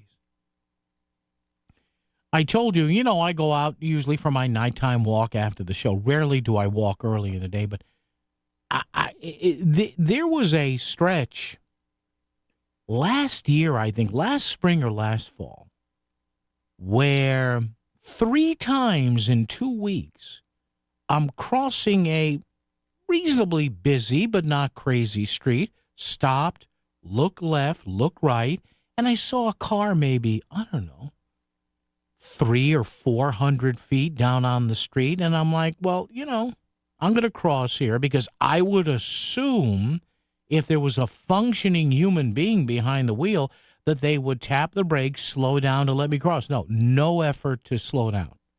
Almost hit me. No effort. That's it. I'm done. Put in the cameras. Because that person blew right past the light and right past the stop sign. Happens when I go to my local Stop and Shop, too, on Route 5 in Wallingford. You know what that is, a lot of folks, right?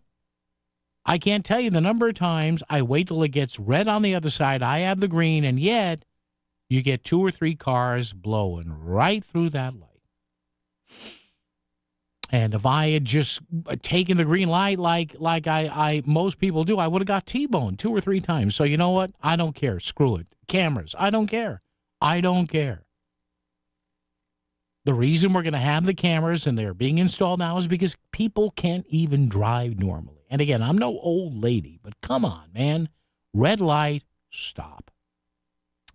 Well, it's going to make people either slow up or slow down or speed up. Yeah, you know what? Screw it. I don't care. I'm done caring. You can only almost get hit so many times. After a while, you sit there and you say, blanket, I'm done. Jack in Stamford's here. Hello, Jack. Oh, we don't want any cameras. Forget it. But you're going to love this. What? You're going to love this. Yeah. I used to work at 345. Oh, really? Oh, yeah. Back in the 90s. The Irish consulate is in there. Oh, so you work there, really? Wow. Yeah. I'm amazed this guy. I thought when I saw the picture, I thought this guy was carrying like one of those Razor or those little bikes or something like that. No, it's an AR-15. Oh, no, he walked. How the heck? You used to eat lunch out on that little plaza, and they'd have live bands and everything, and nobody saw him coming in. I was like, oh, my goodness. Well, if you look at the pictures, there's nobody on the plaza. He's just walking right up, and I guess what they're saying is the minute he walked in, he started blasting away. Yeah, well, the way it's set up, you go in the door, and it was 6:30 at night, but you go in that door, and you it's all the center. You can go to the left and go down that way, or you can come around the right. So you usually have to go around the right to get into NFL or J.P. Morgan. They had booths there themselves. And so the NFL would be the first one because we all at that time thought, oh, you might get to meet some of the football stars and everything, but you never did. Yeah. And he just must have walked right in there and just shot the cop in the back of the head, and then the back, and then that was it. And he went up to the wrong floor because I do know a lot of these buildings now, you can't wander around. I don't know how he got up to the 33rd floor. You got to register and get a little badge, and it says, I'm here to see so-and-so on the 38th floor. You go to the 38th floor. Yeah, but I guess because he was blasting away, he got past the security, and I guess some woman they're saying, got off an elevator, and he didn't shoot her. He just got right. Get to push. You can't summon an elevator. It's not like when I was there. You can push the button. You can push every button there and go to every elevator. You have to kind of swipe your badge, and it says, okay, you can only go to this floor.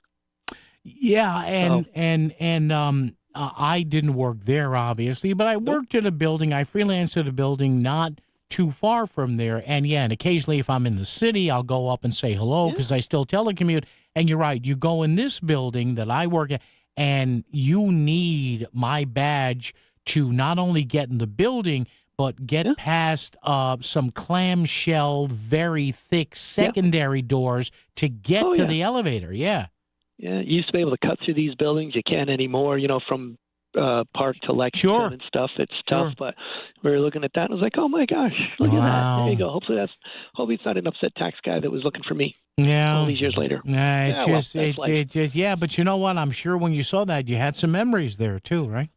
Sure. Sure, I did. Yeah. I was like, okay, there's nobody angry with me, so we're okay. Yeah. You feel bad. We're having a bit of thing here, but that poor cop and everything. Oh, else, my I don't God. know. And I guess he was working an extra job. He was doing security there as an extra. Jeez. But I don't know. I'm not calling anyone, but I don't ever. I mean, you'd see the security, the guys in the blazers and stuff. That was it. I don't ever remember seeing like a uniformed policeman like he would looking into a directing traffic or that. He may have been there, but they'll come out. They'll figure it out. It's indifferent now. It means nothing. The poor guy, 2 kids and his wife about to have a baby, and he's done. So who cares what was going on? It's unfortunate this poor guy was able to do this.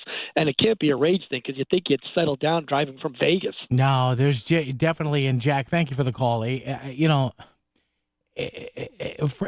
say he played some high school football. He wasn't a college player or an NFL player, so maybe he had this, I don't know, I'm just kind of, speculating here. Maybe the guy had some sort of delusion. I guess he was on some sort of a psychiatric hold, they say twice. But maybe he improperly connected his mental problems to back when he would play football. Did he take head trauma? I'm sure right now there are news organizations and the FBI and the police in New York. They know where he played, so obviously what they're going to do now is try to find his old coach or coaches just to get some background. Do you think he had concussions? Did he ever show any sort of symptoms before or after games? I mean, look, it doesn't bring back any of these lives tragically lost. But again, as I always say, wait a few days before you get the complete picture because it usually comes together. Not always. We still don't know a heck of a lot about some things, the attempted assassination of Trump, and also that shooting in Las Vegas at that country concert. WICC Smart MLS Right Now traffic. 95 northbound, just under an hour from Stamford through Fairfield. The Parkway northbound congestion delays off Route 7 going into No Man's Land in Fairfield. Out of New Haven, 95 south, crawling through Long Wharf and West Haven. Route 8 northbound, heavy congestion delays through Shelton going up to the bridge. Traffic report is powered by Courtesy Carpet Flooring Design Center. Now's the time for a fresh new look for your home. Save on top flooring brands at Courtesy Carpet. No big box gimmicks, just fair, honest prices. Courtesy Carpet, Route 111 in Monroe. I'm Andrew Krause with WICC Traffic. This is your Optimum Beach Report. Expect very high UV levels with a max UV index of 9 or 10. Air quality will be poor with an AQI in the 50s and 60s and should have ideal conditions for the beach or pool with no rain expected. Powered by Optimum Business. Stay ahead of cyber threats with fast and secure fiber internet starting at $65 a month with 99.9% network reliability and speeds up to 8 gig. Visit Optimum.com/business or call 855-2-OPTIMUM today. Back to the news and talk. Thanks to Smart MLS. Smart sellers ask, is my home on Smart MLS? The voice of Connecticut. WICC's 695.9. It's Connecticut Today with Paul Piselli. Okay, folks, that'll just about do it for this here edition. Chew slowly, chew well, swallow properly. If you're eating tonight, 2 hands on the wheel. Chris Williams, thank you. We're back tomorrow at 2. WICC Bridgeport, WFOX Southport, WEBE HD2 Westport, WPLR HD2 New Haven, locally owned by Connoisseur Media.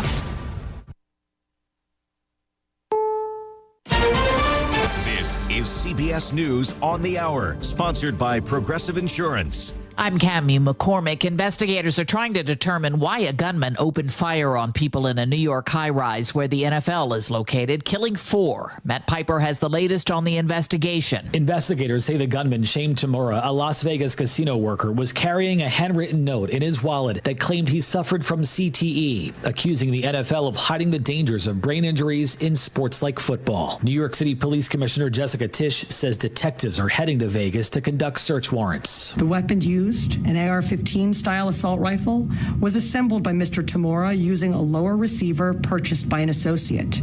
We have located that associate and others, and will be questioning him about that purchase. Matt Piper, CBS News, New York. British Prime Minister Keir Starmer said today the UK will recognize a Palestinian state in September if Israel doesn't agree to a ceasefire in Gaza. The situation now is absolutely catastrophic, which is why I've taken this decision today. More than 60,000 Palestinians have died. Hunger is growing even more severe, and many fear it's already too late for the international community to step in.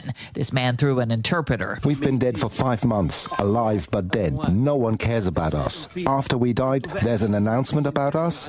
Where have you been all this time? You don't care about us. Where are the human rights? Where is the European Union? It was another brutally hot day across much of the nation. Meteorologist Jessica Birch. 166 million Americans are under heat alerts today. Those feels-like temperatures can jump anywhere up to around 120 degrees. The EPA has proposed revoking a key scientific finding that has a lot to do with what measures the government can take to address climate change, like limiting emissions from cars. EPA Chief Jeff Selden. If finalized, today's announcement would amount to the largest deregulatory action in the history of the United States. Zeldin said the finding put too many regulatory restrictions in place. Closing arguments began today in the trial of a Colorado dentist charged with killing his wife by poisoning her protein shakes.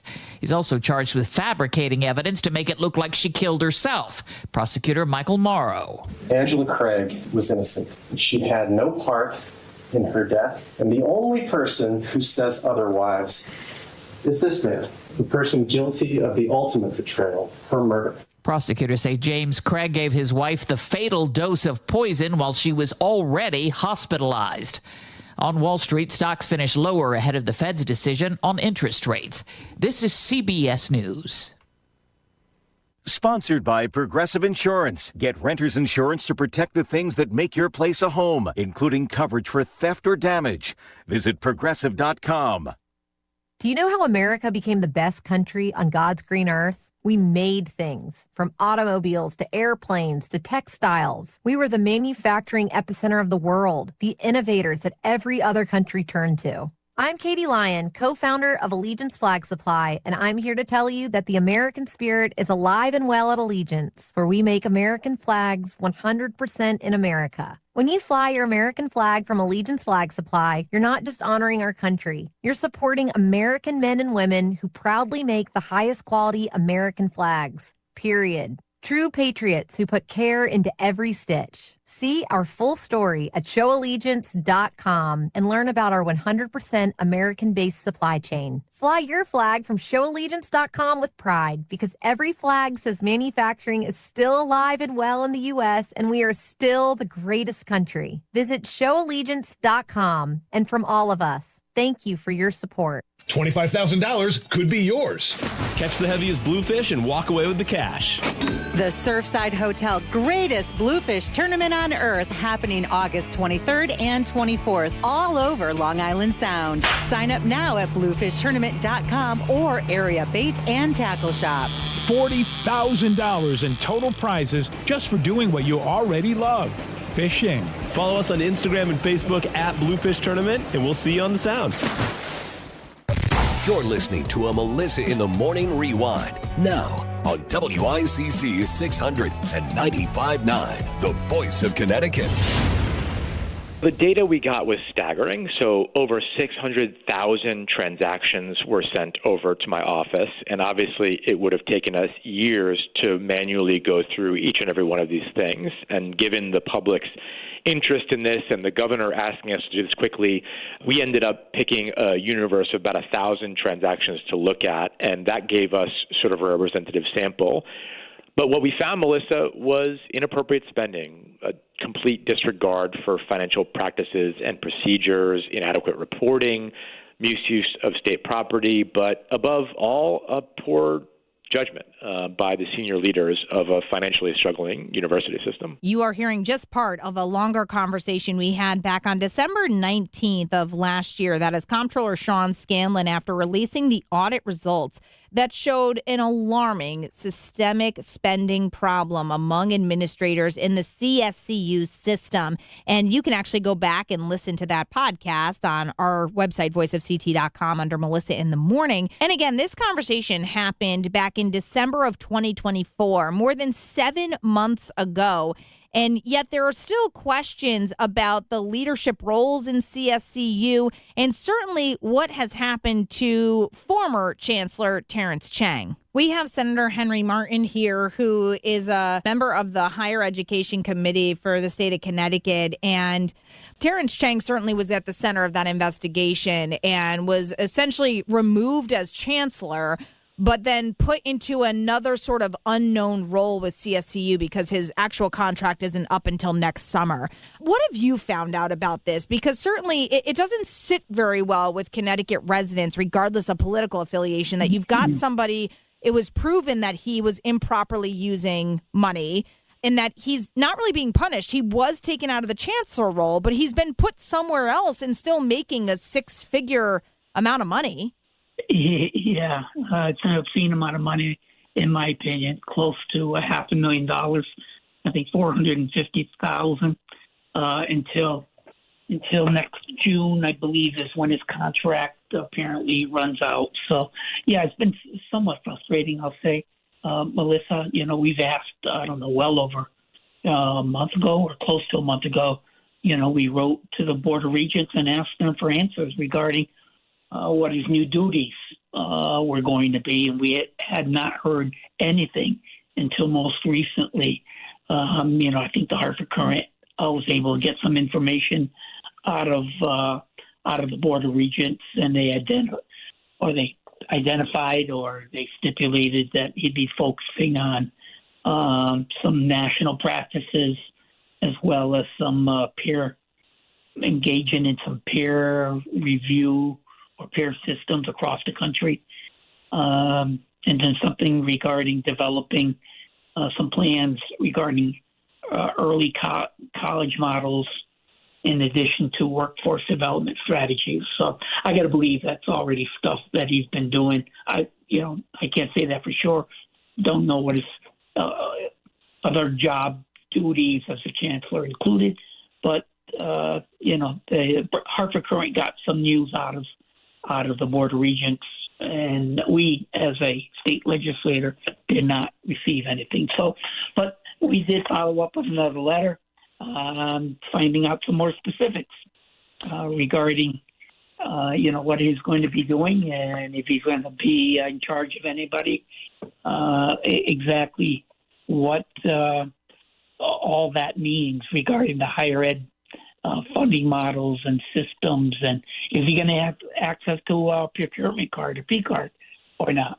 Because that's what got him in trouble the last time, misusing funds, the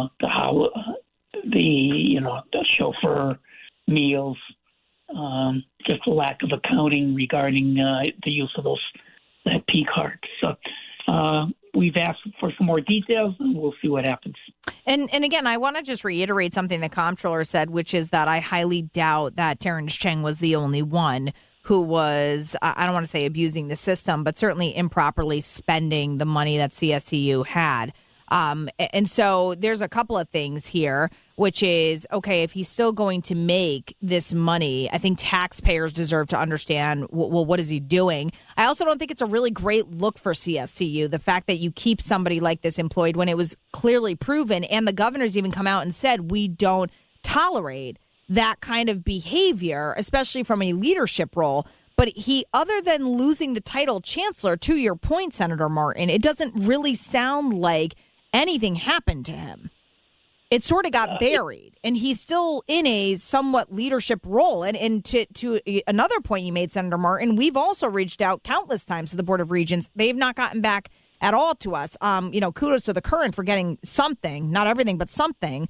But they haven't been transparent. Another not so great look for CSCU. So I don't really see the end game here and why this person was so worth allowing, I would say, drama to be drummed up around it, understandably so. But I mean, why would you protect this person so much? It doesn't really make sense. Yeah, I agree, Melissa. It doesn't make any sense other than the fact that, the contract may have been poorly written. So I'm sure there's that aspect of this as well, lurking above, the Board of Regents' heads. But nonetheless, I think in the private sector, I know in the private sector, this would not have been tolerated, and Dr. Chen would have been dismissed immediately regarding his lack of using the P card correctly. This is just standard stuff regarding a credit card. You got to account for your meals. You got to account for the way that you use it. You document what you're supposed to be documenting and who you met with, why you met with them. Just standard stuff in the business world. And I'm sure someone in his position would have known that as well. Yeah. But going back to the system, dysfunction in the system, absolutely there's probably more abuse taking place. I'm hoping that this sheds some light to something that needed to be paid attention to, and I believe it has. So probably put those that with P cards on notice, saying use your P card the way that you're supposed to be using it. Yeah, and Senator Martin, again, will you let me know if you hear back from the Board of Regents on this? I'd love an update as soon as you get one. Oh, absolutely. Be happy to do that. Yeah, and in the meantime, I'll do the same for you guys. If I hear anything from them, or I am hopefully having the governor back on in the next couple of weeks. Maybe I can get something from him. Either way, I'll certainly make that public. But yeah, please keep me posted if you hear from them, because it's been kind of radio silence ever since this happened, and we've definitely reached out many times and have gotten nothing back. Yeah, that tends to happen at times, right? Yeah, a little bit. They just want this to go away. Yeah, well, there's yourself. either too many lawmakers or too many journalists in Connecticut that care too much about it. So I don't see it going away, at least until his contract is up next year. I don't see it going away. Great. Okay, Melissa, we'll do. There's something lurking in Long Island Sound. It's waiting for you. It's $25,000. The WICC Surfside Hotel Greatest Bluefish Tournament on Earth returns August 23rd and 24th. Catch the heaviest bluefish that weekend and win $25,000. Plus, there's over $40,000 in cash prizes. Sign up now at bluefishtournament.com. The WICC Surfside Hotel Greatest Bluefish Tournament on Earth. We'll see you on the Sound. Thanks, Fine Fettle, The Water Doctor, and Bridgeport Harbor Marina. 1 in 4 Americans have a disability. I'm one of them. I'm also a working mom who cares deeply about making sure every child with a disability thrives by getting their access needs met. We've got a trusted ally by our side. Easter Seals provides children and families the foundation for lifelong success through early learning programs, skills training, and prep for college and career. That's my Easter Seals. Make it yours. Join us at easterseals.com. There's danger out there. It lurks on highways and quiet neighborhood streets. It's more likely to kill you than a shark and more terrifying than the biggest snake. Distracted driving claims lives every day.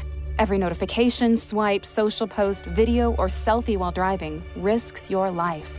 So while you might think public speaking or the zombie apocalypse is scary, what's really terrifying and even deadly is distracted driving. Eyes forward. Don't drive distracted. Brought to you by NHTSA and the Ad Council. Unlike other health concerns, mental illness is not always easy to see. Depression won't show up on an eye chart, and you won't find PTSD by looking at a thermometer. Sorting out a mental health concern takes professional diagnosis and treatment. Anxiety won't just go away under a bandage.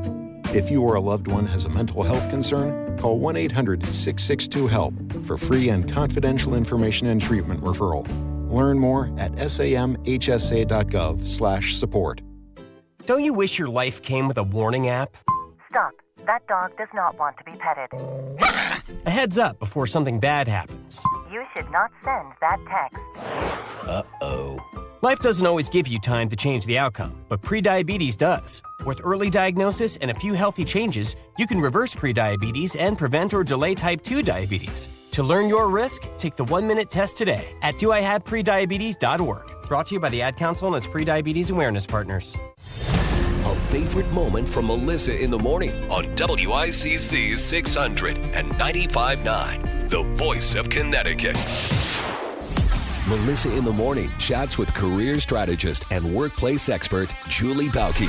It's Julie on the Job, now on the voice of Connecticut, WICC 600 and 95.9. A recent study looks at retirement and how it doesn't just impact your wallet, it also impacts your well-being. Did you know only about 1 in 10 Americans are actually equipped for that transition of life? In a recent survey of financial planners, only 11% said their clients were prepared for the mental ramifications of retirement. Forget about if you're financially stable. Are you emotionally ready to retire? And how do you do that? Julie Bauke is here with some advice for us. Hey, Julie, what do you got?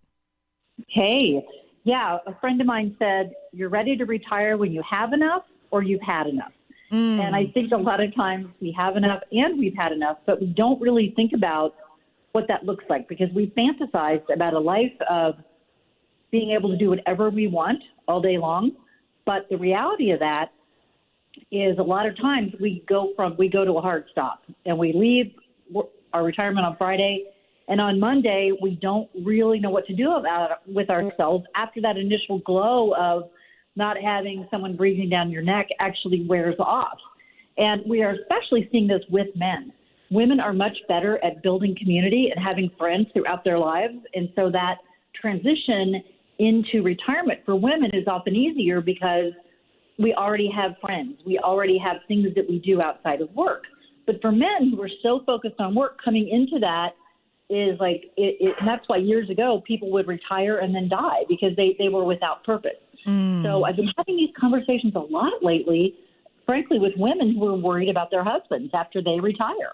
What are they going to do all day long? And, you know, so if you're listening to this and you're saying, yeah, that sounds like me, start to plan for retirement well before the day of that retirement party. Start to ask yourself, how will I spend my time? What will I do? More of, less of? How will I get involved? And start practicing, for lack of a better word. No, don't wait until one bucket's empty to start to fill the second one up. I mean, Julie Bauke, are there things that people can actively be doing really at any age and sort of taking note of, this is the part of the job that I really enjoy, and maybe this is the part that I'd love to go into retirement? So, for example, I look at just my job. And granted, I know I'm 35. Trust me, I understand I'm not retiring anytime soon. But I definitely think about the day that I do not have to wake up at 3 o'clock in the morning. So there already, these are sort of conversations about what does even the next, jump look like? If it's not news in the morning at 3 a.m., what does that look like? Do you use those same kind of skills when you know you're ending sort of in the workforce? And what do you bring with you into your retirement? I mean, is that kind of a conversation that's worth having? Yeah. So with some people, the best way to do it is in phases. And so you might say, I'm going to go down to part-time, or I'm going to I might go from full-time to part-time in my current job, but only doing part of it. Be aware of taking part-time pay while you're still being responsible for full-time work. So is there a way to carve out something in your job and continue doing it for either your current employer or another one? And so phased retirement might be better for you. But if you're saying, nope, can't do that, maybe because of what you do, it's time to start experimenting a little bit. One of my favorite exercises, and I'm sure we've talked about this before, is find an open week on your calendar, like a completely open week, and start filling it in as if you had complete control over your time. And that sounds really luxurious. But what you find is that when you're staring at an open week, it's stressful. There's a lot more time there than you thought. And so what causes do you care about? How much time will you spend traveling? Golf 7 days a week is not desirable generally for even the most avid golfer. So will you exercise more? Will you do some traveling? Do you have grandkids? Will you get involved in some hobbies? Will you learn some new things?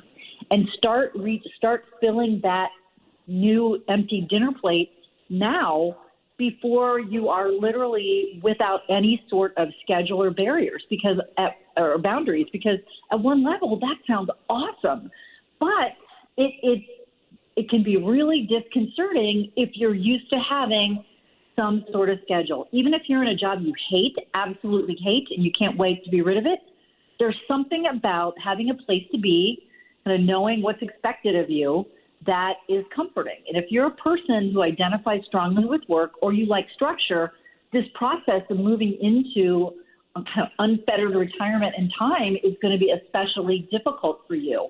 So you have to give yourself some time and space, because it's really hard for all of us. Transition is hard for all of us. And retirement comes with sort of the extra feelings of, oh my gosh, I'm transitioning into what, might be called the last phase of my life. It's pretty scary. And I think to your point too, Julie Balke, when you mentioned even just that women tend to be a little bit better than men are when it comes to the social aspect of things. I think a lot of that is because I know just in my own life, if I were to use a comparison, I know I'm a little bit, I would say, better, which is interesting because my husband's the more kind of extroverted person in our relationship, is because I have a lot of mom friends. I have people who are raising kids at the same time. And so in those, play dates and whatever, you start to bond with them, whereas my husband doesn't get that opportunity as much. What do you think is, do you find it's also really important? One of the things about the workplace, unless you're totally remote, is that you do have that camaraderie of talking to people. Even if you all don't like your job, you're all at least having a social hour here and there. And that I think, is something that is very sudden that kind of goes away in retirement. It does. And so the people that you work with, there might be a few of them that you really do have a relationship that goes beyond work. And so those that you might look at that and say, okay, I'm going to foster and build relationships, and we're going to maybe agree to meet for coffee once a month. And, we're going to do things together, but don't be one of those people that retires and then still shows up and walks around bothering everybody who's still working. But then you have to say, who else? Who else? Maybe you're really interested in Formula One racing. Maybe you're really interested in, a certain sports team. Maybe you, in your younger days, you played a lot of tennis or bowling. So how can you find people who have the same interests, and then don't sit around waiting for them to call you? You need to be the one to reach out and say, hey, are you still interested in this? Or I'm doing this. Do you want to come along? You have to be the one to make the effort, because it's sitting around waiting for somebody else to do it. They're probably feeling the same way you are. And there was a TikTok trend recently that just cracked me up. It was women would get their husbands or boyfriends to call up one of their buddies, like in the evening, and say, hey, good night to them. Yes. And they were freaked out by it. Yes. And the guys were like, are you okay? What's up, buddy?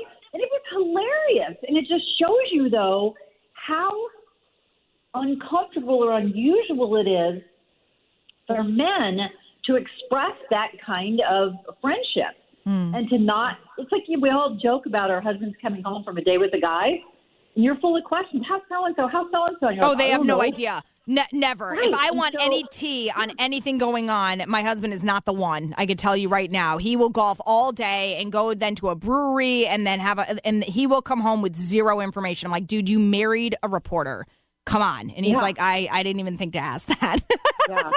And if it sounds uncomfortable, I always say start with one. Yeah. You start with one or two people and start to get something on your schedule. The worst thing you can do is say, okay, now that I'm retired, I've seen these stories of women, I'm like, oh my God, they've told their husband, I'm not going to be your entertainment. I'm not going to, you cannot count on me for all of your support and entertainment. And so you've got to start to embrace those skills and figure out what you want. I was following this guy who's like an aging expert. He said the biggest threat or cause of death to people after they retire is the recliner. Because we get in, it's really comfortable, and we never get out. Exactly.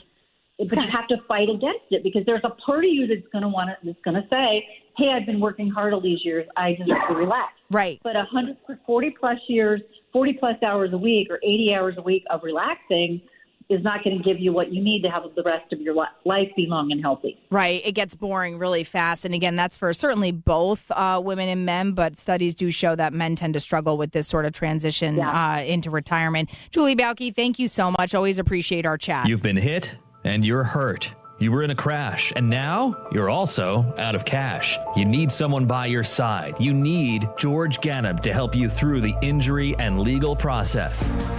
With decades of experience helping clients injured in an accident, George Ganem takes on the insurance companies to get you the settlement you deserve fast. George Ganem will fight for you.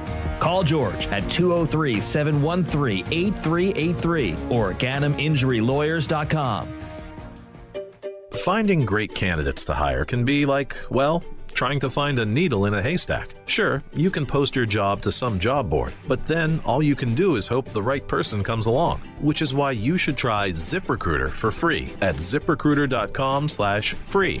ZipRecruiter doesn't depend on candidates finding you. Its powerful technology identifies people with the right experience and actively invites them to apply to your job. You get qualified candidates fast. So, while other companies might deliver a lot of hay, ZipRecruiter finds you what you're looking for. The needle in the haystack. 4 out of 5 employers who post a job on ZipRecruiter get a quality candidate through the site within the first day. ZipRecruiter, the smartest way to hire. And right now, you can try ZipRecruiter for free. That's right, free. Just go to this exclusive web address, ZipRecruiter.com/free. That's ZipRecruiter.com/free. ZipRecruiter.com/free. If you have hard water, the Lime Scale not only leaves white spots, it clogs pipes and breaks down appliances, costing you hundreds of dollars in energy and wear. Eliminate Lime Scale and other water issues like brown staining, bad odors, and lead with HydroCare water products available from Wave Home Solutions. Wave's affordable systems don't use salts or chemicals. You'll love the way your water tastes, smells, and looks. Satisfaction guaranteed. For more information, go to WaveBestWater.com. That's WaveBestWater.com. What would you give for a child you loved? To make their wish come true? To help them fight a critical illness? Just imagine what you'd do. You see, wishes are so powerful, and you can make them real. They can give a child back their childhood, even change the way they feel. Every single one of us can make the stars align. Because when we come together, hope and joy will shine. Wishes need stars like you. Visit Make-A-Wish at wish.org.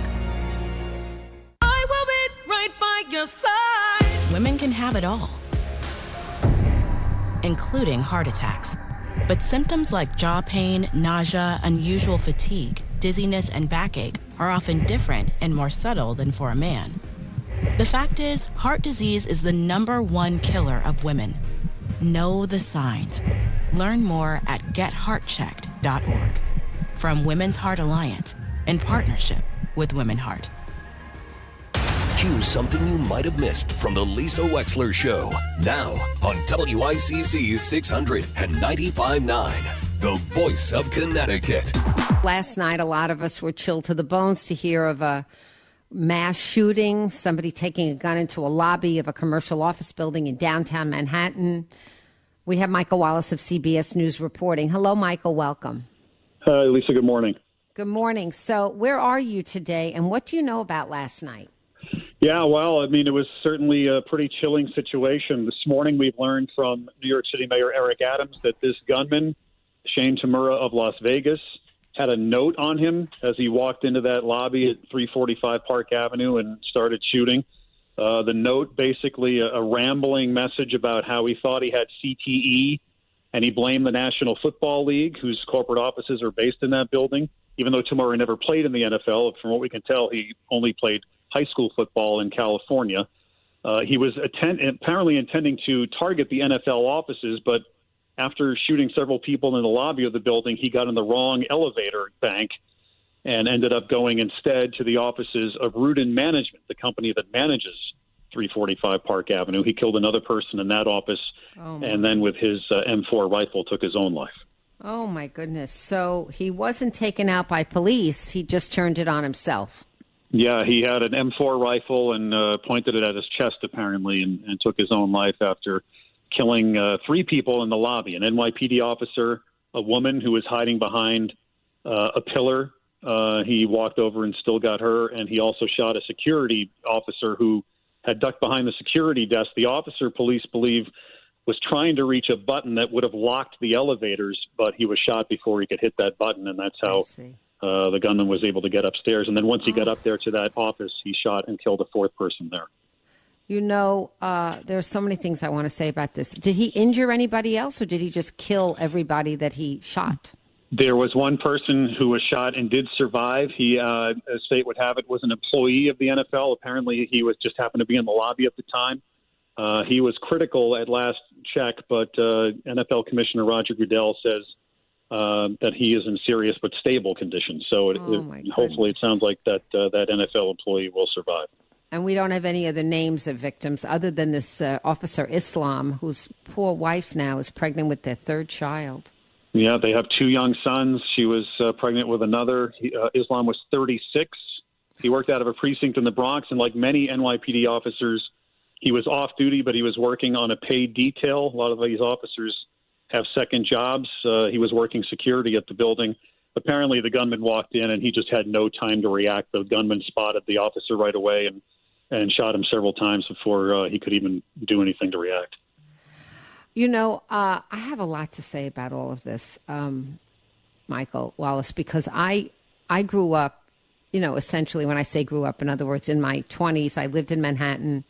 My husband started off life as a commercial real estate broker, and he used to what they call canvas, which means he literally spent his days going from office building to office building, looking up tenants, and then seeing if people wanted to move. That's how he literally made a living. And he worked down at in the Wall Street area. And after 2011, it was a sea change. I don't know how old you are, Michael. I don't know if you remember. I have no idea who I'm talking to, right? I don't know if you're in your 20s or your 30s or you remember 9/11. Let's just say I very well remember it. Actually, I was there at 9/11. I remember. Do you? Okay.